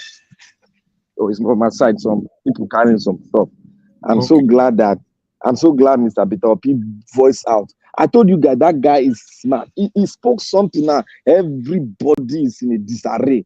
But we that are obedient, we know what he's saying. And I want us all not to really debate on what other people are saying, but really interpret what Mr. Peter Obi have said to the entire Nigeria, so that the hope and the candle of light should be set to continue to glow in the hearts of men. And the reason why we have not really deliberated on one issue, Mr. Najawash, the issue of the press. In a struggle, if your press is captured, then it will be a very difficult way to pull out the people, because the press is one of the advocates which every democratically nation uses to rise up out of oppression. The press, Nigerian press has been captured. That is why you see dissemination of information is nowhere. If not for this social media, we would have not seen it. That is why you see in Nigeria, they bring all sorts of laws to push down so that people cannot get internet. That is why they cannot provide light, because of one singular act. They don't want people to get information. That is just the reason. Now that the president have removed electricity from the exclusive list, why are the governors not speaking? We all have forgotten. Why are the governors not rising up to speak and say, yes, they have removed it. Yes, I will do it. So we should advocate for the current things, and let the musician, the artist, let them continue to go and thank the thugs in Lagos State for whatever. That's why I told you that those people are irrelevant. Let us carry our light and continue to fight with Mr. Obi until we get the mandate. And we are surely going to get the mandate in Jesus' mighty name. Thank you, Mr. Najawash. Amen. Thank you, my brother. I appreciate you. Thank you. I would like to give us a mandate to talk to us. Thank you very much for coming back. Please talk to us in the 3 minutes, please. Okay, thank you very much for the time. I mean, earlier I think I was actually running an errand, so I had to go out of the platform to let other people come in. But I mean, that's okay. Thank you for all that you do, the videos that you've shown in the course of the day. I think I will just probably line up with what everyone has said, and then Mr. Harles, and then everyone on the panel, Madam Patricia, and all the people here.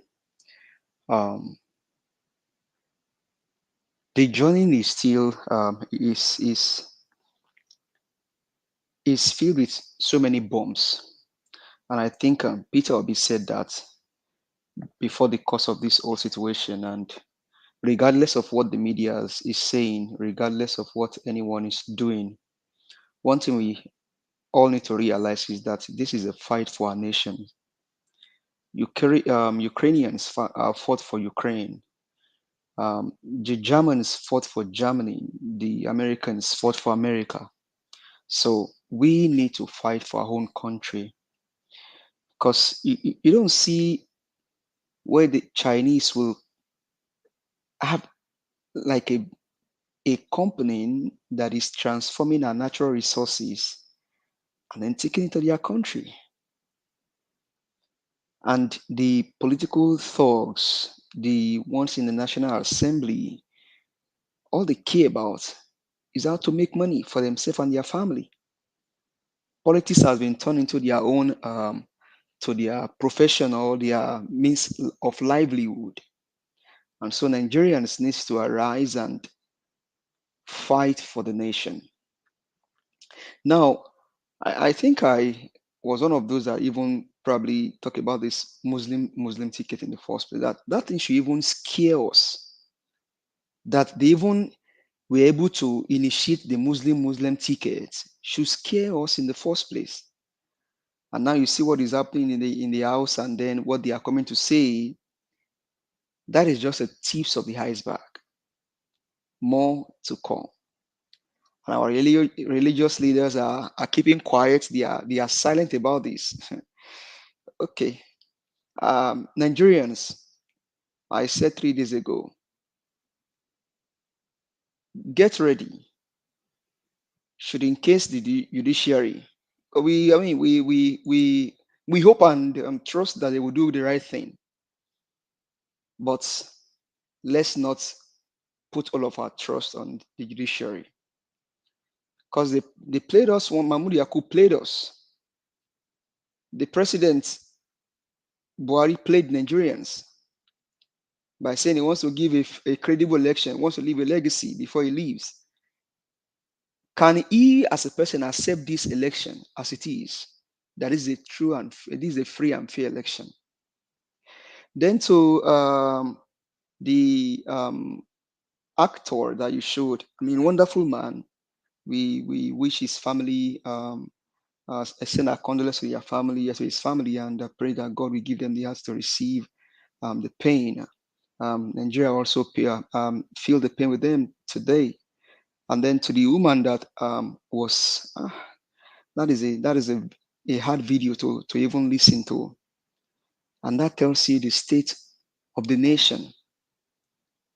The state of the nation. Justice should be done. Then when it comes to Sheung, I think you took the word out of my mouth, because I wish I was on the panel. Nigeria did not happen to Sheung. Sheung was the one that exploded on Nigeria. Sheung exploded on Nigeria big time. Sheung Kuti happened to Nigeria. So maybe after this whole thing, we'll see how justice will play, because the case of the lawyer that was even pied by a police officer. I think Mr. Evans, you said the guy was promoted right after everything. He was still promoted. Okay, now that it has happened to them, let's see what they will do to Sheung. If Sheung will spend the rest of his life in jail, or he will just ask them to call Tinubu, that Tinubu is his friend, and Tinubu will ask them to, leave him and let him go. Now we'll see what's going to happen. And like you said, I mean, if you fight Peter Obi. So sorry to interject you, please. Sorry, let me just tip in this. Sheung should go to jail. If they go to college, let them jail him, so that he will have the impact of the evil in that country, so that he will not rise up and follow the obedient to see the light properly. No, it doesn't have to go to jail before he can follow the obedient. We are not even looking for people like him, because he's a bad character. What will such a person, after coming out from jail, he wants to come and join the obedient movement? That's not a good character. Let him just be where he wants to be. Whatever they decide to do to him, well, it is left with him and the IG of police, and then the Nigerian people. But if he was in a place where I live, he will not even dare raise his hand on the cops, because that man, the cops that he raised his hand upon, has a uniform on him. So he should know. And this is where problem comes. I think sometimes ago we talk about his, maybe I should not even go there.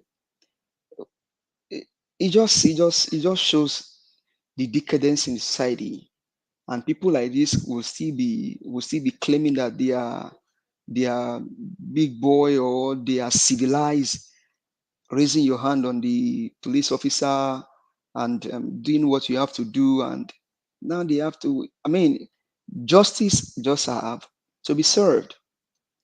But we'll leave that to the IG of police. So, I mean, thank you so very much, Mr. Helvis, for all that you played and all that you continue to do. God will bless you and enlarge you and your family. Obedience. Let's not relent. Let's keep the fire burning. Peter Obi is coming. I have asked a question. If Tinubu was served the petition, he saw the petition. You know what was supposed to happen in court? I think on the first day of court was the 7th, if I'm correct. Then they postponed to the 10th. Now, someone like Donald Trump would have been put in prison if not for his legal advisor. He was saying he will not show up in court. His lawyer advised him, Oga, you must show up in court. If not, they'll put handcuffs in you. And that's why he showed up. So Tinubu, the judges should decide what will happen to Tinubu because he has already showed display contempt of court, and the law should take effect. Thank you. Yeah, but that's in a country where the law works, Peter Obi is in the scene now. If Atiku could show up in the court, Peter Obi showed up in the court. I mean, Tinubu is not bigger than Nigeria now. He should go to court. He should be put to jail. All right, talk to us, One Love, in 5 minutes, sir. Okay, I won't take too much of your time, Mr. Najawash. Thank you for everything that you do. And yes, I just it's really sad when you see what is going on in Nigeria. Everything is just upside down. Police officers are not being respected, and even the ones that are respected don't know what they are doing. They will rather support the politicians to steal ballot boxes than to, protect the citizens. So I'm not too conversant, or I would say I'm 100% sure of what happened between this guy, this police officer, and Shehu Kuti. But whatever happens, I think it doesn't warrant you beating up a police officer. That's the only thing I can say. But it's something that they will have to look into and actually see what happened. And if he broke the law, he should go for it and actually pay dearly. Because I remember he was also one of the people that was attacking Obi, and including Showore, that became a disappointment. I supported him in 2015 because I thought, he was the lesser of the two evil that we had, PDP and APC, but he turned out to become an embarrassment. So Shehu Kuti should go for whatever law that he broke, that I believe. And for the video that you showed, it was really sad. It was, I don't know how to describe it. How the way the guy was just talking, it was as if he did nothing wrong, like he did nothing, too big of a deal. You buy someone and you don't even take it seriously like it was something. He's just saying, well, the lady is dead now, this and that, blah blah blah. So that's what we are fighting for every day. That's what Najawash is fighting for every single day. If you're in Nigeria, if you're listening to me, this is what we are fighting for. Us in diaspora, that's why we keep fighting to make sure that you live a good life, to make sure that you have security, you have clean water, good roads. That is what we are fighting for. So don't think Mr. Najawash comes out every day just to sit on air and talk and talk and talk. We want to make sure that you guys have a good life. That what you're living there is not how you're supposed to live. The things politicians are giving you are not what they're supposed to be giving to you. You deserve more. You deserve better. You deserve good roads. You deserve good health care.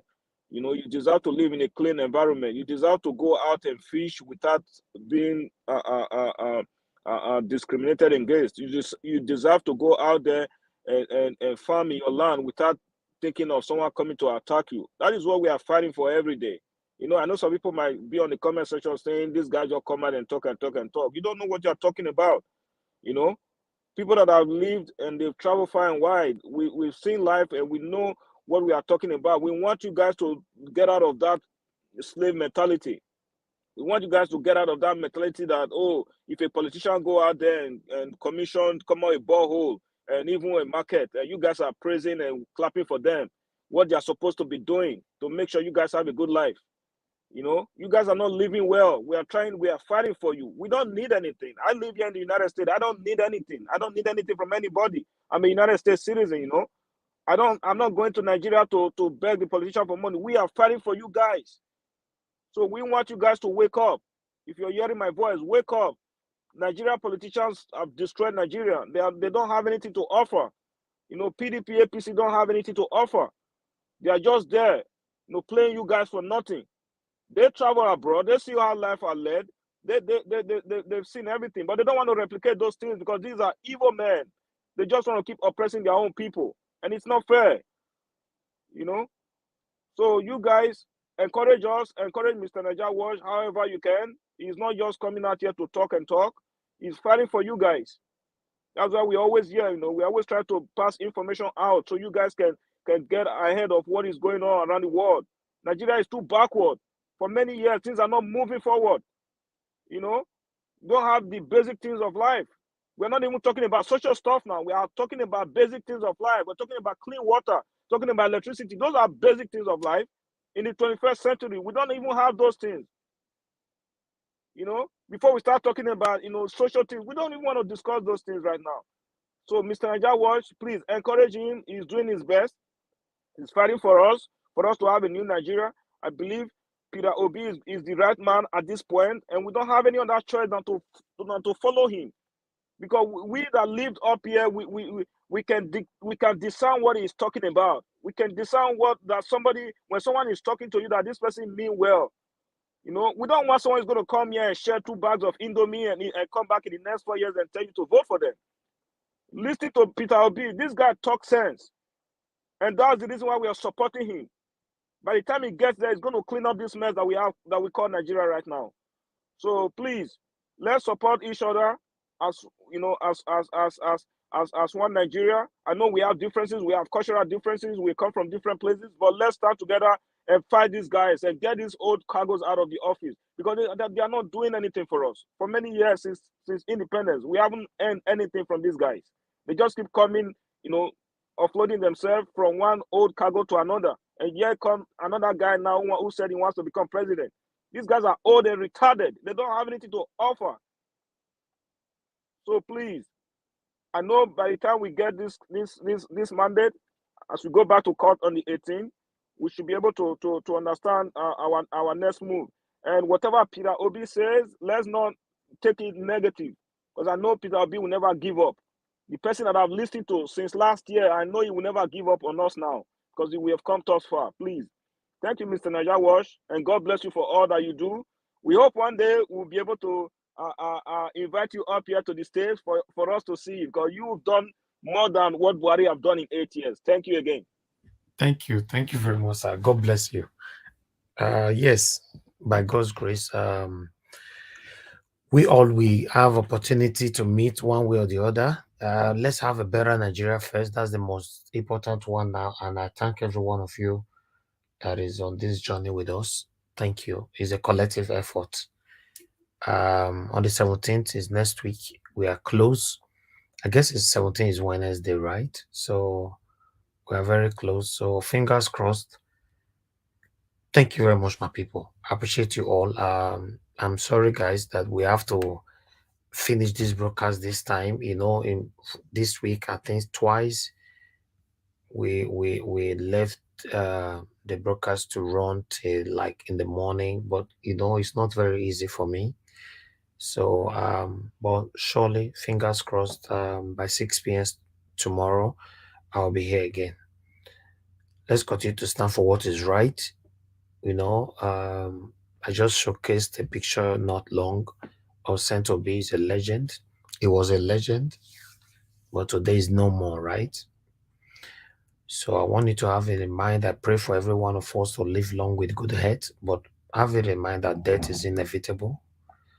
You're not going to live forever. I am not going to live forever. But now that we can still talk, we're breathing, how do you want people to remember you? Or what do you want to be remembered for? It's very, very important. Stand for what is right, regardless of anything. If you want you standing alone, and you know you're standing for what is right, then stand alone. I'm not saying this because of me or because of anybody, just because of your life. Because whether you like it or not, somehow, someday, you will be no more. I pray God give us long life and good health. Now you go draw the curtain. I appreciate every one of you that supported us today, that super chatted us. God bless you all. Dr. Alexander Gomez, Osevenge, Omede, thank you very much. Alex Saradion, thank you very much. Antonio Ola, Fosa Osevenge, Emeka Alobi, thank you very much. Emeka Alobi, is unfortunately that you could not give your submission today, but thank you very much for coming to the panel. And those of you that joined the panel, thank you very much for coming in. Like I've always said, it's a collective effort. May God bless every one of you. For those of you that could not join the panel, you know how it is. Sometimes it's very busy. Sometimes it's not also very busy. But if you can come in, try to come. If you cannot, always stand for what is right. all our spectators, my commenters, thank you very much. Mother of all Mommy Diaspora, thank you very much, Mommy, for all you do for us. I can see Amaka E, thank you very much. I appreciate you. Esther, I can see you right there. Thank you. Chris Dublin, I can see you. Thank you. Guy Wanlele, thank you very much. Michael Oganemaro, thank you. Pocha Gina, thank you very much. Peggy Modi, thank you. Mori Chikwe, thank you very much, my people.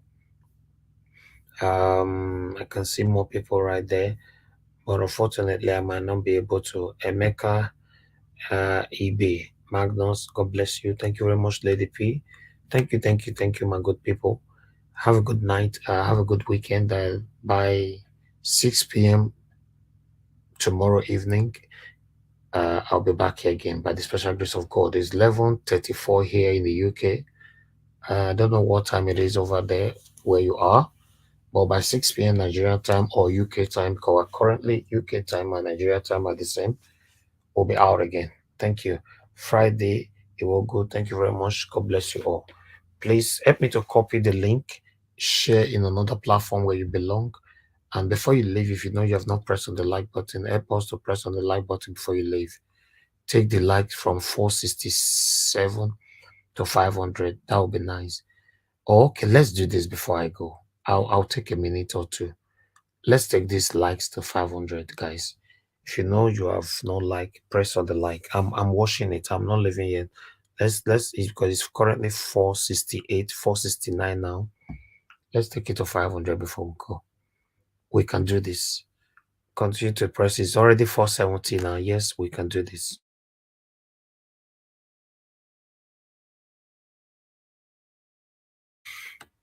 Yes, we are close. So continue to press it, my people. 471. Press it, press on the like button, my people, press it. I want it to be 500 before, because I want YouTube to recommend this video to others. Everything that we give here, all our submissions, very, very important. Our panelists, they are wonderful. I learn from them a lot. Every one of you, both everybody that call in, we all are learning from each others on this platform. You know, it's a collective effort. Continue to press on the like button, my people. We currently have 478. Let's take it to 500. 500 dots will close the show. 500 dots. Press it. Press the like now. Get up now. You will not decide you do it already. To get up now, no problem. You know, get up and you go press them now. Because most of you are watching me from TV. That's why likes, sometimes we clamor for the likes. Yeah, it doesn't matter if you're watching us from TV. You can as well just go to Nigeria Watch on your phone. Press the like and continue to watch us on TV. Chris Sunday, thank you very much. I really appreciate this for choosing to become a member on Nigeria Watch platform. I really appreciate this. Oh wow, thank you, Chris Sunday. I really appreciate you. Are now a new member here, guys. Click on our membership. You know, those that is part of our membership. You know, you can you easily identify them on the comment section when they comment, because they have a tick that goes with their name. Thank you. God bless you all. Sometimes I don't remember to talk about these things. It's the thing where they talk about too much, man. See, now since we've started this broadcast, I never thought to make people subscribe. I beg me could not subscribe to my channel. I beg. You guys should take us to 100,000 subscribers. You know, subscribe to us. And now only like, share. Now it be the common thing for my mouth. Like, share. That is very important, because I want our voices to go far. If you share, our submission will go far. If you like, our submission will go far. You know, but I'll try my to remember they talk about other things. We have what we call super thanks. For those of you that are going to be playing back our video later on, yes, super thanks, click on it. And for those of you that are going to be watching the video through Premiere, please super chat us as well. Click on the super chat, support us. And for those of you that's going to be playing back this video, please don't forget to subscribe as well. And if you are watching me right now, you are not click on the subscription button, please do that. Thank you. I appreciate every one of you. Okay, let me look at the likes again. We currently have 485. Make una let them complete 500 now before we go. I beg now, me then do now. I beg people. I beg. Eh? I Make beg una, now. 500, not too much now. make una press make more. It go complete now 484 a day. So make una press if you not Okay, complete, I know they go anywhere. 488 now. Yes, if you not complete, me not they go anywhere. Give us a mandate. Me your day. You know. I know they ask for this all the time. Make I say I know they go anywhere, but But today then do better now. I beg some people. many of the don't they inside do it. They don't they sleep. Now they cause I'm not saying they don't want to do. Many of them don't they bed. I bet press some 489. We have Okay, 11 to go. 490 now. 490. Yeah, just 10 to go. Just 10. Just 10. Only one person feel just mobilize. Mobilize your neighbor. Your Mobilize neighbor. the obedient. Yes, the obedient. You even though Oyibo na your neighbor, tell they say with the press like press on the like my people now. The thing don't reduce. Oh. Okay, 490 again. Yes. You know, press and I beg. Press on the like button is right there. Thank you very much, my people. We are still waiting though. Now only 10 remain, only 10. I know say this 10 now 5 will come at once just now. You see. You see, say from 490, 489, it will go straight to 495. It's possible. Press on my people, press on my people. Let's do this. I'm still waiting though. I'm still waiting. I'm not gonna do press again on the thing does it all stagnant for there. Okay, 491. Then I think about 492 now. Just 8 Yes. to go. We're gonna press on my people. And God bless you. I appreciate this. Now we think they keep us with supposed to close since now. Yeah. Oh, madam, in that day. Wait on my when I go press. So. No, this one don't sleep. Okay, in America they do. No, they ever sleep. They ever sleep. You know, say now we were in Europe now. This time, you know, it's not late for here now. It's about almost 12 o'clock. Almost 12. Okay, wow. Yeah, almost 12 midnight. Yeah. Come on, guys. We are still waiting, man. I'm not to say my voice. I don't tire. I need to go relax. If you not see the pity for me, just take this thing to 500. Man, go relax. Eh? Oh my God, Oga Elvis, not well done. Oh, hey God. but that busy brain don't wake up. Maybe not the beg now wake up. No. Oga Elvis, how do you do it? Hey God.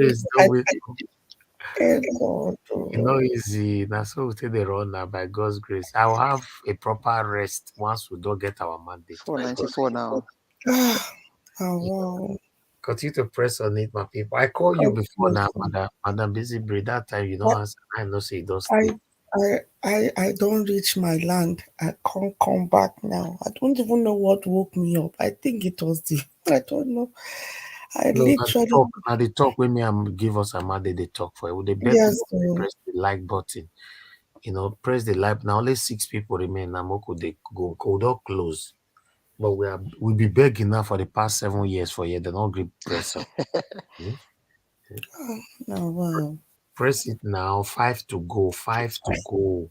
Now not let me verse. So now you let me verse. We'll just start another broadcast straight away. You know, I know the fit. I don't even get it straight again. We got to close now. You know, I don't remove the link. All the link I post, I don't remove them because I don't want anybody come to the panel again. That's how you know that I'm very, very tired.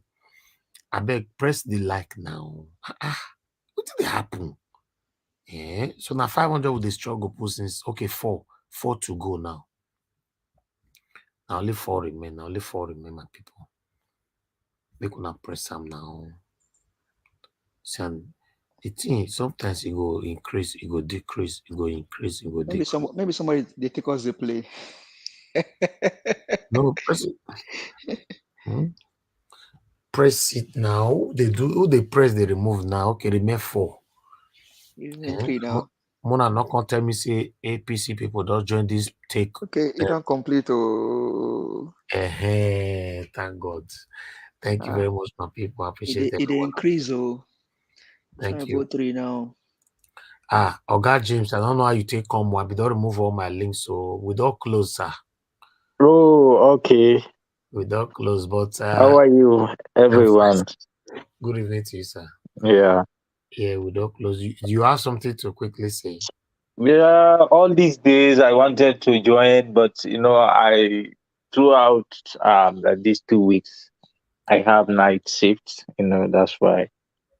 Oh, that's fine. That's fine. I understand. Yeah. It's good to have you here, but try to join us tomorrow. Tomorrow is Sunday. They work tomorrow. No. Even today I was free too, but like I was trying to do one or two things at home. That's why. The time I came now, like there is no space. I tried to join several times, but it was full. Yeah, sometimes like that. Yeah. Yeah, like you just take 10 people sometimes. Yes. Yeah. It's good to have you on the panel, sir. But try to join us by tomorrow, 6 p.m. We'll be back here. Okay, 6. Okay. Yes, okay, Nigeria time. Yes. Because like me, okay, I think here it will be like it will be like 5, something like that. Okay, 5 p.m. No. It will be like 7 here, I think 7 p.m. We are ahead of the UK 1 hour. Oh, which country is that, sir? Netherlands. Oh, yes, that's true. Yes. Yeah. That would be 7 ahead p.m. of UK 1 hour, yeah. Yeah. Thank you, sir. Thanks for coming in. Together, you're welcome. Country back. Okay. Thank you, sir. Good night, sir.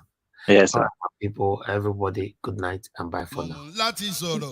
I know they do competition with anybody.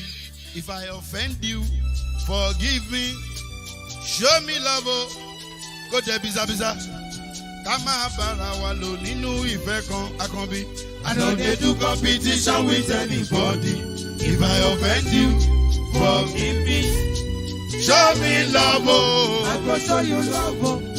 Kama bara wa lo ninu ife kan. But I know they do competition with anybody.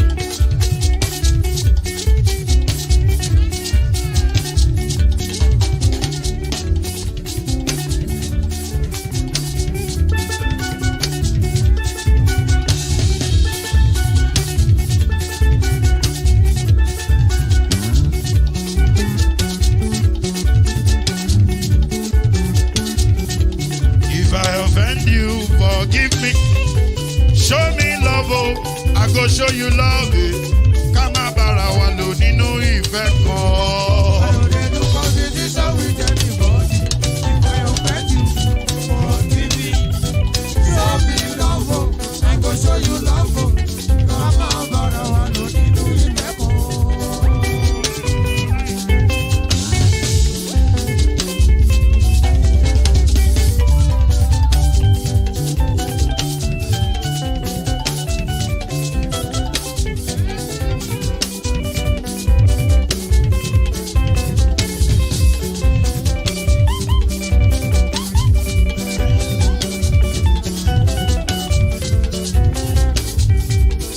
No, they do competition with anybody. If I offend you, forgive me. Tó bá ti sanwó fún Ṣẹ́gun nàbí o, ẹ fẹ́ jókù. Alákọ̀bí Ṣẹ́gun nàbí. Alákọ̀bí sábà mẹ́la. Anybody? Any bo.